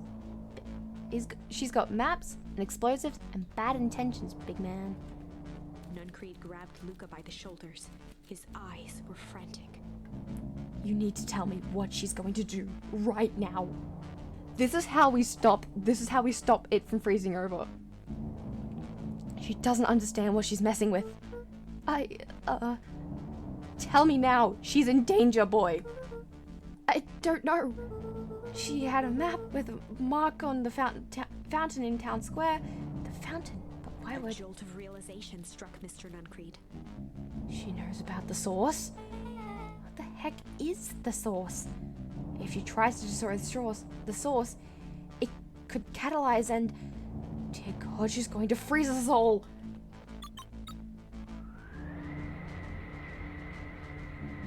You all need to run. Run? Where? Away. As far away from this town as you can get. Head west and don't look back. That did not go how I expected. So... We're totally following him, right? Totally. See you on the other side. You good? Yep.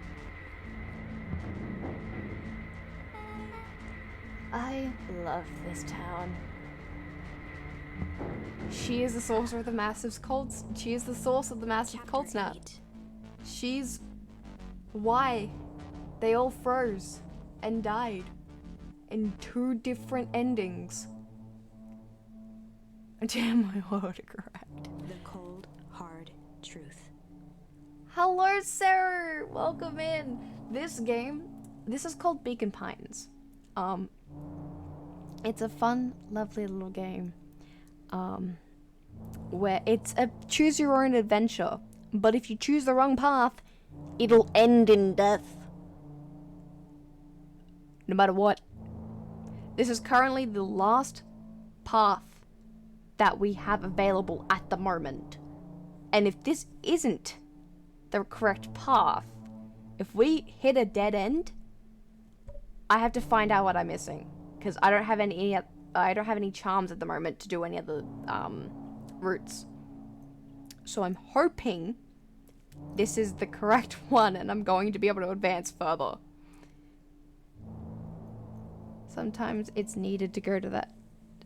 Sometimes it's needed to go to that end of the path. Yeah.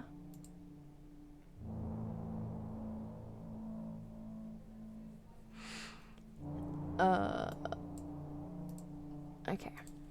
Beck leapt up, allowing the suction to yank her into the dark. Dimness eclipsed around her like the shutter of a camera as she seemed to cover great distance in mere moments. And some choices in choose your own adventure also end in death. That is very true. Hello and welcome in, Astro. How are you doing? Oh yeah, and this game is mean to me, Sarah. There has been multiple occasions where, I have not been able to pronounce a word. These kids are 12, and I don't understand where they're pulling these words from. Her only points of reference were glints of upcoming turns, which approached with frightening speed, only to carom her gracefully along. She heard the tinny, distant echoes of Rollo's glee. Once she stopped fighting against it, the ride was impossibly smooth. Very, very sophisticated 12-year-olds. Exactly. Then, all of a sudden, as if minutes had passed in an instant, light blazed into view. A burst of wintry air snuffed across her face, and she was flung out into the cold. We're here again.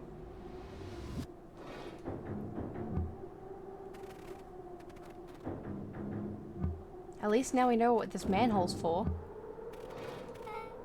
That was intense? Yeah. I think I might have parted with some fluids in there. Oh, God. Any idea where we are? Somewhere cold. Doesn't look like I got any honor. Doesn't look like it got on any of us. I am struggling to speak. It doesn't feel like we traveled that far. So, where did it all go? This place sucks. Why would anyone even want to blow something up out here? Only one way to find out, I suppose. We've got to catch up to Nuncreed. I think he went this way.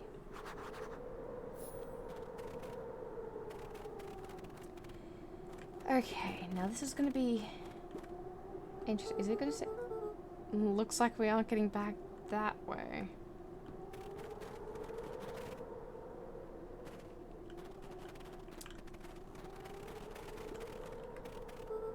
This looks familiar. Yeah. Maybe we can clear off the snow. No time. Nuncreed's getting away. But. Okay.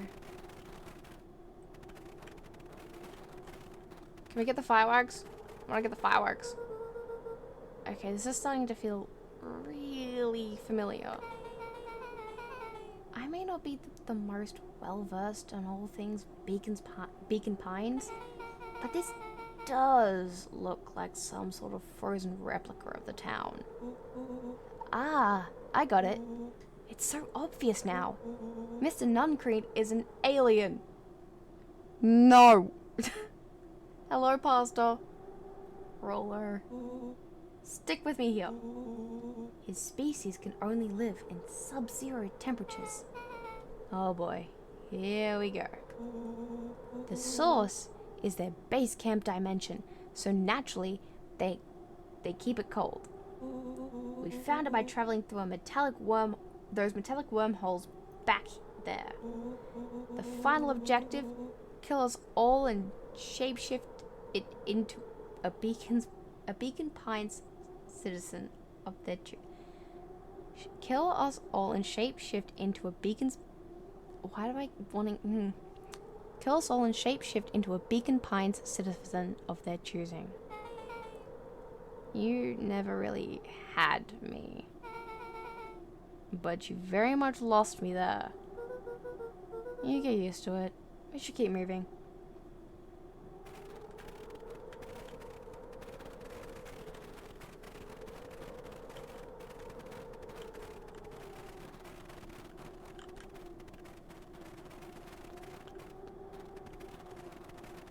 It's not gonna let me investigate anything because we came through a fucking tube and not, like, came here naturally like we did in the other ending. As they rounded the corner to the frozen town square, they spotted Mr. Nuncreed inching cautiously toward a pit at its center. He held his arms out gingerly, as if approaching a beast in the wild. Well, I've got art to do. Have fun. Thank you for stopping by, sir. Have fun arting.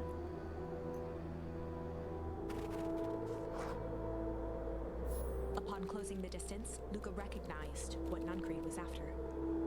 Gran stood confidently at the edge, one arm outstretched over the abyss. Nearby, a wheelbarrow had been emptied out. She held a lit torch, which flickered in the bitter wind. Juniper, I don't know what you think you're doing, but I assure you this is not going to solve anything. If you drop that, you've doomed this whole town. Oh, it wasn't me who doomed this town. I've been watching you, Joseph. I know what you've done. You and your co-conspirators. Gran? What's happening? Luca, you and your friends need to leave. Right this moment. Mr. Nuncreed turned back toward the kids, desperation in his eyes. Listen to your grandma, Luca. This is between me and Juniper. Rollo and Beck held steadfast in awe. Luca approached closer. Mr. Nuncreed spun back toward Gran, his voice growing louder. You've got it all wrong, Juniper. Just hand over that torch. Sorry, just hand over that torch. You don't understand what you're doing. How could I possibly trust you to do the right thing? Walt told me everything. He trusted you, and you betrayed that trust. Luca, did you know that this man's entire life is a lie? If it weren't for him, your father might still be alive. Mr. Nuncreed winced with anguish. His voice hardened. That's not true. They both now yelled, not to each other, but at fate itself, making their peace with long-held burdens. The wind howled with encouragement. Walt was like a brother to me. We just had differences. We just had different ideas about how to affect change. Very convenient that your way just happened to lie in your pockets. Now, that's not fair. They menaced at each other, both catching their breath. The moment balanced on a knife's edge. Uh-oh, this is a turning point. A blur of emotions and memories. Luca's mind flooded with questions. The wind calmed, as if to give him the stage. And in the stillness, he began to... Oh. Okay.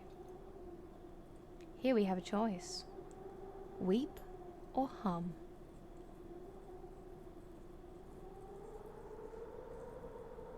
Is he going to cry or is it going to sing?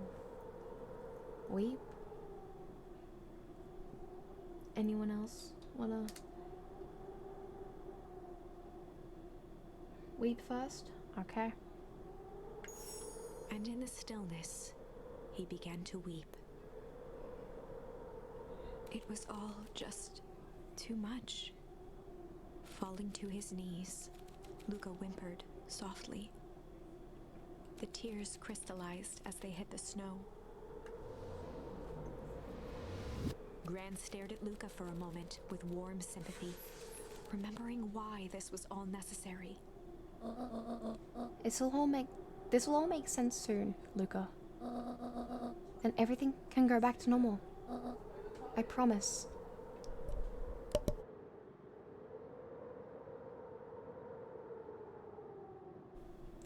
She stiffened up and brandished the torch at Mr. Nuncreed. You can't hide behind those people any longer, Joseph. Once their precious source is destroyed, we'll see where their loyalties fall. Juniper, don't. Ignoring his final plea, Gran flung the torch into the deep darkness. Uh-oh. She smiled and exhaled in relief. Mr. Nuncreed moaned in resignation. The torch echoed as it ricocheted down the hole. punctuated with a thunderous thud. You see, Joseph, I've learned one very important lesson in life. If you want things to change, then you must be willing to... Before Gran could finish, the ground shook her to silence.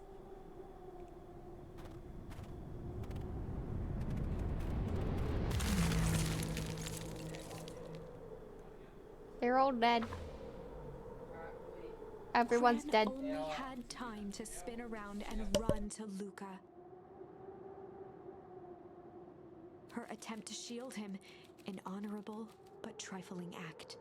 Unflinching love, pitted against an unthinking horror.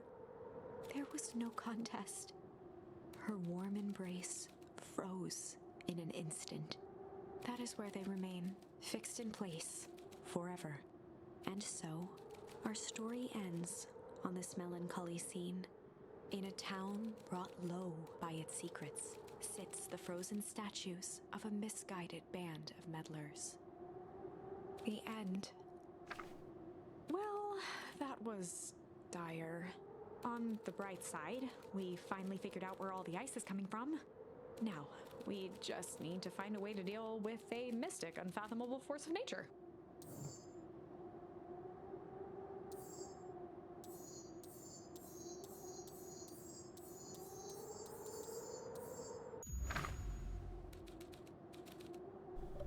So, this time, we hum. And in the stillness, he began to hum. After the death of his father, Luca had trouble sleeping. Each night, his mother would sit at the foot of his bed and hum a gentle melody. It was the only thing that could calm his mind. The only thing that, however briefly, could make it all seem okay. That melody pervaded every memory Luca had of his mother. Shivering in the raw snow, he began to hum it out loud.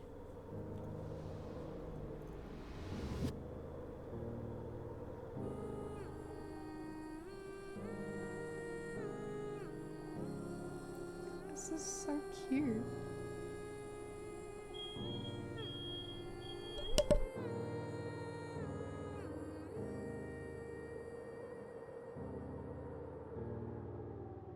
Gran lowered the torch, listening closely. As recognition slowly set in, her heart sank. Those countless nights of consolation, the incomparable loss they shared together. She let the torch fall to the snow and sizzle out. A few steps toward Luca was all she could bear before dropping to the snow herself.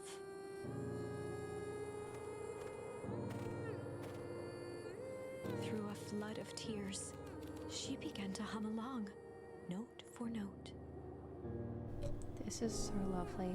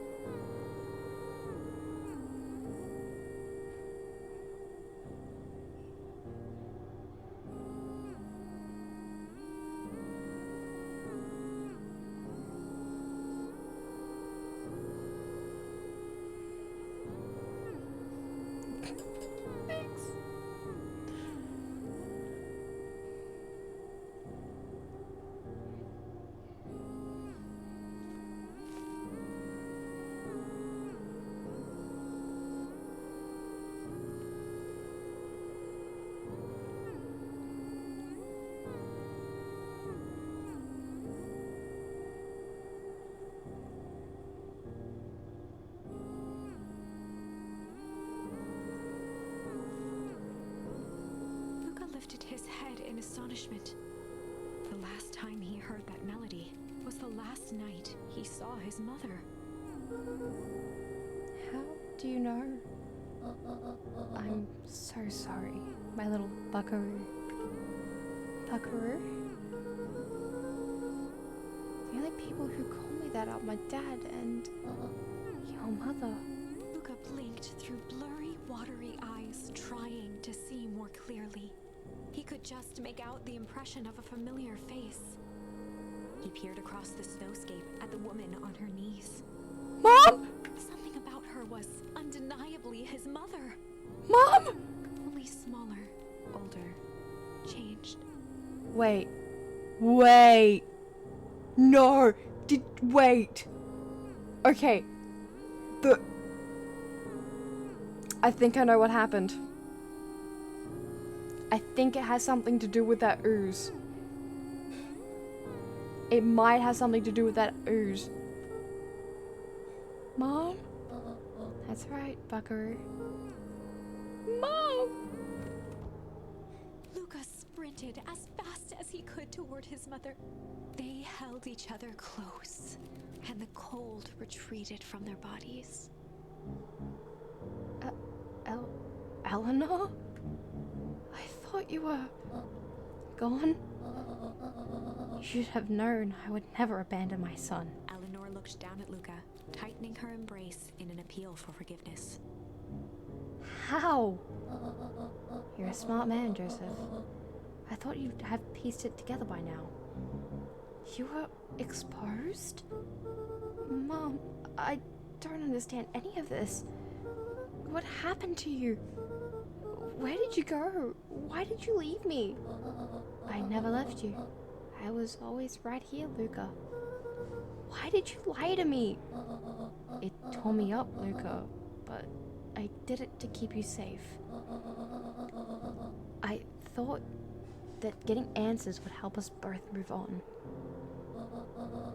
But the more I discovered, the more I realized the danger we were in.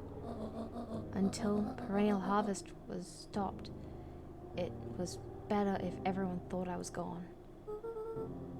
You could have trusted me. These are bad people, Luca. They won't stop until they get what they want. And they don't care who gets hurt in the process. Then what do? We have to stop them. Joseph slumped into the cold, wet snow. They can't be stopped.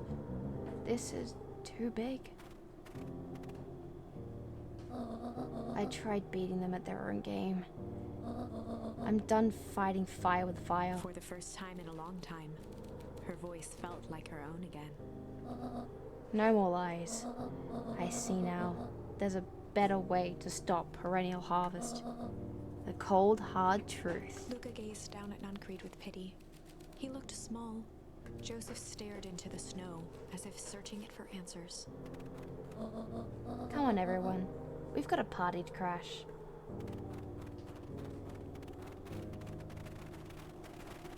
I just realized Luca has no idea what the hell is going on because Iggy being exposed and Beck being exposed were in a different timeline. So they don't understand what Nuncreed meant when he said you've been exposed.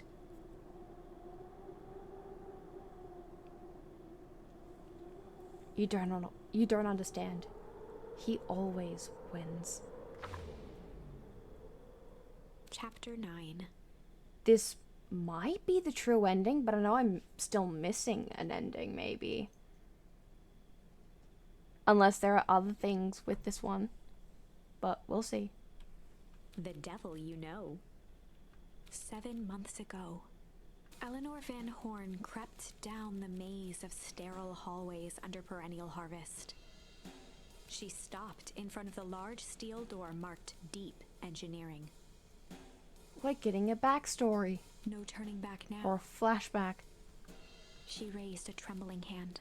The stolen keycard worked as promised, and the door buzzed open with mechanical efficiency. She was immediately hit with the smell of disinfectant. It was some sort of laboratory. In one corner was a desk covered in papers. Across the room stood a tall metal pod with hoses protruding from its base. She rushed to the desk and began shifting through the piles of papers. They were experiment reports on something called Tempus Liquamen.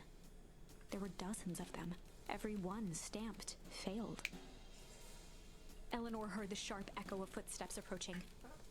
She was out of time. Her eyes scanned the room, eventually landing on the strange pod. Muttering a curse under her breath, she dashed over and dove inside.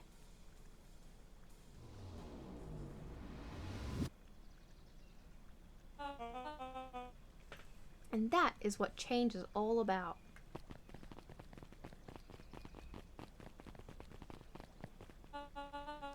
Grabbing the future by the scruff of the neck and making things happen. Change is a choice. We're having to go through this again. I am tickled pink that we will all be making that choice together. How great is that? This man is a liar. Excuse me? I will not. You tell him. This town has a dangerous secret and perennial harvest only exists to keep it hidden. Nonsense. They picked up the whole damn town and moved it right under our noses. You aren't making any sense, dear. Mr. Kerr addressed the crowd with a sarcastic tone. Imagine such a thing. It's absurd and just plain impossible. They promised they could fix the foul harvest. They told us they would clean this place up. We just had to leave town for a few days. But while they had us evacuated, Mrs. Hartford, I'm afraid I'm going to have to ask you to. You're afraid of a lot of things, aren't you? You sniveling little worm. This is growing tiresome. A little help, please?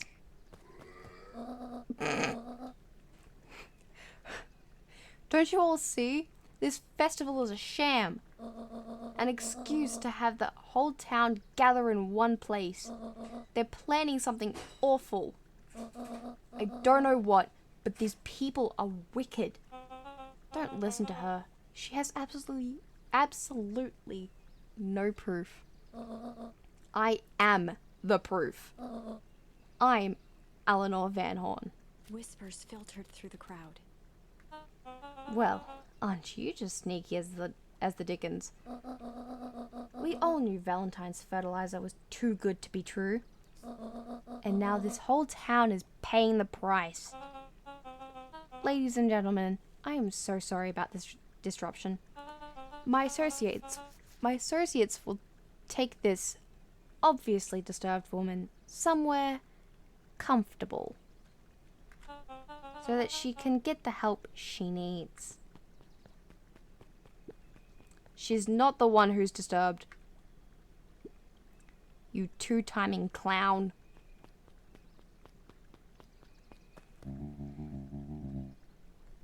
You all know there's something wrong with this town.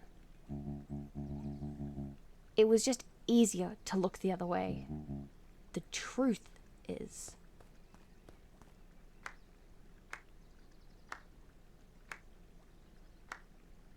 Solomon? That's quite enough, Mr. Nuncreed. Torment dragged on Joseph Nuncreed's face.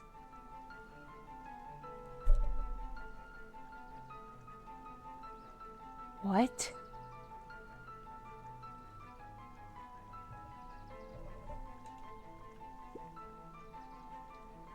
Eh? Yes, sir. Take them away. No, I want them to see this. Ah, the ever-tempestuous Eleanor Van Horn. You've been quite the thorn in my side. Like a weed that's burrowed in where it doesn't belong. I must confess, you look dreadful. He paused for a moment, plucking a piece of fuzz from his sweater and discarding it to the ground. Consider yourself in rare company. You've managed to pull one over on me. It won't happen again. I knew you had some sort of plan to disrupt our little party. But alas, I expected something a bit more impressive than incoherent rambling. No matter, your failures are yours to bear. Mr. Kerr? Yes, sir? It's a shame it was cut short, but I thank you for that rousing oratory. I will take it from here. Yes, sir. Of course, sir. I don't like this. This is scary. You have done quality work for me, William. You can look forward to the...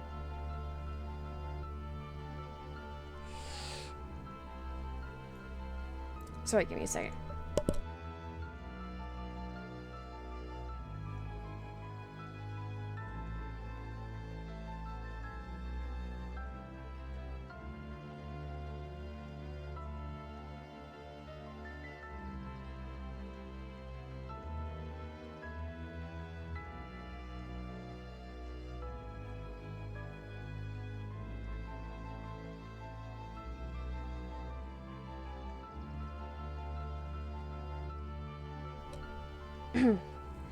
Sorry about that. You can look forward to the recompense we agreed upon.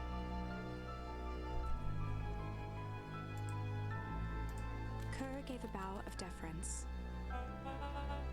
Founder, you are most gracious. Gasps rippled through the crowd.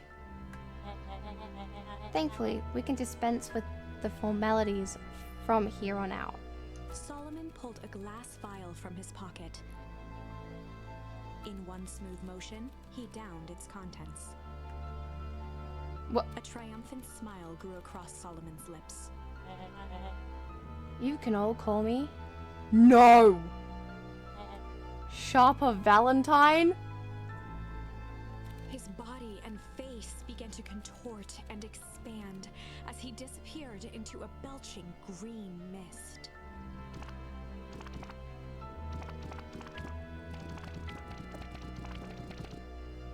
A hushed horror gripped the crowd. What? This is a story about change. What? No! Ah, so you didn't see that coming. Good. Sharper examined his new hands. Well, this is quite the improvement. Everything looks so much smaller now. Eleanor was right about one thing. The festival was a ruse. I wanted you all to witness my glorious return with your own eyes. Why does everyone look so downtrodden? This is a celebration, people. Maybe it would help if we set the mood. Mr. Kerr, be a dear and reveal the sign.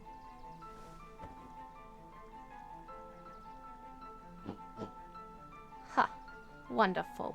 Sharper choked out a crude squawk of a laugh. Frustrated grumbles sprinkled through the crowd. Sharper, you malicious bastard. I'm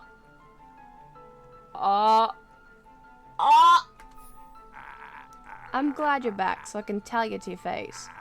You destroyed this town.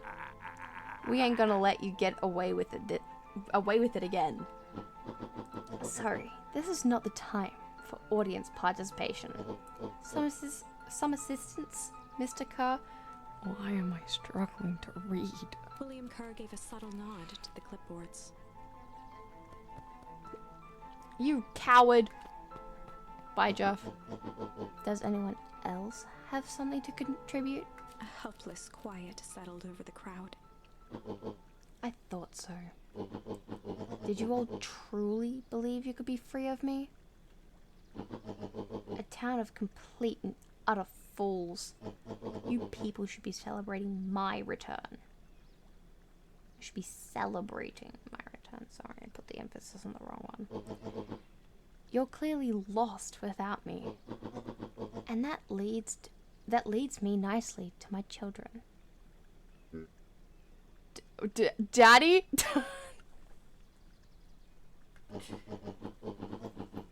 I gave you the greatest gift a parent can give. The opportunity to prove yourself in my absence. Squander it. What? Okay. To say I'm disappointed would be an understatement. But Silence, Augustus. An adult is speaking. What?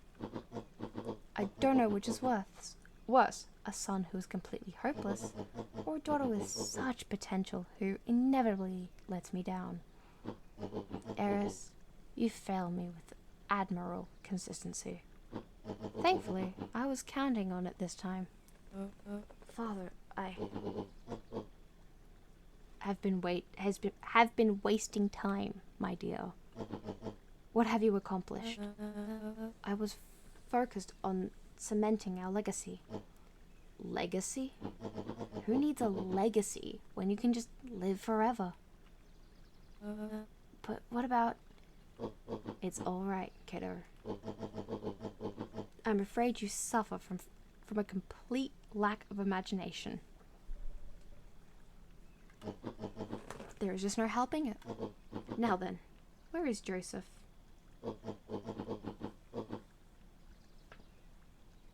You didn't take the opportunity to slip off, did you?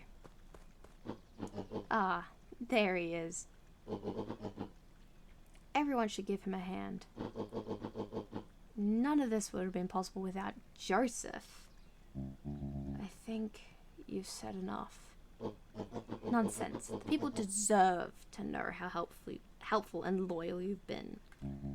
I only did what I did because he left me no choice. You always had a choice, Joseph. You were simply too weak to take it. No matter. Cheer up. You're about to be rich beyond your wildest dreams. You should follow Mr. Kerr's example. When I found him, he was in a sorrier state. He was in a sorrier state than When I found him, he was in a sorrier state than any of you. An aging actor, desperate to recapture his youth. He played his part, and soon he'll be able to play the leading man again. Forever, in fact, if he remains loyal. That goes for all of you.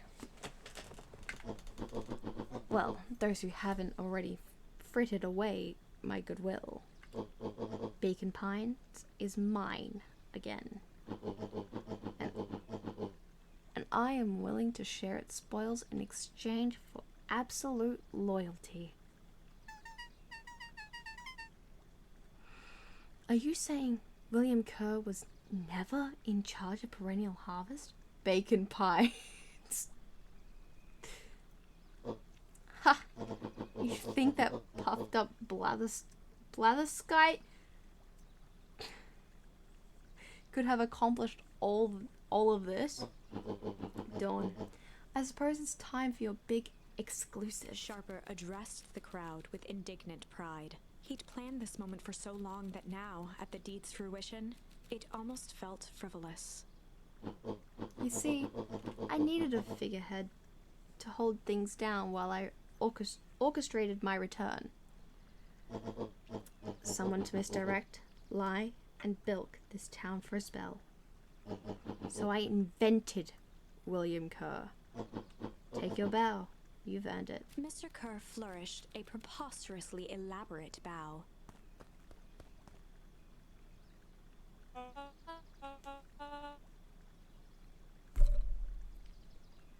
Patrick C. Montesquieu, thespian extraordinaire, at your service. Montesquieu?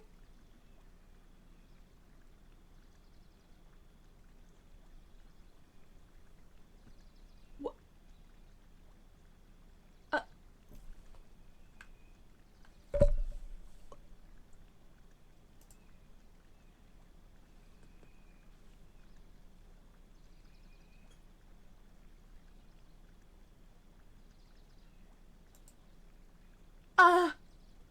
Oh, don't worry. The name had been read out earlier. It's Montesquieu. Patrick C. Montesquieu, thespian extraordinaire, at your service. It was said in yesterday's stream. There were so many books that were all about that were written by Montesquieu, to the point where the narrator was getting sick of having to say Patrick C.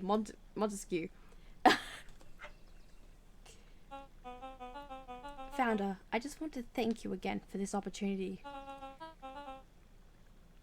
It truly was the role of a lifetime. Wait, so this Bill Kerr was a patsy this whole time?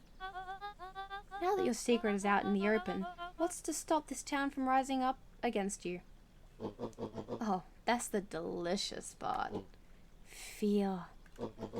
Thanks to our clipboards, I know what each and every person in this town fears most. And I will make those fears manifest for anyone who step out of line. The choice is simple. I'm not afraid of you. Ha! The young hero. I've kept a keen eye on you, boy. You and your friends make a habit of disrupting my plans.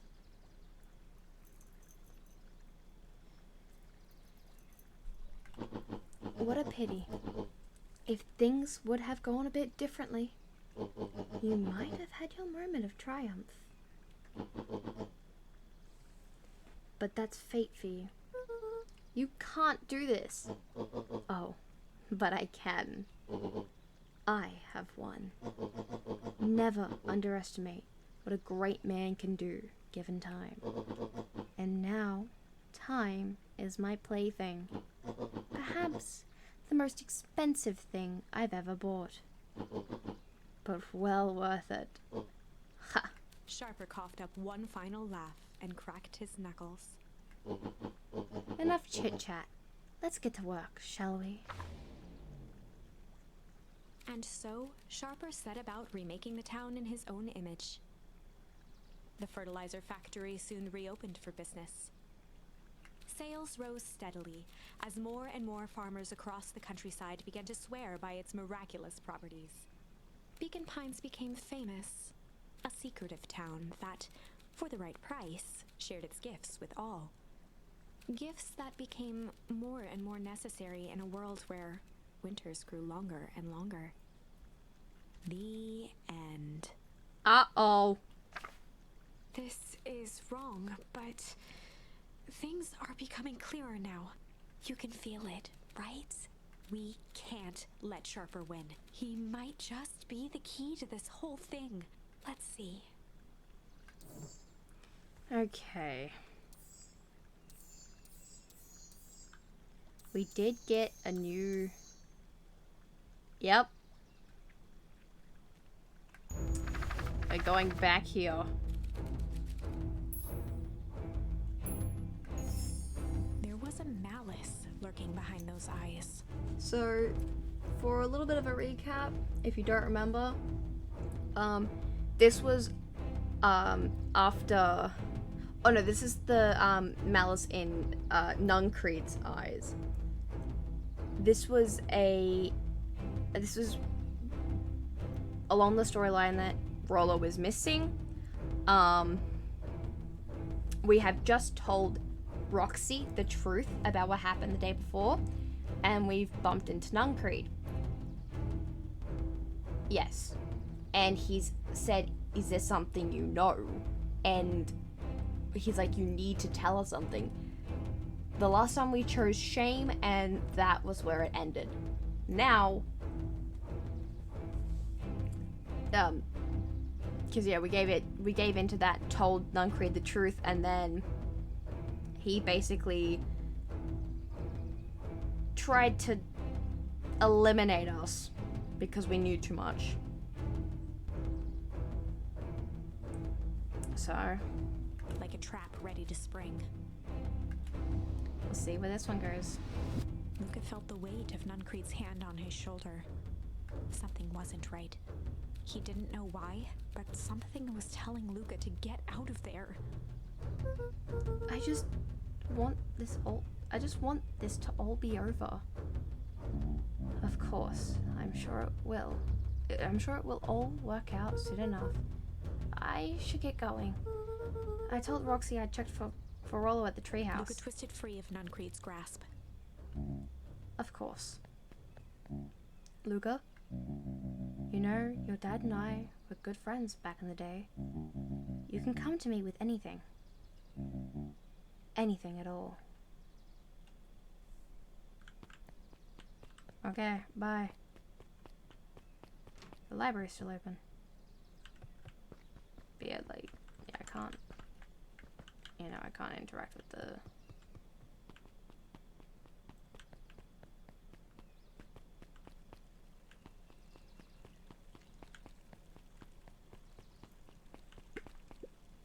He looked down and muttered in a gruff voice. Mama always told me my problems would look smaller once I grew up. But my problems always seemed to grow right along with me. Heavens, I sense big trouble ahead. Uh-oh, the foreshadowing. Who's this? These festival decorations are a bit humdrum. Now, if I were to throw a festival, it would be a thing to behold. I agree. This is all more than a little sad. It's worse than sad. It's boring. What if we did a little something to spice things up? I'm listening? You know that festival sign waiting to be unveiled? It would be a shame if someone... The two scurried off, eagerly formulating a plan.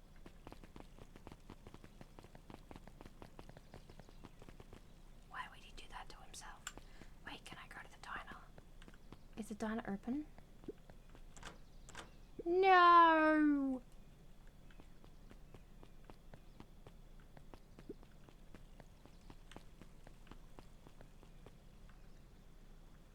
What? Identify yourself, please. Nellie Modwell. I work here now. I'm unable to locate you on our staff roll.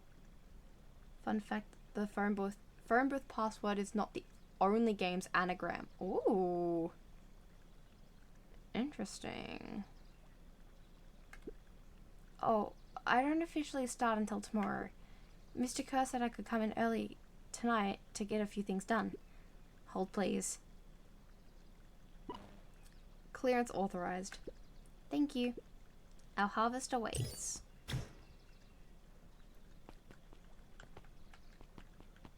Aw, dang it. Whoa. You could get a wrench to the noggin sneaking up on a guy like that. Don't scare a man while he's junkin', Sonny. Junkin'? Evening, Jeff. Isn't it kind of late to be junkin'? I might as well ask the same of you. Jesus, I can't speak. I might as well ask the same of you.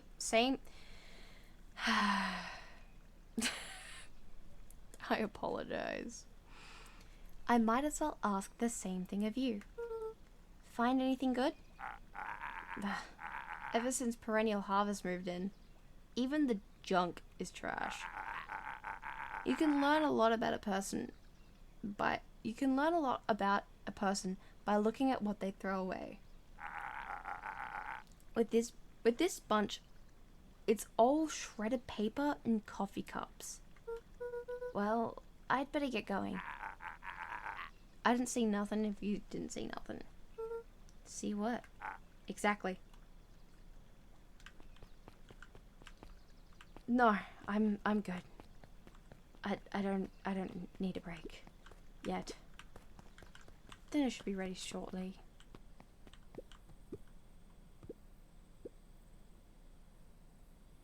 Have you seen Rollo come this way by any chance? Afraid not. As elusive as the fish in this here pond.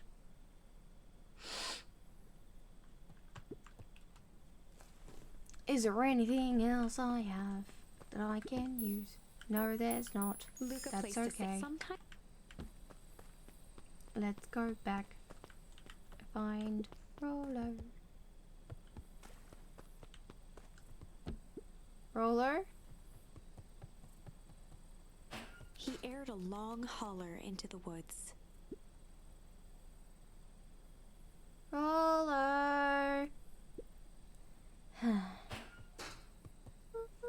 Rollo, wherever you are, I hope you're okay. Luca felt his eyes getting heavy and plopped into the beanbag. he conceded to its lumpy embrace.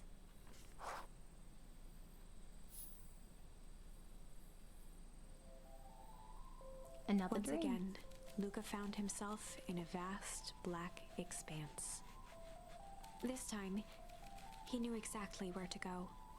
He took a single confident step forward. The world flickered and pulsed. He found himself standing in front of the frigid air of a blazing campfire, the source. He plopped down cross-legged and gazed into the cold flame, waiting. Soon enough, the fire began to die out, popping sporadically, until all that was left was a single ember. Luca stood up and dusted himself off. He plucked the glowing ember from the cold ash, examined it, and slid it into his pocket. A keepsake. The voice of his father spoke behind him. "You made me proud, Buckaroo." Luca turned to face him. "Dad, what is this place?" A warm grin grew across his father's face. "A place where everything that has been and everything that could be all wait together." Luca found himself staring at his father's face, trying as hard as he could to memorize every single detail. "Wait? For what?" Another voice spoke out as Luca's doppelganger stepped forward. "That's up to you." Without knowing why, Luca began to weep. Is any of this real? Are you real?" Luca's father bent down to smudge away a tear. "Of course. I'm as real as the part of you that misses me." Luca turned to look at the older version of himself. "And you?" The doppelganger choked back tears. "I'm as real as the part of you that's angry he's gone." Does that make sense? Through his tears, Luca laughed. "I think so." His father pulled him in for an embrace. "Time to go, Buckaroo." These dreams are sad. Luca was startled from his dream by a banging on the floor. Are you in there? A commanding voice rumbled from below. Just as Luca sprang to lock the entry hatch, the door knocked open. Uh-oh. Chapter 5. Dangers big and small. Luca stumbled back. He heard the rope ladder creak under significant weight. Keeping his eyes fixed on the hatch, he inched backward to the balcony. As his hand grasped the door handle, Luca froze. A large figure clumsily wriggled up through the hole. What? Stop right there. Or I'll... Sheesh. I know it's dark and all, but I figured you'd recognize me. Who are you? The large figure cocked its head inquisitively. Stop now or I'll clobber you with a baseball bat. Whoa, whoa, whoa. Take it easy. Luca, you need to get your eyes checked. It's me, Roller. Nice try, but I know you're not Roller. You're like one of his random uncles or something. Where is he? Uncle? Luca, quit messing around. It's me. If it really is you, prove it. Flaming chicken coop, Koopa. Flaming chicken coop, Luca. Luca's jaw dropped. He peered more closely at the man standing in front of him. Something about him was undeniably Rollo, only bigger, older, changed. How? What happened to you? I was running away and ran into more people in those yellow suits. They grabbed me and dragged me away. What? Where did they take you? I don't know. They threw a bag over my head. It was cold and smelled like a swimming pool. I think it was an underground lab or something. They made my hands all big and look. Rollo proudly presented his hands to Luca. Pretty sweet, right? I mean, it wouldn't be my first pick for a superpower. Oh, he thinks it's only his hands. He thinks it's only his hands. Oh.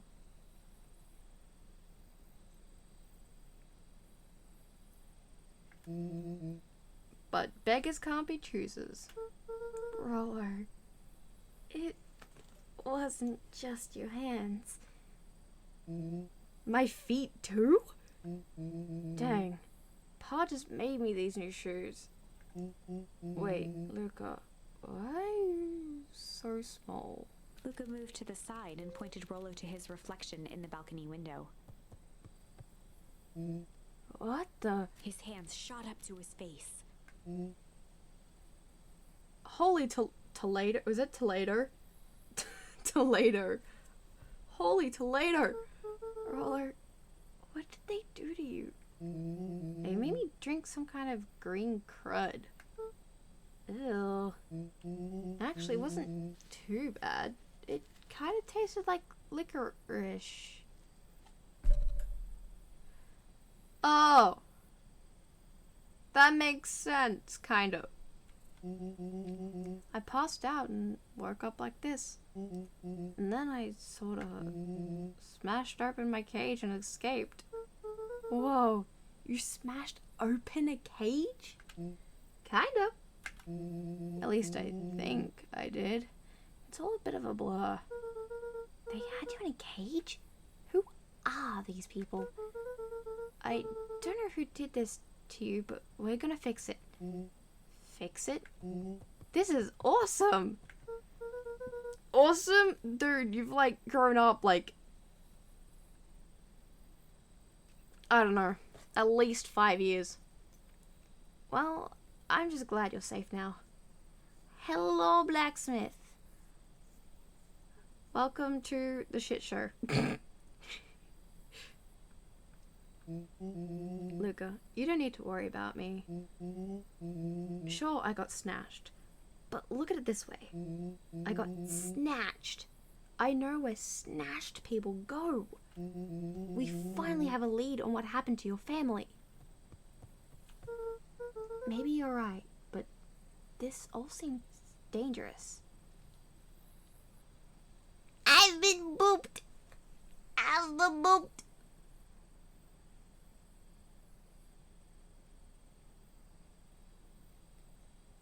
Where almost everyone in the conversation said shit. Yep. We had 3 people say shit and 1 say awesome.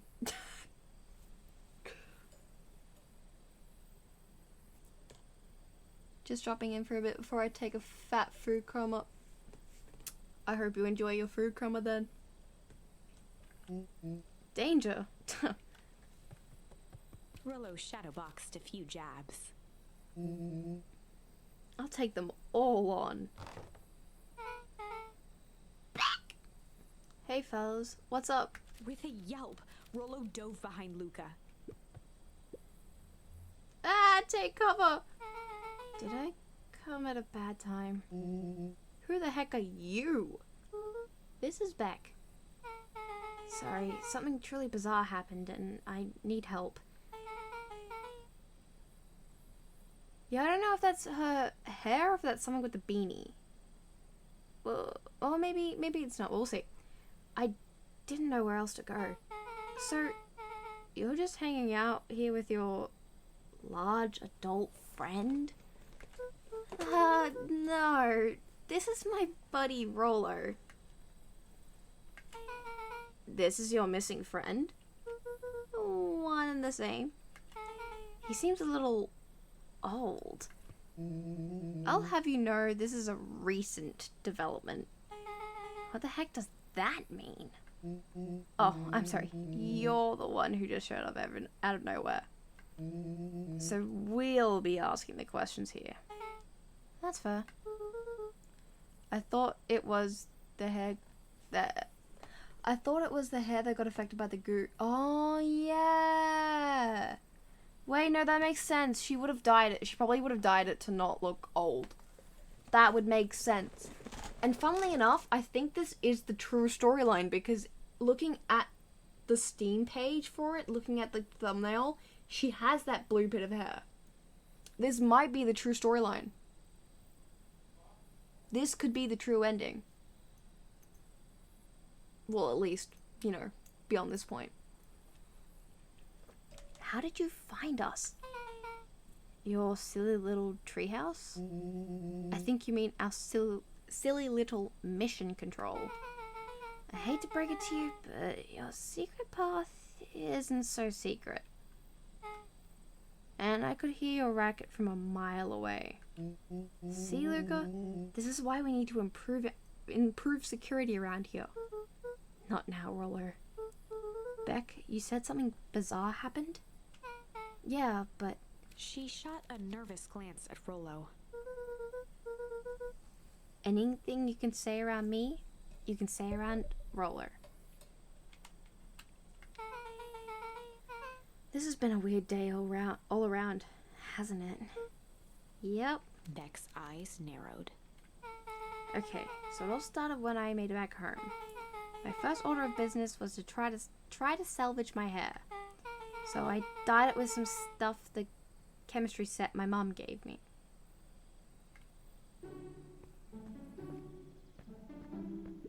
Okay, just need to play it cool. And hope no one notices. Notices what? Oh, nothing. I was just...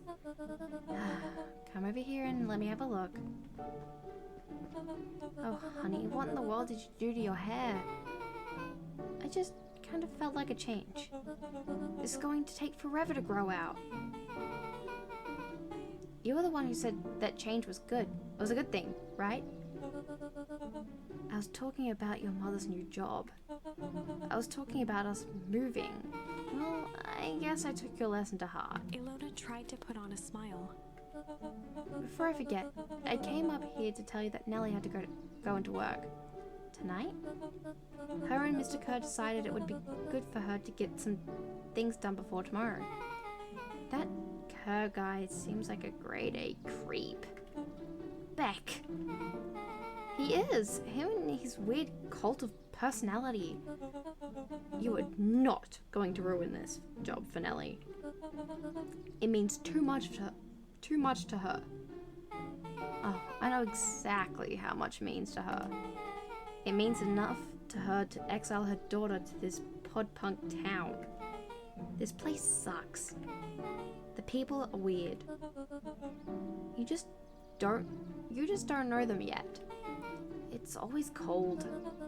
We're in the mountains. You'll get used to it. I can't even pick up a decent station on the radio. It's all banjo music and farm reports. You know, I grew up in a town not that different from this one. Is that why you're better at talking to plants than people? Okay, so here's what we're gonna do. First of all, you're grounded. What? In the morning, I'll have Nellie come and see what we can do about fixing your hair. You need to look presentable for the festival. But not another peep. She sighed, and after a moment, looked down at Beck sympathetically. I know moving is hard, honey. But that doesn't mean you have to make yourself miserable all the time. Other people seem to have that covered for me. Oh, and if you decide to rebel about dyeing your hair more... She flashed a sly grin and tousled Beck's hair. I'll just shave it off for you. Think of how rebellious you'll look then. Very funny. Thank you. Good night, sweetie. Good night, Mom. Wait. First of all, this town does not suck. Second, you need help because you got grounded? No. I'm sorry you got in trouble. It's my fault your hair got screwed up in the first place. Don't worry about it. I actually kind of like this look. Great. Can we get back to the story now? Next part is the important bit.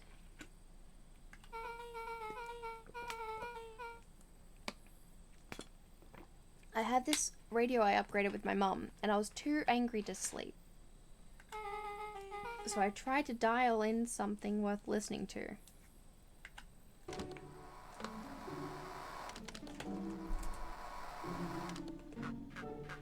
Mr. Kerr, are you there? Mr. Kerr? Yes, I'm busy. What is it? Apologies. I have the founder on the line. Patch him through immediately. One moment.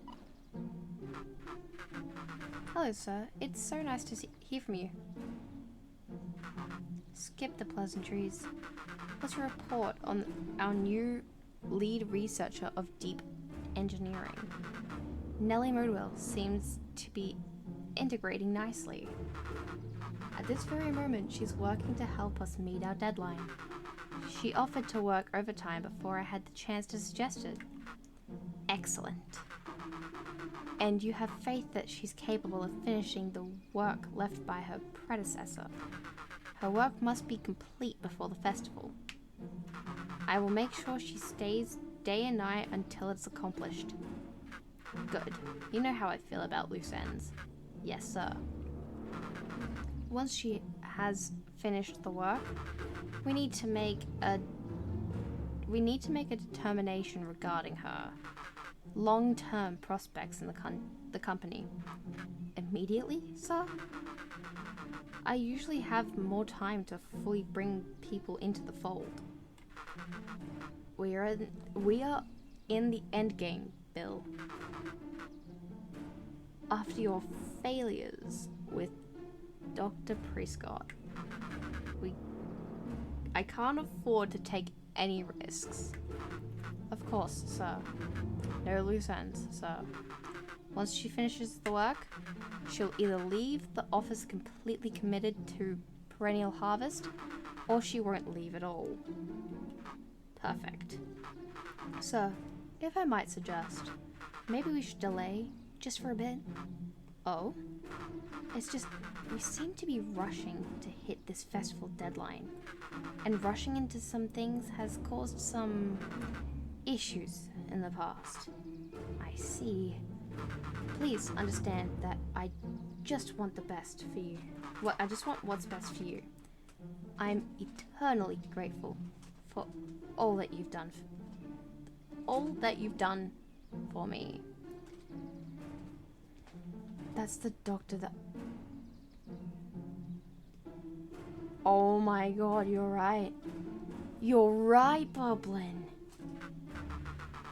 Bill, I'll make this very clear for you. I brought you in to make things run smoothly, not to have opinions. Of course, sir. Chin up, Bill. You are only a few days away from having everything you ever dreamed of. Yes, sir. Thank you, sir. Whoa. Yeah. Just so we're clear, when they say loose ends, they were talking about murder, right? Like, actually killing someone. Capital murder. Luca gave Rollo a quick elbow to the ribs. Who is this founder? I was hoping you guys would know. Nah, as far as we know, Kerr is the top banana at perennial harvest. He sounded scared of this founder guy. So we have an even topper banana on the field. What the hell is my mum caught up in? Has she talked about the job much? Not really. She said she was going to come in and continue the work of someone she respected. Luca, do you think that body at the warehouse was the person Beck's mum came to replace? That would make sense. Beck, it seems like Nellie's predecessor got, loose-ended. I'm getting that impression. Okay, so we need to get your mum out of there before the festival happens. That's 2 days away. Won't you just come home after work? the creep on the radio said they were going to hold her there until then. So if she's not coming out, we gotta go in and get her. Beck flicked a large sheet of paper out of her pocket and slammed it on the floor. Maybe this'll help. You have blueprints? Well, it's really just a welcome map from my mom's PH orientation day. But it shows the layout. Sure looks like blueprints to me. Look, here's the reception area. There's a big room marked Founder's Office. It even has the exits marked. Guys. We have a deadline. We have an objective. We have blueprints. You realize what this is, right? Rollo started to wiggle with excitement. I think we're heisting. This is officially a heist. Chapter 6. The Heist. They spent the night's end huddled around that small map, formulating a plan to infiltrate the headquarters of Perennial Harvest. It would be no small feat. A modern facility equipped with all manner of technology, not to mention the swarm of clipboards that would most certainly be scattered throughout. By the time the sun began to peek through the car window used as a makeshift balcony door, all were in agreement. This could just work. The final day before the festival would be used to prepare. They'd need to pool every resource at their disposal, pull every favor with a thread. Even enlist some unsavory characters around town with important tasks only they were suited for. Luckily, there was enough ill will and mistrust toward Perennial Harvest that alliances could be found at a bargain. Luca, Beck, and Rollo rubbed their eyes as they exited the treehouse. They hadn't slept at all that night. There was no time. The festival was to begin in one day, and they each had their assignments.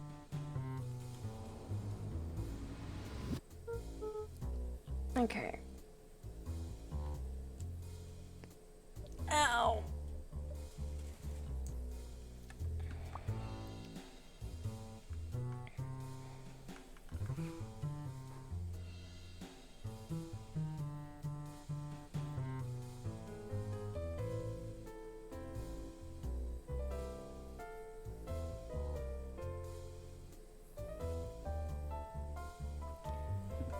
Okay. Well, I think we have been going for about 5.5 hours now. I'm thinking we leave it there for today. And we raid out and leave this for another time.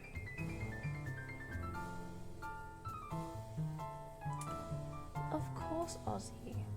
Any time. So I'm just gonna exit out of this. It's just gonna completely close it.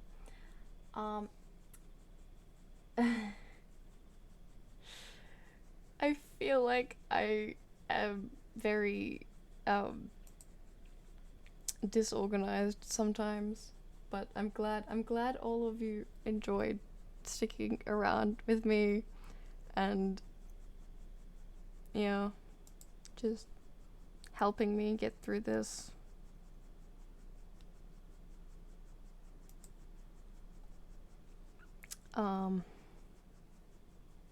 Let's see, who should we raid? I don't have many people live that I can confidently say I recognize.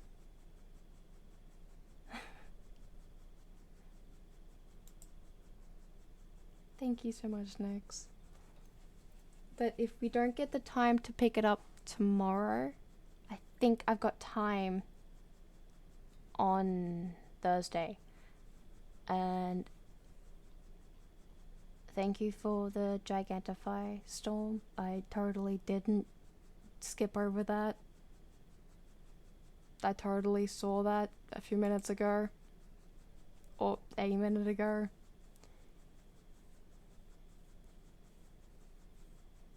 Why don't we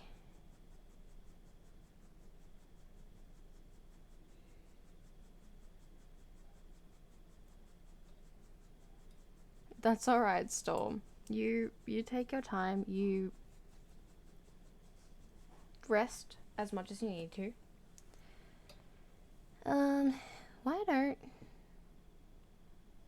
Why don't we raid Buka?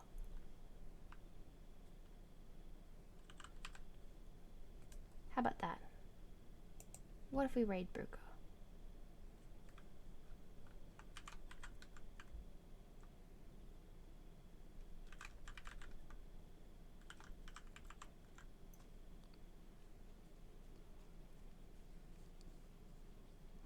I really need to set up commands. But thank you for the huggies, everyone. And huggies. Yep. I don't know what I'm saying anymore. Yeah. Anyway. We're going to hop on over to oh, I've been needed. I don't know. We yeah, let's go on over to and say hi to Buka. Because I've not really got anyone else to raid tonight. So we'll head over there. I'll switch to this one. Even Blue's trying to say goodbye. Come here, Blue. Come on. Come here.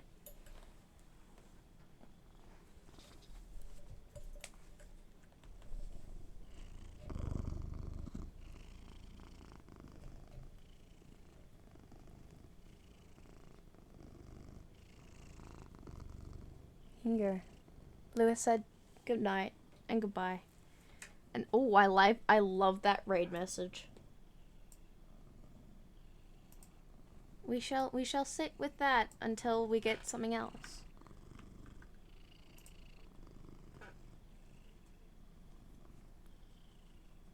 So this stream shall end with the purring of the blue boy.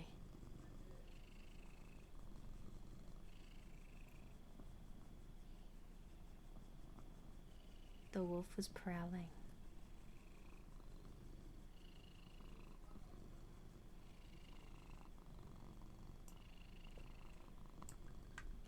And I'll see you all in the next stream. Bye bye!